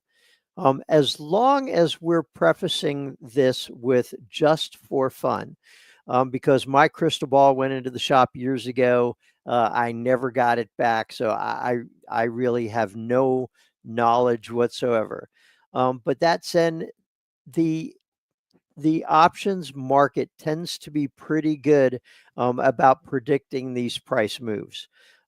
So I'm going to go with a plus or minus 10%. And if I was a betting man, given how volatile Nvidia stock has been, and given how much the developments with DeepSeek a couple of weeks ago weighed on the stock, I will guess, and that's all it is, and it's worth what you paid me for it, which is nothing. I'm guessing that Nvidia stock will be up by 10% in after hours trading. My best guess. I don't know if Rachel has one. I don't follow the stock as closely as some of the other fools here, but if I'm just giving a bet just for fun, how much will it drop? I'm gonna be a little more moderate and say 5%. That's my guess, because we're just putting guesses out here at this point. Yeah, we're just guessing. But I'm calling for a 10% increase. I'm saying the stock's going to go up. Even though, the question was preface drop. I think it's going to go up over the long run. I think that, and I might be proven wrong, but the reason I answered it the way I did is something we've seen is, like, if a company's off on a single metric, or there's a comment management makes that they don't like, the stock plummets a bit after hours. So I'm like, I could see maybe after hours it's down a bit, maybe in the single digits. But I think that, over the next year, 5 years, I still think it's a great company. Well, tune in at 4 p.m. Eastern, because Toby and I will be digging into Nvidia's earnings live, and then I'll be back the following hour with Rachel, so that one of us could potentially have bragging rights. So we'll see how it goes. Yeah, we'll have to see how our bets went. So I'm going to be all definitive here, and Okay. so I'll be wrong, and I'm actually giving Rachel the win here. Because everything I've seen from this earnings season in this company, the least likely to me is that it's a modest anything. I feel like whatever happens, it's going to be 15% one way or the other, just because there's always something with this. But so there it is. That's a jinx by saying always, right? Okay. Well, thank you, Lou. There you go. Rachel, Danny, thank you. We will see you all later. And Will, how you doing? I'm doing great. How are you, Lou? I'm good. Fools, this is the valuation hour. We're going to talk about valuation, but more, we're going to answer your questions. As the scroll says, a reminder, we don't know the answers for you. We cannot give you personalized advice. You probably don't want us to, but that's neither here nor there. We are here to give you our opinions, and only our opinions. We can't speak for the Fool either, because the Fool is a motley group, and certainly if there's one voice for the Fool on all things, it is not either of our voices. All right, this is valuation hour, Will. And this is a day where there's some little company called Nvidia that seems to be getting a lot of headlines. And so, it's the obvious question. Is Nvidia overvalued? And how do you tell if it is overvalued, or is it undervalued? And I'm going to show you two charts here. And I mean, I don't think we can answer this anyway, but there are two charts that sort of make it so, to explain why this is so hard to even get a feel for. So Natasha, go ahead. There you go. So this is a 5-year chart on Nvidia stock. Well, the stock is up 1,880% in 5 years. That's pretty good. Yes? Yeah. And it is easy. I'm not going to put you on the spot, because I think you've kind of figure I'm being clever here, and it's a sucker's bet. But it would be easy for any person to look at that chart and say this stock is overvalued. Fair? It is easy to look at something to go like that and say, whoa, I missed that one, or it's overvalued. But here's the second chart I want to show you. This is just one valuation metric I chose. This is Nvidia's enterprise value, so market cap plus debt, over analysts' projections for EBITDA. And during that same time that, again, this happened, and it went up 1,880%, this also happened. It went from a forward multiple of 90x to 24. So if you only looked at this, you could say, with backup, with at least one piece of data, that I don't care if the stock is, as I said, up 1,800% in the last 5 years. It's also trading at 1/4 of the multiple it did 5 years ago. So therefore, it's undervalued. Now, fools, I'm not here to tell you it is valued, overvalued, undervalued, anything else, but I think it illustrates valuation is in the eyes of the beholder, and a lot of times, and valuation is depending on what argument you feel like making. Well, I'm not going to put you on the spot and say and make you answer if Nvidia is indeed overvalued or undervalued, but I don't know. It just really strikes me. There's always data to support whatever argument you want to make, but especially when you're talking about things like valuation, it feels like that there is just no way to plug in a formula, because it really is, it all depends on how you look at it and what you think is to come. Yeah, and Nvidia is a great example, because you said you could find a valuation metric that will back up your thesis no matter what. I think that's even more true with Nvidia than most other stocks. I was actually going to present something on Nvidia myself. Just looking at let me put my chart up here. Yeah, can you see that? Not yet, but it's coming, I'm sure. Okay. Yeah, here it is. All right. Well, if you look at the price to earnings ratio, it's 51. And I'd say that was above average if you're looking at the overall stock market.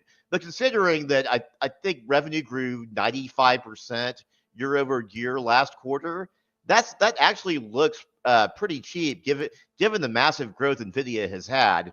And you add in the forward price to earnings ratio, 29. So that looks like an extreme bargain, frankly. Even though the growth is slowing it down a little bit, because they had triple digit earnings for the last few quarters. So it is making a natural slowdown. So 95%. A stock cannot maintain triple digit revenue growth forever. So that's very understandable. But if you look at the price to sales ratio, we have 28 for that. Now, 28 tends to be pretty high as price to sales ratios go. Given tech stocks, when you consider other tech stocks in a bull market, it's not unusual to see such a PS ratio, but that is pretty high, and that might be indicative that it's going to come down. Now look at the price to book value ratio. It trades at 48 times its book value, and it was above 65 briefly last summer. So that makes it look hugely expensive, especially if I throw in what's probably its closest competitor, AMD. Its book value price to book value ratio 2.9. So I mean, it really depends on which ratio you want to pick as to whether the stock is cheap or expensive. Oh, Lou, you're muted. I said too, I know I started with historical data, and so I'm kind of, talking against myself. That the data is interesting, but honestly, too, fools, in my mind anyway, looking backwards at valuation really, really gets you nowhere, because, the market is always forward looking, and really what matters, valuation is always some measure of hope about the future, or expectations about the future. I don't want to, hope is sort of a prejudiced word, but it's expectations of the future. And to some extent, what you're trying to do in figuring out if a valuation makes sense is that how reasonable in terms of the length of time and what needs to happen that a company can grow into whatever value the market is assigning it today. So if it's, in 10 years of 30% growth, this valuation, it will grow into its value. That's a little different than, at the current pace, looking what they projected for this year, it's going to be, within the range of that value in a year. You could have the same valuation there as far as a multiple, but if that 10-year to 1 year matters, with something like Nvidia, the hardest question is look, they've had an amazing few years of growth. A lot of the fun with numbers on that chart I showed with how the multiple of the earnings have gone down is just earnings have done things that we normally don't see corporate earnings do, especially for such an established company. I see no signs that that's going to fall off a cliff, even with what Microsoft is now saying about its data centers and maybe showing a little bit of cooling off. It's more redeploying that, I think, than anything. That said, if you take the analysts at face value, 2 years out, the consensus projection for Nvidia sales would imply that it is some huge chunk of U.S. gross domestic product, which seems a little weird to think about. I mean, there's only so much money in the world, and a lot of it's going to data centers. I don't know if it's 10 to 15% of GDP, or something like that. Or I'm sorry, of just corporate revenue, not a GDP. So Nvidia is due to not grow the way it has over the last few years indefinitely. I feel safe saying that. I don't feel safe saying that that's a 2025 story, a 2026 story, or a 2030 story. So that is the question of, and back to Danny and Rachel's question at the top of the hour of what the stock will do, is that we're going to find out maybe another hint of, is that still an indefinite story, or do we see the story going? And, that is going to affect the valuation from here, regardless of what it was a year ago or 3 years ago or 5 years ago, because it's a different business than it was then. Yeah. And you also have to consider the state of the semiconductor industry and the state of Nvidia itself. If you follow chip stocks enough, you'll know that they are very cyclical. So that they have their up cycles, they have their down cycles, and we're near the top of the up cycle, I think, with Nvidia's main source of revenue, which is AI accelerators. Like Lou and I had pointed out, it is slowing down a bit, but I think we're still near the top of the cycle. However, the cycle is likely to come down. First of all, it went up just because they're the dominant AI accelerator company. So with all the demand for this product, the prices have just gone through the roof. Now, should that demand fall, those prices are likely to be cut, and that could take that very fast growth rate, that could slow it down significantly, or even reverse it if it gets bad enough. So you always have to watch out for that. And so that's going to, we talked about the price to earnings ratio a second ago. That's going to substantially change the PE ratio. If earnings fall by half, those relatively low PE ratios I showed you are going to double. So you have to kind of take this with a grain of salt and kind of look ahead to see what could possibly happen. Now, cycles, there's no defined time that the cycle goes, so it could stay at this level for the foreseeable future, for a few more years. Like Lou said, he doesn't want to predict what's going to happen in this year, in 26 or in 27. I agree with him there. I don't want to predict that either. So, but it's going to come down at some point. So, shareholders need to keep that in mind. Yeah, I think that's true. All right, folks, I see a lot of questions coming in. Why don't we get to those? Thank you for that. I'm going to start Swing for the Fence 88, putting my name on one. Lou, I know we've talked about DEA, which is Easterly Properties. DEA, recently a bit between Matt Franco, myself, and others. It's certainly one that I have been watching. Aside from contract risks, how do you view its valuation? Swing for the Fence, with all due respect, I don't know how you do that aside. I think that is kind of key to the key to the valuation. But this is what I'd say. DEA is a REIT that specializes in leasing to government properties.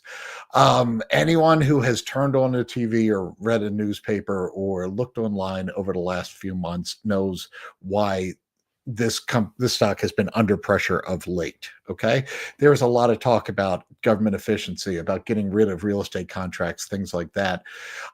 They have been down for a while, a lot longer than that, though, that this is kind of a continuation of kind of real pressure on it. For valuation, I don't want to oversimplify it, but REITs are pretty simple to value because REITs are basically a pass-through vehicle. They get special tax treatment basically on the condition that they are taking all of their profits and dumping it on shareholders. So you get so in this case, dividend yield, while it can be dangerous, is a pretty good way of looking at the business because it is sort of a price relative to earnings expectation. This thing has had a dividend yield of hovering near double digits for most of the last year to 18 months. That's really weird. Okay. That usually implies that the market doesn't think the dividend is sustainable. All right. You should not get a 10% return on your cash. I mean, it's great if you can, but normally you have to buy bonds in some, country. You'd probably rather not buy bonds than to get that. So when I look at its valuation, I'm trying to figure out, is the dividend sustainable or is it a trap? And that's where, aside from contract risks, the contracts are the risk here in terms of their ability to pay the dividend is based on their ability to continue to lease the properties they have.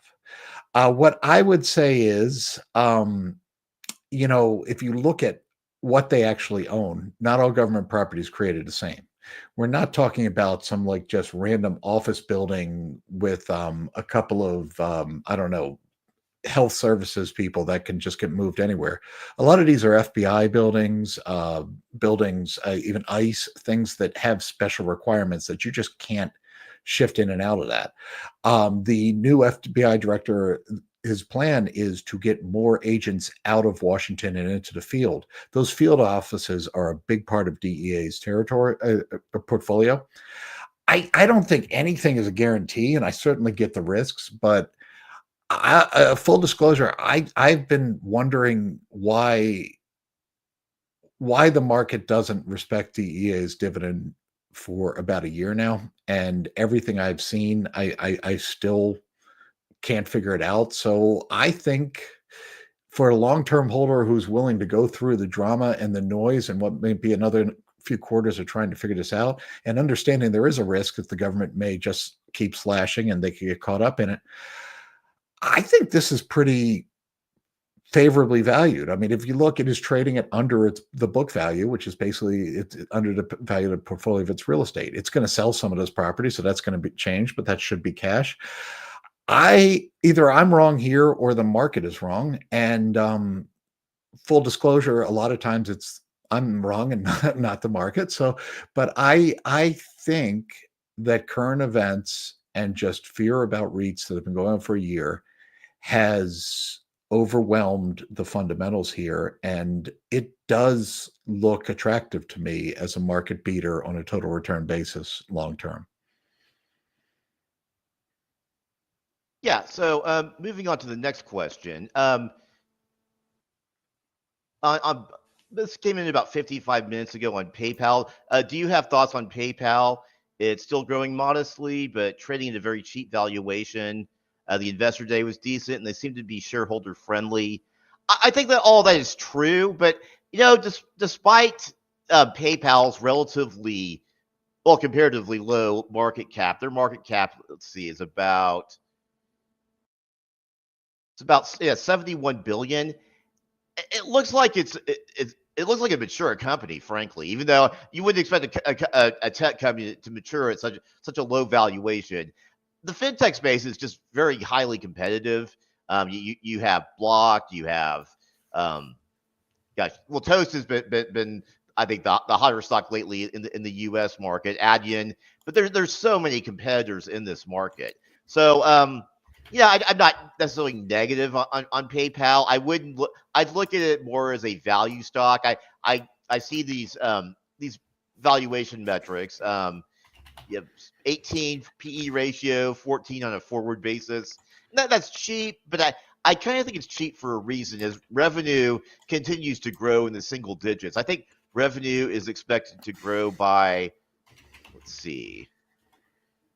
Yeah, the revenue projection is about 4% for this year. It might go up to 7% next year, but yeah, this is still a fairly slow growth company. Maybe at these levels, it might be it might be a modest buy, but I wouldn't expect. It's a question as to whether you might just do better in the general market than PayPal. I'm not sure that they'll outperform. So I expect it's going to go up, but I don't think it's going to go up very quickly. So you can take that for what it's worth. Yeah, the problem for me for calling it a value stock is it's not an income stock yet. Well, yeah, I there's mean, that. I mean, they are beginning to the share count is down some, so they are moving on that, but there's no dividend. They still, I think, have a growth mindset, and I agree. It's growing modestly, and I don't know. I don't necessarily know where, if you're treating as a growth stock, why you would want that versus a lot of other things. So I think they're in a weird position, and maybe I might talk about this in a second too with the next question. But it's one of those where you separate the company from the stock. I mean, PayPal is a great company with Right. with PayPal, with Venmo, with all they have going, and I think they are a survivor and maybe a winner in terms of market share and operations. I don't know if all of that makes it something I want to buy into because of that modest growth. And look, I mean, you can say the same thing about Home Depot, but Home Depot is also aggressively returning cash to shareholder, eating its shares, doing all of these great things. If PayPal gets to that, I would actually and kind of treats itself like more of a value stock or an income stock. I think that's where they have to get to before I'm interested, because I don't see the growth thesis where something other than SB, I think you described it well, with modestly how it accelerates from there to the point where it is a better growth stock than all of the great tech growth stocks that are out there. That's why I'm not interested in it right now anyway. Yeah, I'm more in developing world fintech nowadays. I actually doubled down on New Holdings last Friday. It's new for those of you who don't know New Holdings. It's the world's largest digital bank outside of Asia.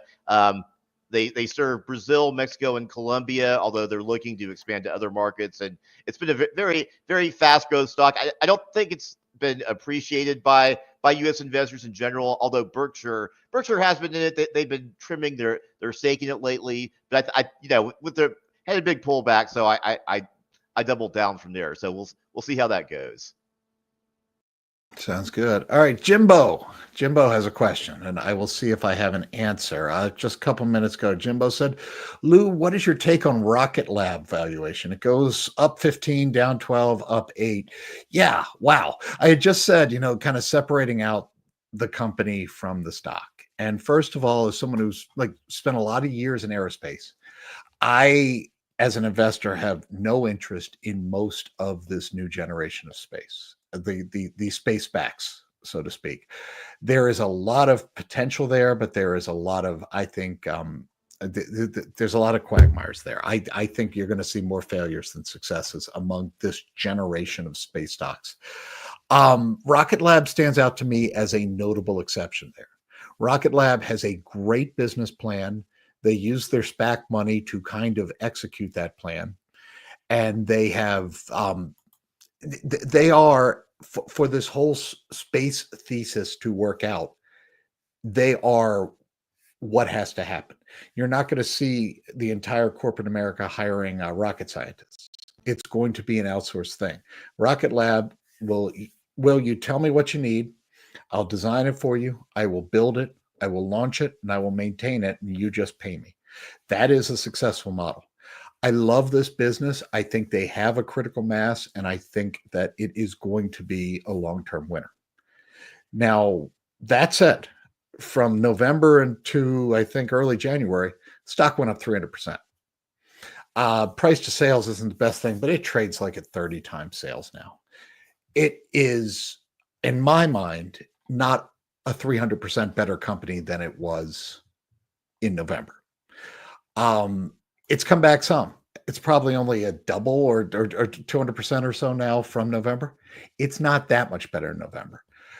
I can't get my head around the valuation as far as like to buy it now. And I did sell into that rally some of my shares. I still have, I'm still a pretty healthy position. But honestly, when a stock goes up 400% in a short amount of time, I can't help myself not to sell some. And I did. And so far it's worked out. I think this is one you watch because, as you say, it is very volatile. And it would not surprise me at all if this stock gives up all of what it gained at the end of last year. Maybe it won't. But if nothing else, we have a couple more quarters to see how this new rocket develops. There was just a short report kind of questioning the new rocket that they're working on. I didn't see a lot in the report, but a few quarters from now, we are going to get more data on when it will launch. I think this is one of those cases where maybe valuation comes in because you can like the company and not be thrilled to buy the stock right now. And Rocket Lab, definitely, for me, that would be my take on its valuation, that I just can't figure out the valuation right now. All right. Well, moving on. There's another question that I'm interested in from Jimbo. Has a question. Palantir, what do you think of this? It will fall bigly. In other words, 50% in the next year. It's a year and a half. You may have a point on that one. I used to own Palantir, and I bought it near the bottom. I sold it in the 40s, thinking it had gotten a little bit pricey and was going to pull back. Well, I was very wrong about that, unfortunately. However, it has pulled back over the last few trading sessions. But going back to valuation, which is the theme of the show, you look at some of the valuation metrics. PE ratio 467, forward PE ratio 159, price to sales ratio 76. So I think it's really become separated from the fundamentals at this point. I do believe in the company long term. I think they have a great product. I think they're delivering massive productivity gains for their customers, and that's going to bode well for the company long term. But yeah, I think this has become separated from the fundamentals. At some point, it will come back to earth, I think. And yeah, I could very much see it a 50% drop or more from there. But I just don't want to predict when it happens because, well, for one, my recent track record, and two, these things can persist for months or sometimes years. So you just never know when it's going to come back. At some point, it's going to reach some kind of equilibrium, and I think fall to a more appropriate valuation. So just for context there, it's only been public for a little over 3 years now, and it's already had 180% drop off of its highs. So certainly it can happen. Palantir is a weird company because the software, the power of it is almost undeniable. Okay. It is still more than 50% revenue comes from the government. Government is never going, as government sales, the government side of business will never justify that valuation, period. The government budget grows at 2 to 3% per year. The procurement part of the Defense Department is maybe 20% of the Pentagon's budget. You're not going to get substitution here. As good as the software is, you are not going to see them soaking up Pentagon dollars that used to go to battleships because a software can do what a battleship did. So it's just not reasonable like you might have with Microsoft or Google Chrome taking an entire market and soaking it up. You're not going to see that on the government side of the business. The government side, it can grow faster than the average contractor and still peter out at 5 to 10%. Again, you cannot justify the valuation on that. It has to be a commercial story. Commercial is growing. Commercial is growing at probably half the clip that they said it would grow in the IPO prospectus. So there's that, but it is growing. If they can sustain that and grow that, the valuation could make sense. I would suspect it will be a volatile run from there. And again, this is one that I think, agreeing with Will, I think the market is getting ahead of itself. And back, if you think of valuation as how long and how reasonable is getting to the number that the market is assigned to it, this is one where, to me, it's going to take a long time and a lot has got to go right. Versus, okay, well, if they grow at their current rate for a year, it'll look much more reasonable. So who knows? I think The other thing about this is that sentiment matters. And sentiment can drive valuation a lot more than fundamentals. I think that it does explain Palantir, and that can remain and go up and go for a lot longer than I would think. So it wouldn't shock me if it's a double or a triple. It also wouldn't shock me if it falls 50%, because I can't predict the future even with numbers. I certainly can't predict the future on sentiment. So I tend to sit those games out. Yeah, I agree. Anything can happen with this one, so I would watch it carefully and just take things from there. Yeah. Status, do you feel the Nvidia insider shareholding is low? I mean, the one thing I'd say on that is that it is very, very rare. We're kind of spoiled with some of these tech-founded companies grow up, but it's just really, really rare for a company that big to have insiders having anything other than a yawn. So I mean, I don't know. I always love to see it when you have a big company and the insiders really, really have skin in the game. But that's just such a tough thing to see in a company so big. I don't tend to hold it against these companies that don't. So I would. Do I feel it's low? Not that I'd want to complain about it. Yeah, I mean, this company's been up so much over the last 5 years. If an insider sells and takes some of the profits, I can't really see that as a negative. When insiders buy, it tends to be for just one reason, because they think it's going to go up. But an insider can sell a stock for multiple reasons. And yeah, one of those reasons, maybe they think it's going to crash, but I don't think that's the case with Nvidia. I think it's just, if an insider sells, I think it's more profit taking in this case than anything else. Yeah. All right, what you got next, Will? Yeah, so about 4 minutes ago, Matt asked me, I'm not sure where we get the information from. Domino's is a PE 30 or greater than, it's a PE of 30 or greater than or less than the 5-year average. Well, I looked that up. The short answer is it's a little bit below the 5-year average. The 5-year average is 31, and we're at looks like 29 times earnings. So it is modestly below the average. I've been looking at the stock a little bit. I think it's a little high given its growth. I know Warren Buffett's team at Berkshire Hathaway has been accumulating this in recent quarters, and they are expanding. I'm not necessarily negative on it, but I would, I think it's a little pricey for what it is, in my opinion. But it is technically below the average, so maybe there's some room to grow. Mm-hmm. It's not great, Pete. Sorry, but anyway, Shrinking Horizon. Any idea why Accenture, ACN, is down this week? Is it a buying opportunity? Yeah, down about 7 or 8%, and not on a lot of news. And so I will say the direct answer is I have no idea why it's down. But I do think one of these things that I keep coming back to is looking at earnings season and outlook and various different indicators is I don't think right at this moment a lot of corporate leadership teams are looking to stick their neck out. We are in the middle of a lot of change going on, which could turn out good, could turn out bad. We don't know about tariffs. We don't know about this. There's employment, whatever, consumer confidence. There's just a lot going on right now. And I would suspect that the market is thinking this is not the kind of environment that you go sign a multi-billion-dollar consulting contract in. Because a lot of these consulting firms do trade sort of with CEO competence. You tend to do more of the work that they do in times when you are feeling good about your costs and stuff.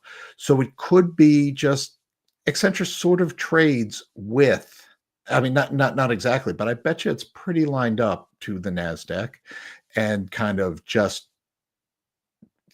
greed over fear. If you look at the VIX gauge, it's been a pretty nasty week for the VIX. It's been a pretty nasty week for big tech. And I'd be willing to bet Accenture sort of got caught up in that. The thing about it I'd say too is Accenture is a great company. I don't know what it's going to do this quarter. I don't know what it's going to do next week, but keep your time horizon well over a week.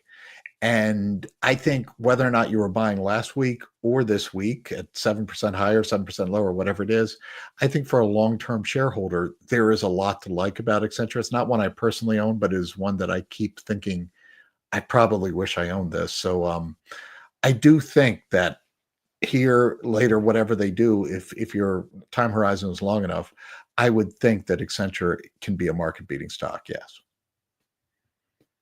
All right. So Duffer WD asked about a couple hours ago. Your thoughts on Datadog, symbol DDOG? Would you invest in this now, or is it a near-term dog? Honestly, I would probably lean toward the latter. It's still growing at a reasonably rapid rate. I know they're looking at 19% growth this year, or this is analyst projections. 19% growth this year, 20% the next. That's fairly rapid, but not as rapid as it has been. My worry about Datadog is, Datadog specializes in these cloud dashboards. I think more providers are doing that in house, and that's becoming competition for Datadog. So I kind of feel like they're excuse me, their competitive mode is shrinking. And you look at the valuation again. Forward PE ratio 67, price to sales ratio 15. I mean, for a fast growth company, that's actually not so bad. But when your competitive mode is shrinking, I'd be a little bit worried about paying that kind of valuation in that case. So I'm not bullish on Datadog, quite frankly, for those reasons. Gotcha.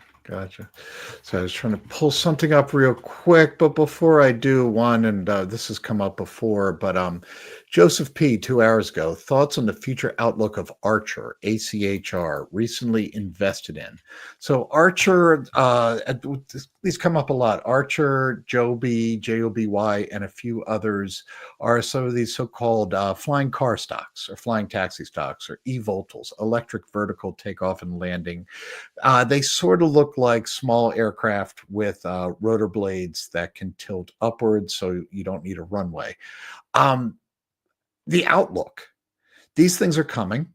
Archer and Joby and a couple others are pretty far along in the development. We could see FAA approval as soon as early next year.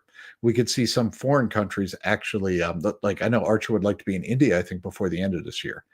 The technology isn't all that novel. You have, every time you go through a plane type, you have a very long certification process, which is a good thing. You want it to be safe, but we are not talking bleeding edge technology here. And I think there is a real market here. We're not going to have one in our driveways, but of anything that a helicopter can do, these things can do better. Helicopters are notoriously not the safest things in the sky. These things, the eVTOLs in theory with the wings, they're more stable. They're much more able to fly through weather. So you have basically most of the TAM of commercial helicopters, plus the idea of kind of commuting from the outer suburbs into a heliport into the city and getting to airports. A lot of the airlines would like to use them to help feed their planes. So I do think that this is a viable business and not some sci-fi thing. That said, Archer and Joby are going to get there at the same time. I think they both make it. There were a ton of SPACs into space, and there are established companies, Embraer, even Boeing trying to give it a go. There are some Chinese players. There will be failures here. And we've already seen some. There was a German company that, if it hasn't liquidated yet, is pretty close to it. That was a public stock for a while.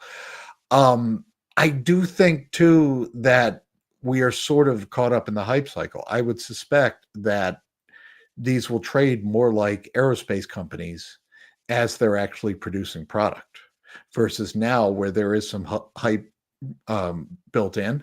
So I would suspect that this is best part of a small part of a well-diversified portfolio that you intend to hold some time, because I do think it's going to be volatile up until they get certification. And then those first few quarters, when they actually have revenue to report and we get to see how profitable they are, there could be a reset in how we view these companies once it goes from the PowerPoint financials to the this is what we're actually doing financials. A lot of times with these companies, that is a market adjustment and a new shareholder base coming in. So neat company. I think either them or Joby, that's more a matter of taste. And I think there are subtle differences, but I think those are the two safest investments in the space, but it is still early days. And even if the science works, I don't think the market has figured out quite how to value them for the long term. So I would keep this to a small speculative position right now if it was my portfolio. Yeah, I echo everything Lou says here. You look at the projected revenue; it's a whopping $500,000 for 2024. They Yeah. do project 35 million this year, so maybe Yeah. maybe Well, yeah. I mean, they are a developmental stage, so yeah, they Yeah. are. Oh, yeah. Right now, they are just burning money. But even when it gets out there, and we're going to figure out that it's not like software, where once you write the code for Facebook, you can distribute it very cheaply. There is a huge expense to building each one of these things, and I do think that kind of when the tech futuristic crowd that's in this stock now kind of moves on, and this is an aerospace company with real costs and I do think that that's just changing shareholder base when it actually has product. A lot of times that has not been good for the tech crowd that doesn't get out. So just it's something to be aware of, be thinking about before going all in, because I could be wrong there. It's just I don't think it's a clear, as soon as they get these things going, it's to the moon from there, because it's kind of already near the moon, I think. Yeah, I would agree there. So about 3 hours ago, Ed asked, strong day in text, but TTD, which is the trade desk, is down. What is the market telling us about TTD? Might be down and out longer than one could imagine. It could. I'm in this stock. I see it closed at about 73. I got it at 68, so I wrote it up. Past north of 120, and then I took the hit as it's come down. I think it's just been a little bit. I was looking at. I always thought it was overvalued when it was higher, and they turned in what was admittedly a horrible earnings report, and that really the market really turned on them there. So, but I think they're. I think these problems are temporary. The valuation has gotten a little bit better now. We're down to 41 on the forward PE ratio, 15 price to sales ratio, where it had been until recently. We were at about 25 in the price to sales ratio, but before the stock started coming down. So I think they're going to get past this quickly, but yeah, it could be suffering for a while as it was highly valued. They like I said, they did turn in a great earnings report, and that it may take them a while to recover from that. But I'm going to hold. I'm optimistic they'll recover, and we'll just see in about 90 days. Yeah. All right. So Mike, 2 hours ago, hope you're still around. Mike has had questions about one of my kind of a turnaround story. I'm watching with great interest. Any thoughts on Zebra, ZBRA, Zebra Technologies, the barcode people, the ones putting barcodes, RF chips, all sorts of things to track inventory, warehouses. It's a neat little company that had a great run for a while, and then starting in mid or early 2022, lost a ton of its value, lost 50% of its value, and has been slowly making a comeback. It's starting in late 2023 until this last quarter, most of 2024. It was probably up 40% in 2024. The earnings earlier this month, I think it was mid. Wall Street didn't like it. The quarter was actually strong. The guide was all right, but the fiscal year, they are seeing some of what I was just talking about with corporations sort of just trying to figure out what's going on instead of jumping. I do believe that the core business is much healthier than it was. I think the markets are moving in the right direction. Management is doing a good job kind of only commenting on what they see in front of them. So I do think they kind of were conservative on their guidance. That's my guess. I still think that this company, I like the turnaround, and I still think that the turnaround has legs. Certainly, post earnings, the stock has taken a break after a nice 2024. If we're going into a period, even if it's not a slowdown or a recession, where there is enough instability that people aren't looking to commit, we could have a few quarters here. And so I don't know if I think this one, sort of like with the trade desk, I don't know if it'll bounce back right away, but I still am glad I hold the shares. I feel that way about Zebra. We'll have to see what the second quarter is, but it could be more of the same. Long term, I think what they decided to do 2 years ago were the right moves. And I don't think that the turnaround's over yet, but it just may require a little patience because all of these companies are kind of imprisoned by the macro environment. They can only do so much until the macro environment is going to be more cooperative, and they definitely have fallen into kind of the issues with that right now. As I say, I think they're probably hopefully being conservative, but I don't know how I could read their mind, so we're going to have to see if that plays out. Will, you are muted. Sorry about that. Yeah, no problem. Okay, InvestQuest asked about 4 hours ago. Would love to hear solid consumer staple picks outside of Costco and Walmart.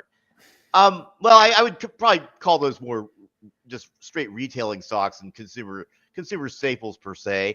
I'm not really a big fan of this sector right now. I think, but as well, Costco is extremely overvalued. Although I love the store, but I think it's at 62 times earnings, and they're growing in the low double digits. I think so. I think their price is a little bit of ahead of itself.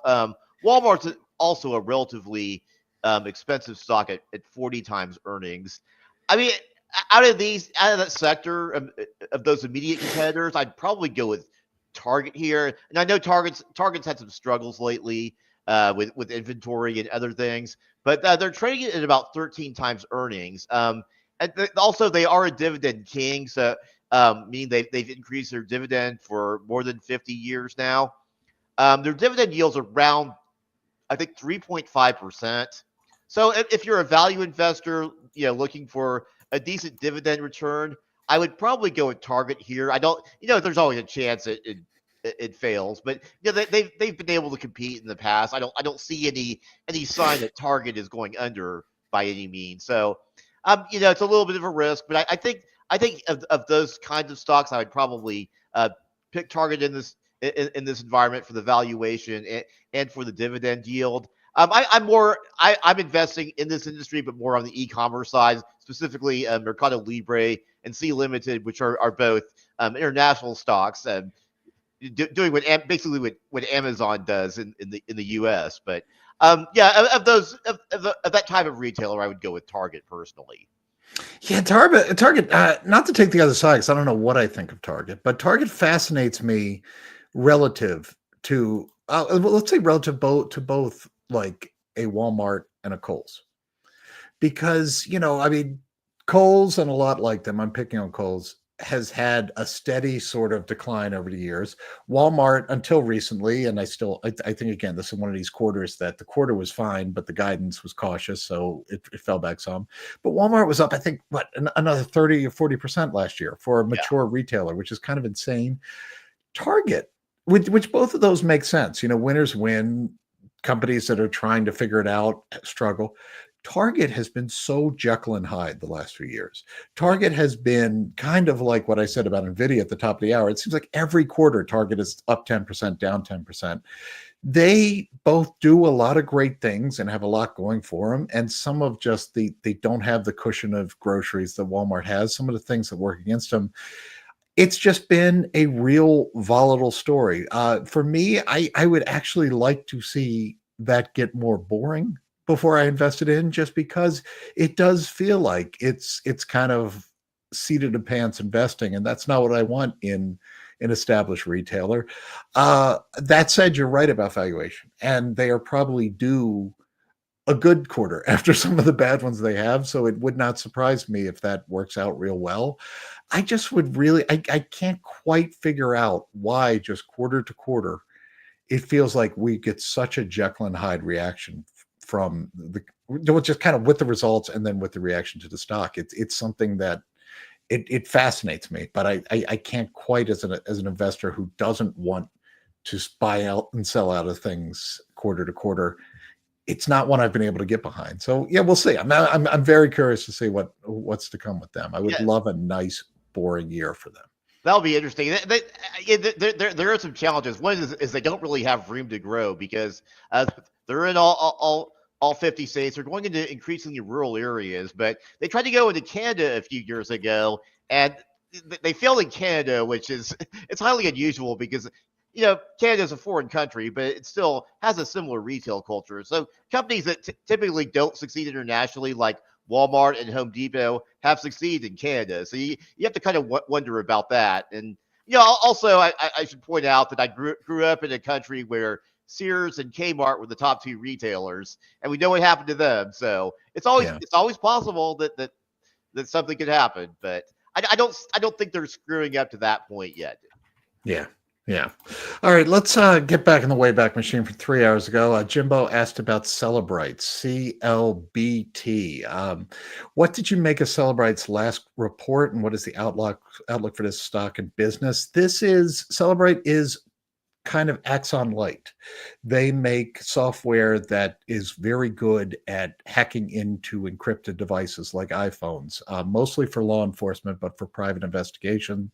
It is an Israeli-based company. I'll bring up why I mentioned that in a second.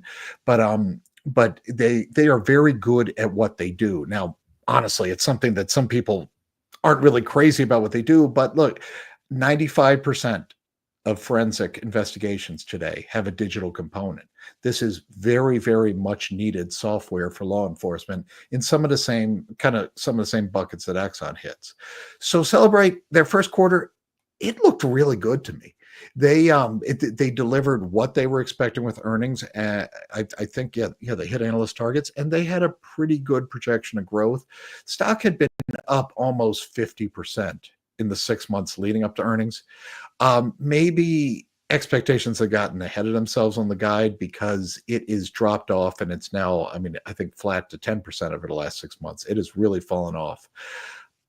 There is a lot of kind of similar, not exactly with what I said to Rocket Lab, but kind of it rhymes with Rocket Lab.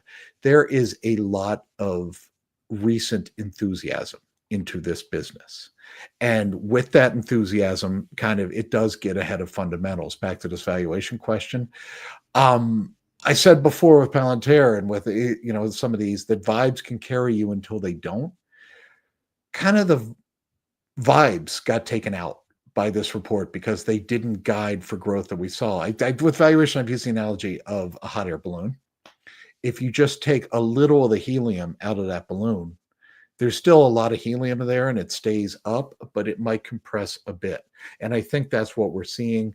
This is a speculative company. It is a foreign company at a time where increasingly the government, which is a lot of governments here, but the U.S. government is focused on U.S. contractors. It's always a little harder for a foreign entity to do business with the Pentagon. So there are some headwinds there, although they seemingly in their short history have done a good job getting past that. I think over the long term, they have pretty amazing software and it is in demand. I do think, though, that this is going to require patience and should be, again, a diversified part of a diversified portfolio and a long-term holding, because it is young enough and it is sort of off the radar, but in the vibes enough that it is going to be volatile. And that's what we've seen. The reaction probably overdone, but the lead up into it was also overdone the other way. So this is all things leveling out. Okay, well, I saw a question from China that came actually 6 days ago. So I hope you're still listening after all this time. It's about Portillo's, a stock I've been I wasn't following it much at first, but I've become increasingly fascinated with. is Portillo's debt the thing to worry about? I actually hadn't looked at Portillo's debt, so I went back and looked recently. They have about, first of all, they have their equity is about 490 million. Of that, their long-term debt is about 275 million, with about another 11 million in current portion of long-term debt, about 25 short-term debt. So you're looking at a little bit over 300 million in debt in a company that's at 490. I can see why you asked the question. It is a bit high for a company that size. I don't know that I would worry about it yet per se, but I think it is probably something to watch. Their long-term debt actually came down a little bit. Their short-term debt was up, so they haven't really taken on a whole lot of new debt there. So I guess the short answer I would say is no, but since it's more than half the shareholders' equity, it's probably something you should at least watch. Yeah. And just got a good follow-up on Cellebrite from Brevis Shaw. So I want to hit that real quick. Lou, I remember you mentioning in Scoreboard about Cellebrite and comparing it to Axon, and hope it does not happen like Under Armour compared to Nike. What is your thoughts? And that's a fair concern in a way, because that hasn't worked out. I would say it kind of what I was saying about the Pentagon before, talking about Palantir, applies here too. With Nike and Under Armour, it's pretty much a 1-for-1 substitute. You're buying shoes, you're buying a sweatshirt, you're buying something, and it doesn't matter. Axon and Cellebrite do not make competing products right now. So I think it's more the comparison is on just selling to law enforcement and the potential there, more than it is kind of a situation where there could be substitute. So I don't really worry about that. But I do think it's fair to say that Axons don't come along very often. And while looking at Axon and thinking about Cellebrite, it can be informative in terms of modeling. It should not be taken as because this did it, that will do it. I don't think we should think Axon's growth record has been pretty incredible and has continued through to this latest quarter. I don't see anything that suggests Cellebrite is guaranteed to do that. I would just suggest that similarly, if you have a much needed product by law enforcement, there is a long-term total opportunity. So I don't worry about it in that comparison, Under Armour to Nike. I do worry about it as in, does someone else come along with something better? Does Axon develop something better? Because Axon does love to jump into new markets. Talk to that little Flock Technologies about that, I think. So no, I would not worry about it with Under Armour, but I also think, in fairness, to kind of correct myself, I certainly wouldn't suggest that because Axon did it, Cellebrite will definitely do it as well. It is merely the hope for route if you are in this stock. Yeah, so speaking of follow-ups, Matt had one about Domino's. He paid about 30 times the company's fiscal 2023 earnings, 26 times fiscal 2024. Glad I didn't overpay too much. We just said the average PE ratio was 31. So you did buy slightly under that average. My fascination with this is why Berkshire might be interested. Berkshire is a little bit different animal because they have I think 334 billion in cash right now, which tells you that they can't really find very little they want to buy. When you have 334 billion in cash, you're bigger than all but a handful of companies that are trading on the stock market. So any investment in just about any company from Berkshire is going to gain notice, and you could like I said, you could probably buy out the majority of companies with the kind of cash Berkshire holds. So the fact that they would want to make an investment in Domino's is interesting. Perhaps they're seeing something I'm not, but I'm looking for more information to see why they might be interested. But I think this will grow. I mean, I think it's a little bit overvalued for what it is, but like I say, they've well into a global expansion. I think that's going to continue, and so it should continue to grow, at least at a relatively slow rate.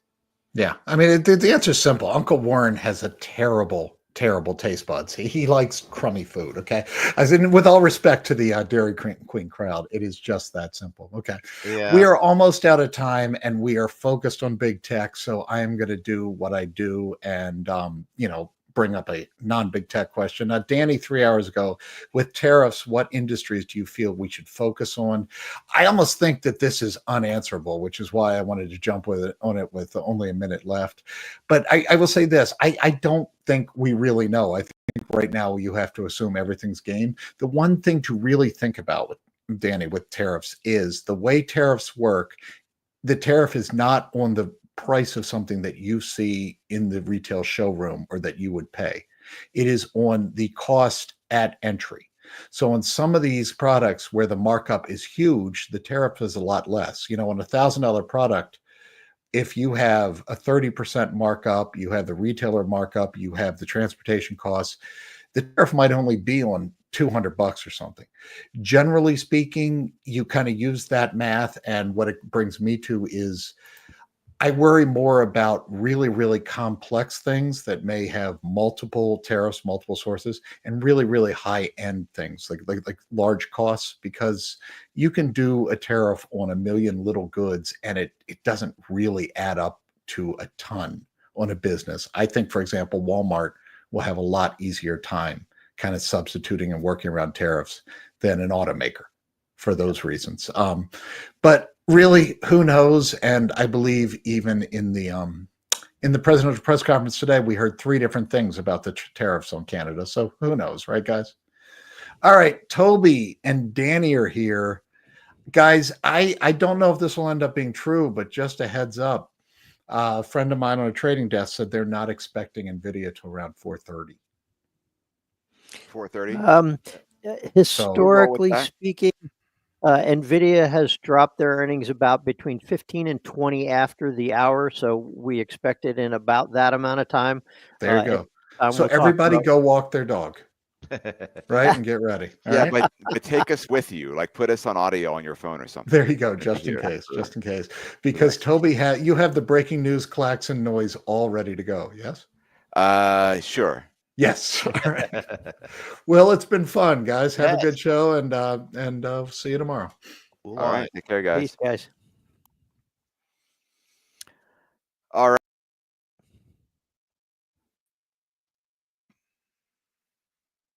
Yeah, great. Stick with us here. We are gonna head on to Nvidia earnings as soon as they drop. As Danny noted, they're gonna drop here. I don't know, 15, 20 minutes maybe later, and we'll give you a initial reaction to that as they come in. Take what we say with a grain of salt, because we will be looking at the report, the release, as you are looking at the release. And then come back or stick with us until the end of the day at 7 o'clock Eastern. Jose and I are going to be back and hopefully give you a little bit more of an in-depth analysis of what's going on with these earnings. Until then, we're going to hit your questions. So if you have questions you want us to answer, they can be about NVIDIA. They can be about anything. Get those into the Slido chat, sli.do or slido.com. Fool24 is our event code. And we'll answer those for you as best we can while we sit here, Danny, and wait for the big news of the day, right? Big news of the day. Nvidia is about to report their fiscal 2025 fourth quarter earnings. I did a little research heading into the hour. So analyst consensus estimates are calling for revenue of about 38.16 billion, which is about 73% year-over-year growth. Wow. Now, Nvidia was a little bit more conservative than that, which isn't surprising. They historically have been. Management said their forecast is for 37.5 billion, which is growth of about 70%. So Nvidia is saying 70%, Wall Street's saying 73%. If history is any indicator, and based on Nvidia's history of being conservative, barring unforeseen circumstances, I suspect Nvidia is actually going to outpace both of those numbers, because historically they've been really conservative with their guidance. And then, they come in and under promise and over deliver, which is, something that I like to see. I would rather, them say, no, let's not shoot for the moon right out of the gate. Yeah. Although what we're seeing there, Danny, is something that I suspect, let's assume Nvidia beats both their own and the market's expectations this quarter. At some point, we're going to get into a situation where it's simply impossible for them to beat expectations, because analysts and investors in general will ramp up their expectations above and beyond what management is telling us, right? Probably to an unrealistic level. And let's be, in my opinion, to be quite frank, those Wall Street analysts or estimates you're seeing, Danny, are probably not the real expectations that a lot of those analysts have in their heads. They're probably thinking a little bit more than that. And that's what happens, right? So you can say, oh, yeah, Nvidia, I expect him to get a 35% increase year over year or whatever, like say a year from now. You may be really expecting 42, 43, 44. At some point, you just hit a wall where you can't go anymore, right? And the company is gonna miss the unrealistic expectations being thrown at them. Whether that's this quarter or not, I don't know. I hope not.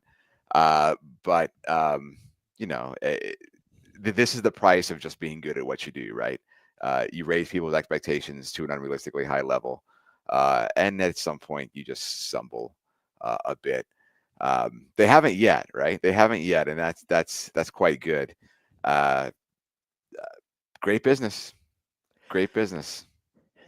And I think the thing that, maybe he doesn't get enough credit for, CEO Jensen Huang made this pivot in the business back around, I want to say 2013, 2014. He was having discussions with somebody who really knew AI back before the generative AI boom. This is back when machine learning and deep learning were just taking hold. And the discussions that he had, he saw the potential for this technology to be accelerated by GPUs, and he actually pivoted the company. There's a great article in an old New Yorker magazine post online, and you can look for it if you're interested.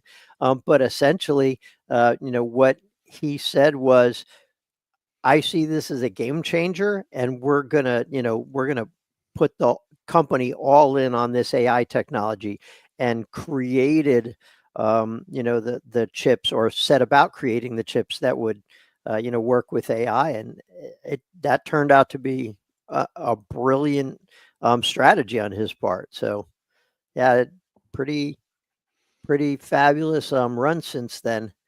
Still checking on the Securities and Exchange Commission SEC website, EDGAR, and not seeing any updates yet. And history also says that it'll probably be there before it shows up on the Nvidia website. So we're keeping an eye on both. So we'll see that. I'm looking at something real quick here, Danny. I just want to let's see here. I'm going to try to give our viewers a sense of something here. Let's see. I'm just kind of I want to randomly sense pushing something it. too. Yeah. So here's what I want to look at. All right. So let me do a screen share here.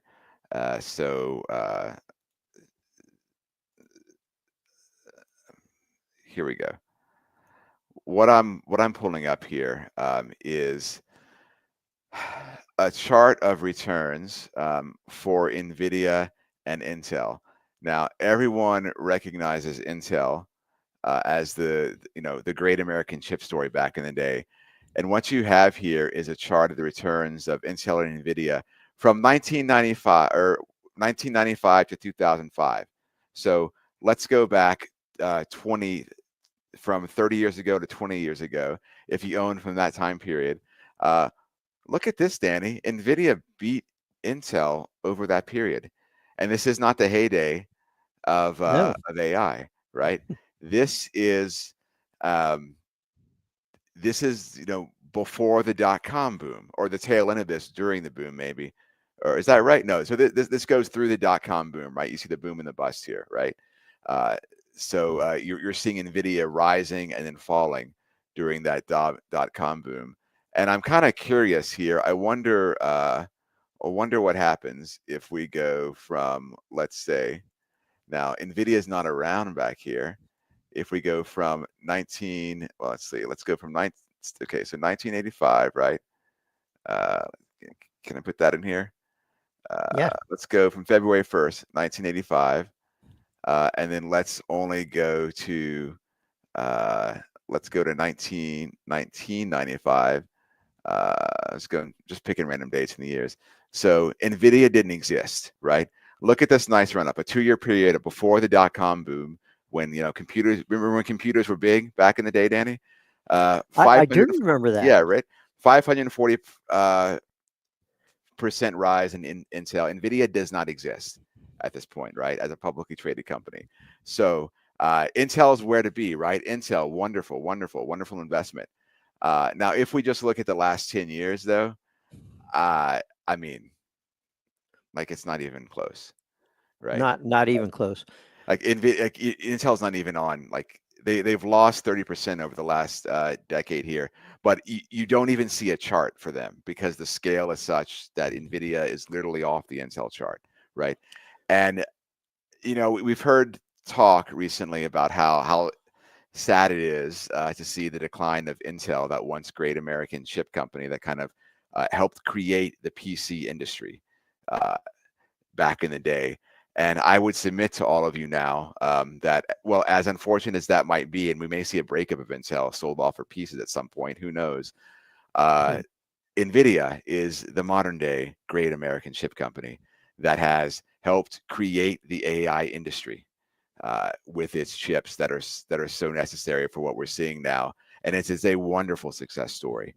And this is the way I think business works sometimes, Danny. Once great companies, if they're not careful, will fall ahead and fall into irrelevance. But we're always on the lookout for that next big company that comes to take their place, because one will, right? One will rise as things change inevitably. And so, maybe pour one out for Intel, my friends, but celebrate the fact that that doesn't mean the chip industry is dead, or the American chip industry is dead by any means. Nvidia is here and has taken up that mantle for a long time, I would argue, from Intel. As a wonderful success story. I would go even so far as to say investors should be clear that, let's say, 25 years from now, Nvidia might be the company with the flat chart, and some company that does not yet exist today might be the one with the chart going up 23,000%. Right. My hats off to Jensen Huang. He has so far navigated, the tech world spectacularly well. Started pivoting the company for cloud computing. He is working with automakers on autonomous driving. They practically own the data center with 80 to 95% of the data center GPU market. And I think he can continue to do that. It dominates AI processing, but he's going to need to continue to do that if Nvidia is going to be a success story 25 years from now. And I hope they are, because it's my largest holding. I hope they are too. And that's another good point to make here, Danny. There may be some investors out there who are lamenting the fact that they didn't get into Nvidia in the early days, and that potential for wealth creation is gone. But again, right, it hasn't been that long since this company's been around. I was playing around with computers, playing games on computers, doing my homework on computers, building computers before Nvidia existed, and Intel was the hot thing, right? I remember getting a PC with an Nvidia graphics card in it when they did come onto the scene in the very, very early days. And look at what's happened since then, the rise of this company, right? And as Danny noted, we can't necessarily tell you what the next great success story is because odds are very good it doesn't exist yet, but it will. And it is never too late to look for those next great businesses out there. Maybe Intel or maybe Nvidia is still a big winner from here. It could be. It's a great business, and we think it's going to continue to be a great business for a long time to come. But there will be another success story like it, many success stories like it, and they're not going to happen after all of us are dead, right? They are constantly coming onto the scene, and that's what we're trying to find, right? And never too late to start investing, never too late to invest in greatness, as we're seeing here, I think. Not yet. No earnings yet, huh? Nothing yet. I took Nothing a yet. quick look over at the That's questions. fine. Well, that's about 115. Yeah. So we're getting to the point where maybe it'll drop. This is an interesting question from Foolish. There are so many employees involved in preparing an earnings release for a company. How is it kept so confidential till it is released? That's a good question, right? And one answer is that there actually aren't that many people that know the fullness of the release. There are certainly some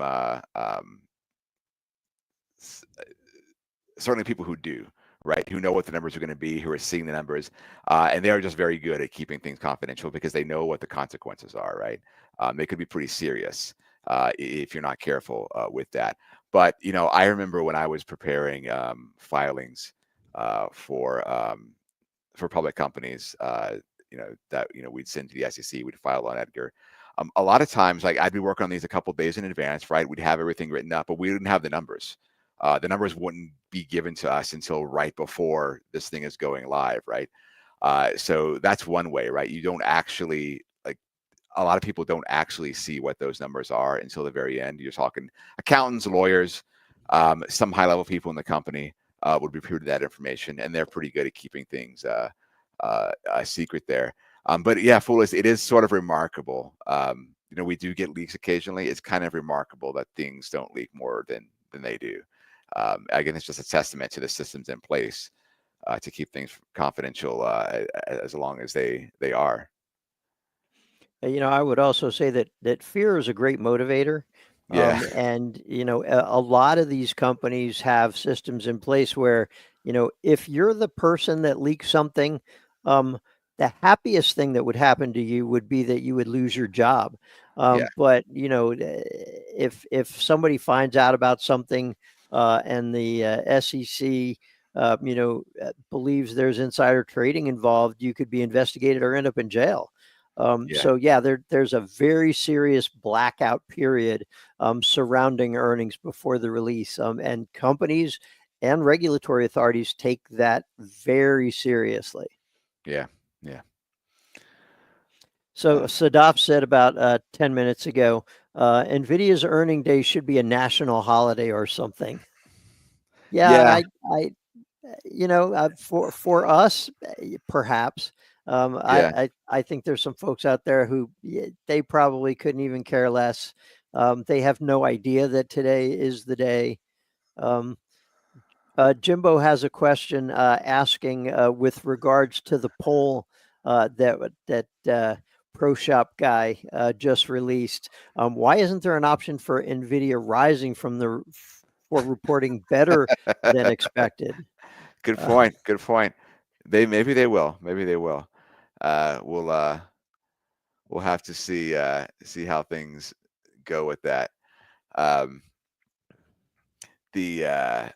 Nothing. Vihan had a question about Virgin Galactic SPCE appeared to beat expectations by 16%. Let me look at this one. Yes, Vihan, this is one that I was invested in at one point. I no longer am. I sold my shares not too long. I want to say a year or two ago, maybe. I sold my shares when I sold something else and I needed to offset the gain.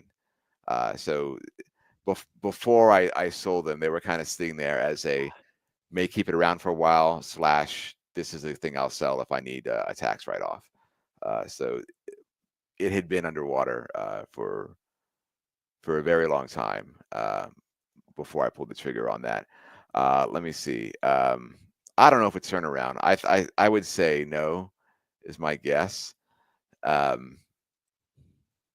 It's just maybe at some point we see something here, but space flight's hard, Danny, and I just see no great compelling catalyst here. I know they're expecting to launch more commercial flights, I think, next year. But it's a fun one to follow, but I wouldn't put great hopes in it right now. I think they're still burning cash too. Let's see. Yeah, they're burning a ton of cash, so that's potentially a problem. They're arguably have maybe 2 years of cash on hand before they go down. So hopefully they can start getting some revenue soon before that happens. So there's a comment / question in the queue from about 5 minutes ago from Praveen Sanagapali. I hope I'm pronouncing that correctly. Thanks for full recommendations. I ended up with numerous stocks, but from $300 to $1,000. Now I have about 200 stocks. And how do I balance? Are there any guidelines? We'll start off with the standard disclaimer that we can't give personalized investing advice. And this is one of the reasons why.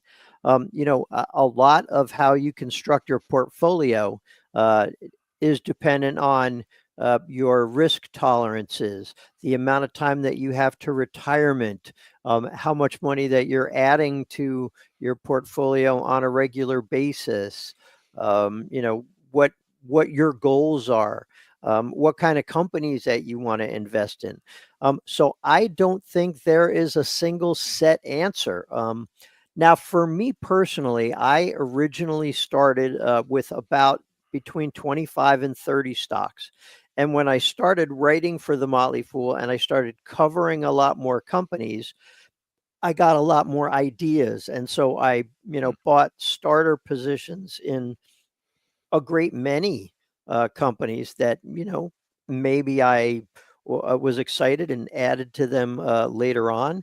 And perhaps, it would be something that just I didn't pay much more attention to. So I have about 71 stocks currently. Many of them are very low amounts of holdings. But, this is really a personal, this is a very personal area and something that each investor has to decide for themselves. For me personally, I went through and looked at a lot of the holdings that I had and decided which ones were my lowest conviction. And many of those also had lowest amounts of money. And if I had held those for several years and hadn't seen any movement, then I would probably get rid of them. I just saw something pop up on Edgar here, Toby. I've been hitting refresh like a crazy person. All right. Gonna, it looks I'm like gonna we got let you something, right? grab the mic for a minute here, and I'm going to jump into their 8K and see what's going on here. Give me just a minute. AK, the 8K looks like it's out, and we've got a producer here saying that it looks like a beat on the top and bottom lines. I'm not sure if that is a official beat or an unofficial beat, right? Did we beat what they say, or did we beat what? Okay, here they are. Nvidia earnings are out. Let's see here. Here they are. Earnings per revenue at 38.4 billion. What was the expectation, Danny? Expectation was Nvidia said 37.5. Wall Street said 38.1. They came out at 39.3. So yeah, they beat both their forecast and Wall Street's expectations. All right, nice. Okay, and it looks like EPS also beat expectations there. by a decent amount. Well, that's impressive. All right, what do we got in terms of what's the stock doing, my friends? I suspect it should be going up based on that. It looks like, and I was very, very early in after hours trading. I do see it up about 1% right now. Now it's coming. I mean, I'm not going to give you the up to the second update on that. That's not what we're here for. But we'll see what happens as we go over the course of the hour, Danny, as people start reacting to what's happening with these earnings. I'm going to go ahead and plug these numbers into a slide here real quick. Oh, nice. So Danny's going to bring something up here. Yeah, I mean, first glance, this is good. This is quite good. Let me we're going to get you some stuff in a minute, guys, but you can go to the if you're looking for this yourself, I'm still not seeing it on Nvidia's investor relations website, so you're going to want to go to the SEC webpage, which is SEC. You head to sec.gov, and you can click on there's a search box up there where you can just type the name of the company or the ticker in, and it'll bring it up for you, and you can search from there. So that's a good way to do it. Through there, they will be on the company's website soon. Oh, here they are. So now they're there. Not the Form 10Q yet, but you do have the press release. You've got some CFO commentary, and you have some financial information as well. That if you're going to, and I'll just post this link in the chat for people who want to shortcut this. This is the link to their press release that you can check out right now. Yeah, they said revenue. Danny's going to bring us a slide here in a second. But as we're listening here, up 78% from a year ago, up 12% sequentially from Q3. So I like that. That's nice. Record data center revenue for a quarter. Data center revenue of 35.6 billion. So it's almost all data center revenue, Danny. 93% increase from a year ago. And for the full fiscal year, also record revenue, 130.5 billion, which is more than double, up 114% on the revenue for the fiscal year. Now that fiscal year, this is their fiscal year 2025. The year ended, I believe, in January. They're a little bit weird. They're a little off of on their fiscal years. But yeah, GAAP net income up 80% year over year. Something else, up 14% quarter over quarter. These are very solid, strong numbers that we're looking at here from Nvidia. I'm looking at what their just stuff they talked about, right? Highlights from the quarter that they talked about in their press release. Hey, they have a line here about Project Stargate. That's fun. They're a key technology partner for that, of course. Yeah, sure. Let's highlight that.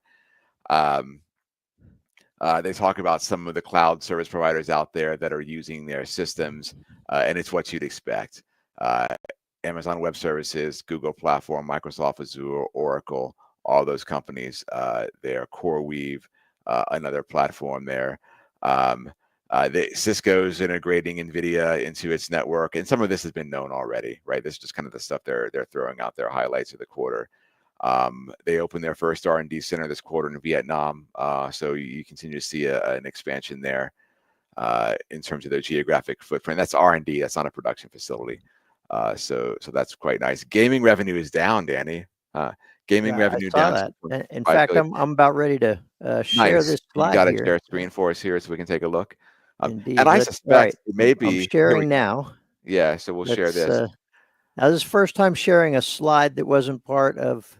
Oh, all right, that didn't work out so well here. I think perhaps I've got the we're doing this in real time, my friend, trying to get you a visual here. I wonder if the gaming revenue was down in part because they're just capacity constrained to some extent. That could be it. Maybe they'll talk about some of that on the conference call. full year gaming revenue was actually up 9%, but down for the quarter. Let's see, automotive and robotics, automotive revenue, 570 million. That's up 27%. So a very nice increase. There's just not a lot going on there relative to the data center stuff for Nvidia. I mean, it's really all about the data center. Toby? Yeah. I would actually point out that's up 27% quarter over quarter. And it's up 103% year over year. from year over year. Okay. Wow. All right. So that's very impressive. It's still insignificant. Like for a normal company, I would say that's awesome, right? It is awesome, but it's just not relevant to the overall business at this point. Which that's where we are with them. They're just so strong in the data center revenue here. If you guys have any questions on this, get those in. Did Nvidia announce an acquisition? I don't see one in this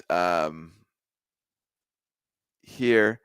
So nothing major that I can see in their press release from that. Another thing I'm noting in here. Oh, let's see. I just lost this here. Are you ready for that slide, Danny? All right, we're going to see if it works this time. Apparently, I hadn't hit the save button on the actual slide before I told it to upload, so it just pulled up the one that was in the computer. So let's try this one more time from my computer. Upload the file. All right, so it's pulling the file in now. Hopefully, I have a little more success than I did a minute ago. Hey, this is the first time trying this, so I apologize for the technical difficulties. That's all right. This is a real time show, Danny. We are bringing this to our viewers as it's happening. Steel Cross asks, for us beginners, can you tell us where you are, what you're reading from? Can't keep up. Hey, sure. So I am looking in the press release, Steel Cross, the main Nvidia press release that they have there. I was just kind of scrolling down. If you look at that press release, you have the number. You have an introductory paragraph. You've got the numbers up top, but then if you scroll down, you kind of start to get to the number of highlights, and they break it down by what do you call it? They break it down by segment. So they have the data center there, and they're listing a few things there. They've got the gaming section. They list a few things there, and professional visualization, and then automotive and robotics are kind of the four big sections they have. So that's what I was looking at for a lot of those things. I also, what's interesting, if you look in the CFO commentary, which is also posted on Nvidia's website, along with the press release, there's also a link to that commentary in the press release itself. That's interesting to check out as well. And they note that they delivered $11 billion worth of Blackwell architecture products in the fourth quarter for that, which they say is the fastest product ramp in company history. That's pretty nice. Now, if you guys, those of us who've been following Nvidia for a while, you recall, was it last year? If I'm remembering right, Danny, last year there was a delay in Blackwell, that highly anticipated launch for they had like an issue with the architecture they were looking at, so I think it was delayed about a quarter, if I'm remembering correctly. But it's out now, and they say it's a huge ramp up, the biggest in their history, and people are clamoring for this. And Blackwell sales, they say, were led by the large cloud service providers, and they also say those large cloud providers, and I'm just looking from the CFO commentary here. Those large cloud providers are about 50% of their data center revenue.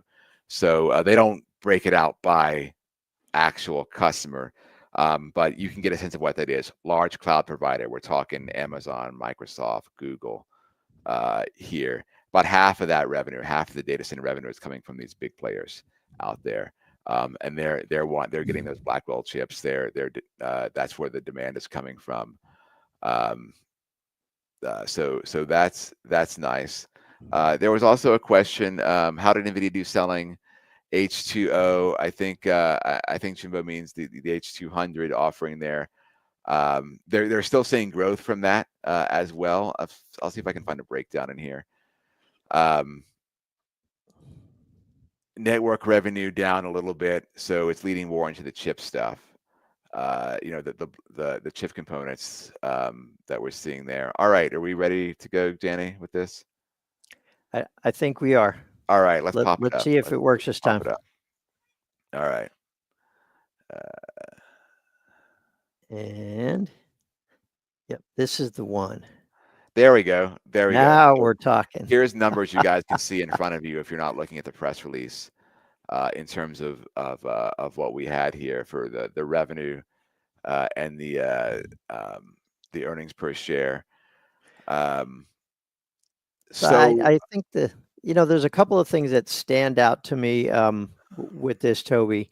Is that first of all, Nvidia gave their best guess 3 months ago and said we're going to come up with 37.5 billion. Wall Street said, yeah, you're sandbagging, so we're going to go 38.almost 2, and Nvidia delivered 39.3. So this is a pretty solid beat from Nvidia, and keep in mind that this is on top of ridiculously high growth last year. I mean, the company had triple-digit growth in 2025, which was 2024, which was their fiscal 2025. And actually, I still got the quarterly revenue wrong. It's up 78% year over year and 12% quarter over quarter. So I just made the same mistake that you did. So that's up 78% year over year. Their adjusted earnings per share, that number is also, let's see here. So net income here, up 14% from the previous quarter and 82% year over year. So doing these things in real time is designed to keep me humble. We'll go to the next one. Data center revenue was obviously the star. It basically represented the lion's share of their income, up 93%. Gaming revenue was down about 11%. There's a lot of seasonality in gaming, and a lot of that has to do with when the company releases the next generation of its gaming chips. So cyclicality at play there. Professional visualization, that this is something that has been gradually grinding away, getting a little bit more important, quarter after quarter. But I really like the number on the automotive and robotics. And just an editorial comment, that used to be just automotive. And they recently changed that to be the automotive and robotics segment. And with the scramble for robotics that's going on right now, I'm not surprised to see that revenue doubled over the course of the past year. That's very, very strong. Now, look, I'm sure people are thinking to yourself, so Chamundi asks now, why would Nvidia be falling after market? It is falling now. I did just see that. We do have shares are down. It's not much, right? I'm looking at shares down 1% right now after hours. I kind of call that when you're looking at after hours trading, and there's much less liquidity there, even for a company like Nvidia, following an earnings report where is the conference call even happening yet, Danny? No, the conference call won't kick off for another 22 minutes. 20 minutes. So we don't even have them talking yet. A lot of this is speculation. A lot of this is traders running in and out. So I won't put too much stock in it. And when it's only down 1% or even up 1%, that looks like a kind of just a wash. No one's really doing much with this right now. So let's not take any indication from that just yet. We might get a better sense if it starts moving big during the conference call. But at this point, based on the magnitude of the movement we're seeing after hours, which is small on a percentage basis, I would suggest we're not going to get a real sense of what people are thinking until tomorrow in normal trading. So we'll see what happens here. That could change during the conference call, right? So we'll look for that. But look, if you are looking for some bad news here, then look, let's find a negative, right? Because it can't be perfect all the time. And one negative, if you're looking for a negative, might be Danny, in the margins. It looks to me like gross margins actually were down from a year ago. GAAP and non-GAAP gross margins decreased a little bit, and they say this is because of a transition to new, like a more complex. The way that it's phrased in the CFO report is a more complex, higher cost system within data center, right? So new product mix, right? Let's translate that.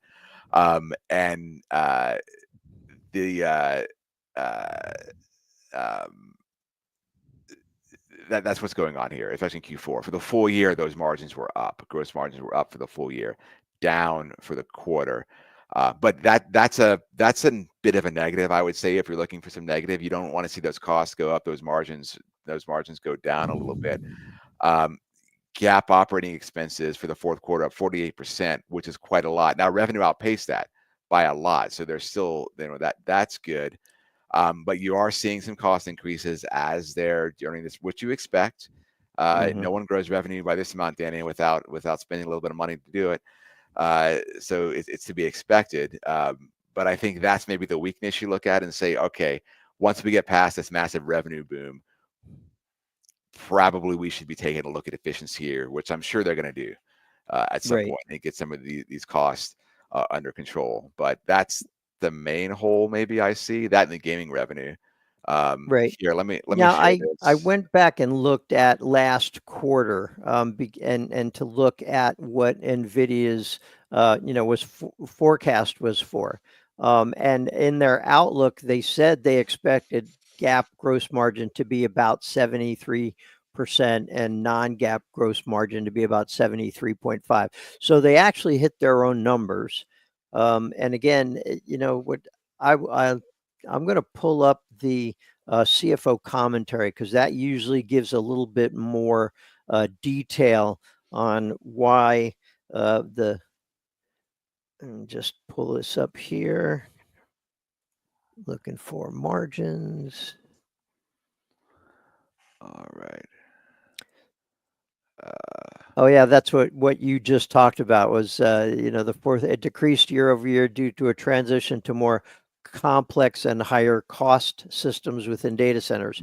And the way that I heard that explained once before is that these processors that they are selling that are going to the data centers now, they are higher end chips. And so the cost to produce them is a little bit higher than the previous generation.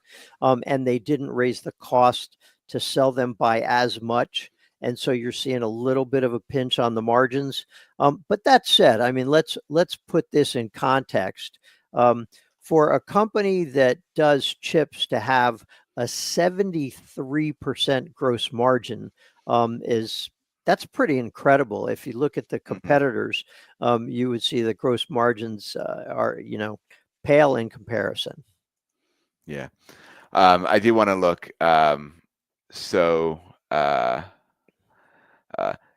Yeah, I built things kind of clarifying H2O, the China permitted export of Nvidia GPUs. Yeah, so H2O and Jimbo on that. I don't see anything in the release on that, Danny. Did you see anything about the China exports?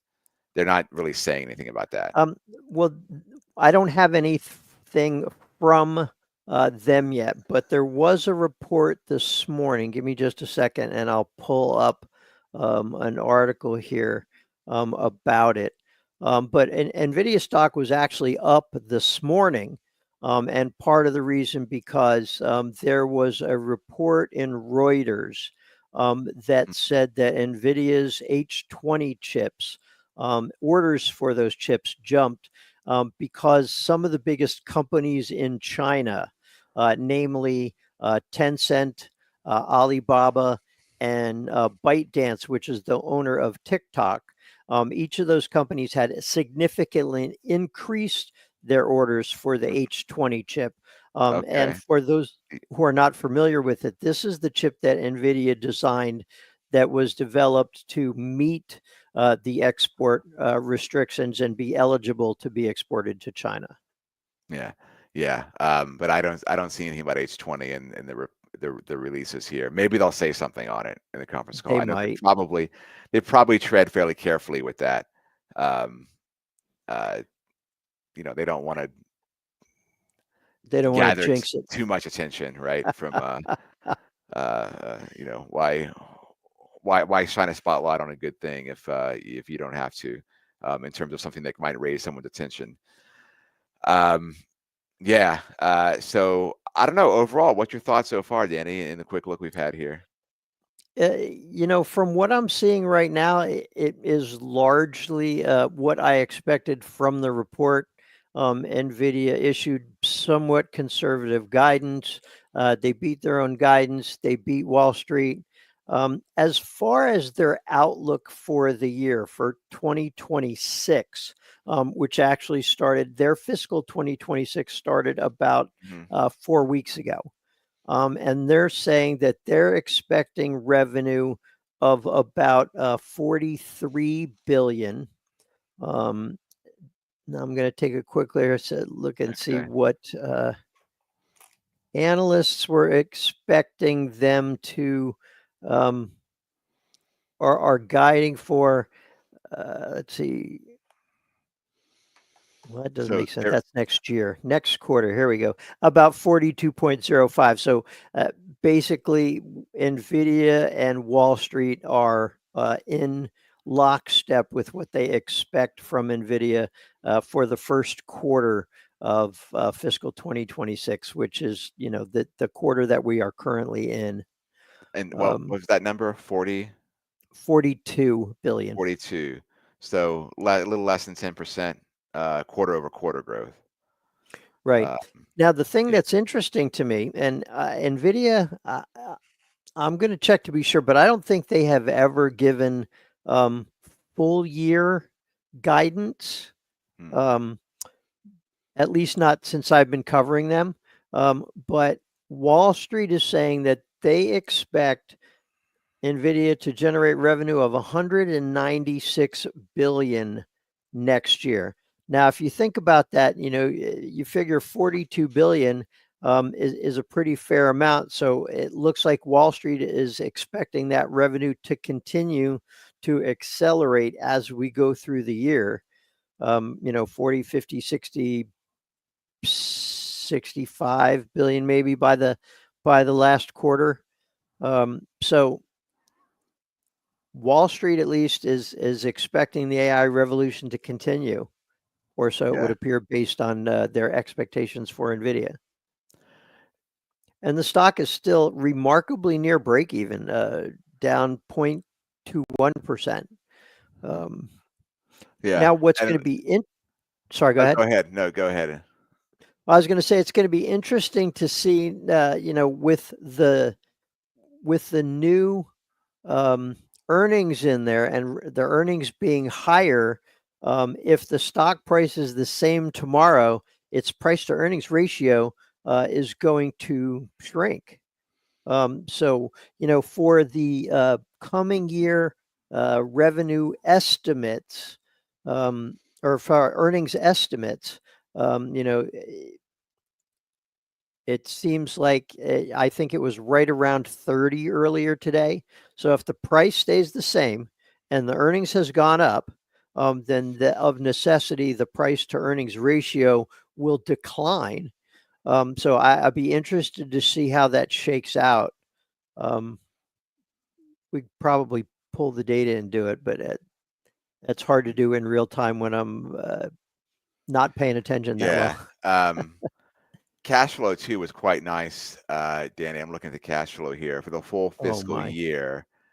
Operating cash flow was 64.1 billion. It was 28.1 billion a year ago. So you're seeing a massive increase in operating cash flow from them, which we love. And they're sending some of that back, 8.1 billion in buybacks, 245 million in dividends. That's for the quarter. For the full year, they did 33.7 billion in share repurchases. So almost half of their like a little more than half of the operating cash flow went to share buybacks for the full fiscal year, which, it's good to see that.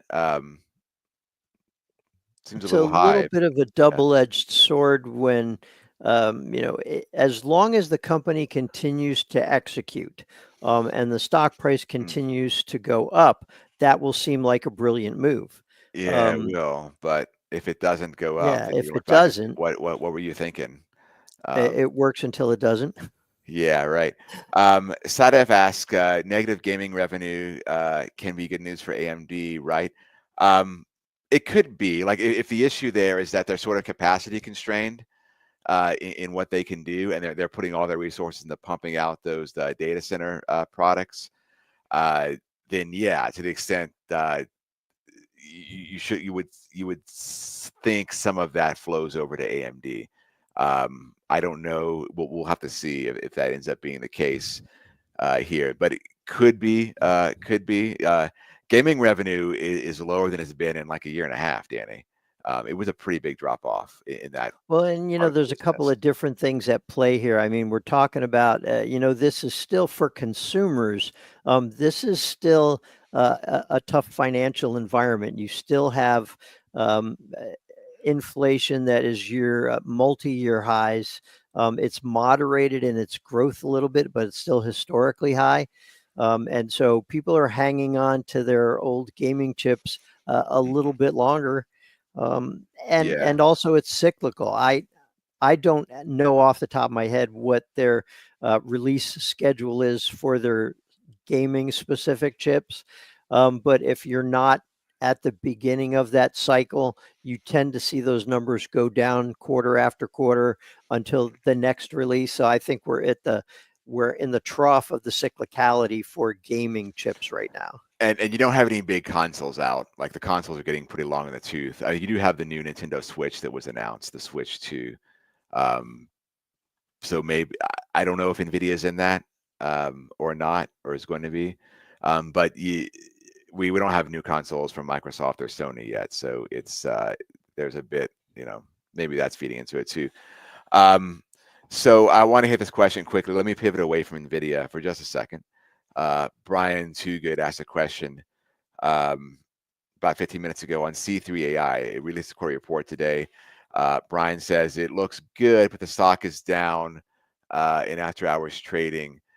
Why is that? It looks like a guidance thing, Brian, from near as I can tell. And you are right. If you look at the report, 26% year over year increase. Revenue is almost at 100 million for the quarter, not quite, almost there, 98.8 million. Subscription revenue, the bulk of that, 87% of that revenue was subscription revenue, which we like to see there. Subscription revenue up 22%. They're still not positive or profitable. We're still losing money. They do have a decent amount of cash, so that's nice. They said they did substantially expand their partnership with Microsoft, with Microsoft among others. A new partnership with McKinsey and Company. So nice deals there. But the guidance, it looks like, came in a little light. They projected next quarter, which is their fourth fiscal quarter, between 103.6 and 113.6 million, and full year revenue between 383.9 and 393.9, and that was not quite what the market was looking for. So I think that's your reaction there. Is the growth is not what people wanted to see from them, and also continued concerns about their losses, the fact that they're not profitable yet. So that's what's going on. The stocks come up a decent amount, I think, in the near term here. So that miss on expectations for guidance is probably is my guess is the biggest reason you're seeing it down right now in after hours trading. All right. Let's see what we can do here. We've got about 7 minutes left in the hour. Sadef also noting doesn't really believe it'll be a plus or minus 2% move for Nvidia on earnings day. That is weird. That is odd. Let me check again and see if we're getting more movement here. Up like not even 1% right now. Very mild reaction from investors here in after hours. That is surprising to me too. I gotta say, I would expected some kind of move, but we're not seeing that yet. And again, we're probably waiting for the conference call. We're going to hear what they say, get some more color on the report in that. Maybe that's maybe we'll see a bigger movement there. Janie Fool saying Nvidia offers such a pathetic dividend relative to the market cap. Indeed. Why won't they offer more to investors rather than spending the money on buybacks for the year? I don't know. There's different companies have a different approach to this. As Danny said, there's a risk with the buybacks, right? The risk is you buy back at an inopportune time, and if 3 years from now we're looking at this and Nvidia stock is down 30%, we're probably going to say that was a terrible idea. Spending half of that massive cash flow on buybacks. I think, Janie, part of what's going with the dividend is they're not ready to commit to that as much yet. One thing with buybacks is you can ramp that up or down kind of at will, and it sends a signal, but it's not it's not a huge one. There are ways you can finesse that. So it's easy to change what you're doing with buybacks. For a dividend, it is really, really hard to pull it back. You basically can't do that without signaling that you are in financial distress. That is a signal the market will take from that. So companies that either think what they're seeing in terms of their cash flow and earnings might be temporary, or who think they have compelling opportunities for investment in the midterm from now, tend to be reluctant to either initiate a dividend or raise that dividend because they want to preserve their ability to pull back and either coast through a downturn perhaps in their revenue, or just do a massive reinvestment program without spooking the market on the dividend. And you tend to see dividends lower with the tech industry, with big tech. That's just historically where we've been with that. I would love for them to take some of this newfound wealth and increase that dividend a little bit. I don't think we're going to see that in the near term from them, though. Well, and one of the things that if you look at the charts, paltry dividend, of course, but if you look at what Nvidia stock has done, over in recent years, even just over the last 3 years, Nvidia's stock price is up 442%, and they've increased their dividend to over that same 3-year period by 150%. Apple has been paying a dividend since 2012 and increased their dividend by 163%. So it kind of requires context in that, for a stock that is growing that fast, it's hard to say, we're going to keep up with a 3% dividend. Because I don't think that's realistic in the grand scheme of things. And the fact that they even pay a dividend at all with a company that's growing that quickly, I think that's just a delightful bonus. I'm not in it for the dividend, and I for investors that are, I don't see them being a substantial dividend payer for a long time, but I'm in it for the capital gains, and by goodness, they deliver on that. Yeah, they are delivering on stock price growth. It's true. It's hard to knock them on that. Well, at least for now. Hey, up over 2%, Danny. right now. Oh, 2%. Nice. Yeah, as we're about to head into the conference call, I think. So we'll see if that changes, my friends. I see some other questions here about earnings. Apologies, we weren't able to get to those this hour.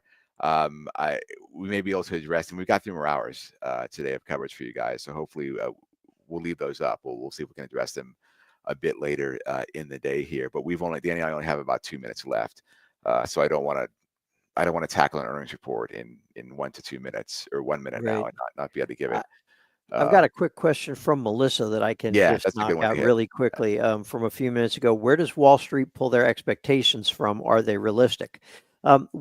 When you talk about analyst consensus estimates, which is what we were talking about, each one of the analysts that covers Nvidia stock, and there are 60 of them, they each have these financial models. They plug all these variables in and they come up with their best guess, and they release that publicly.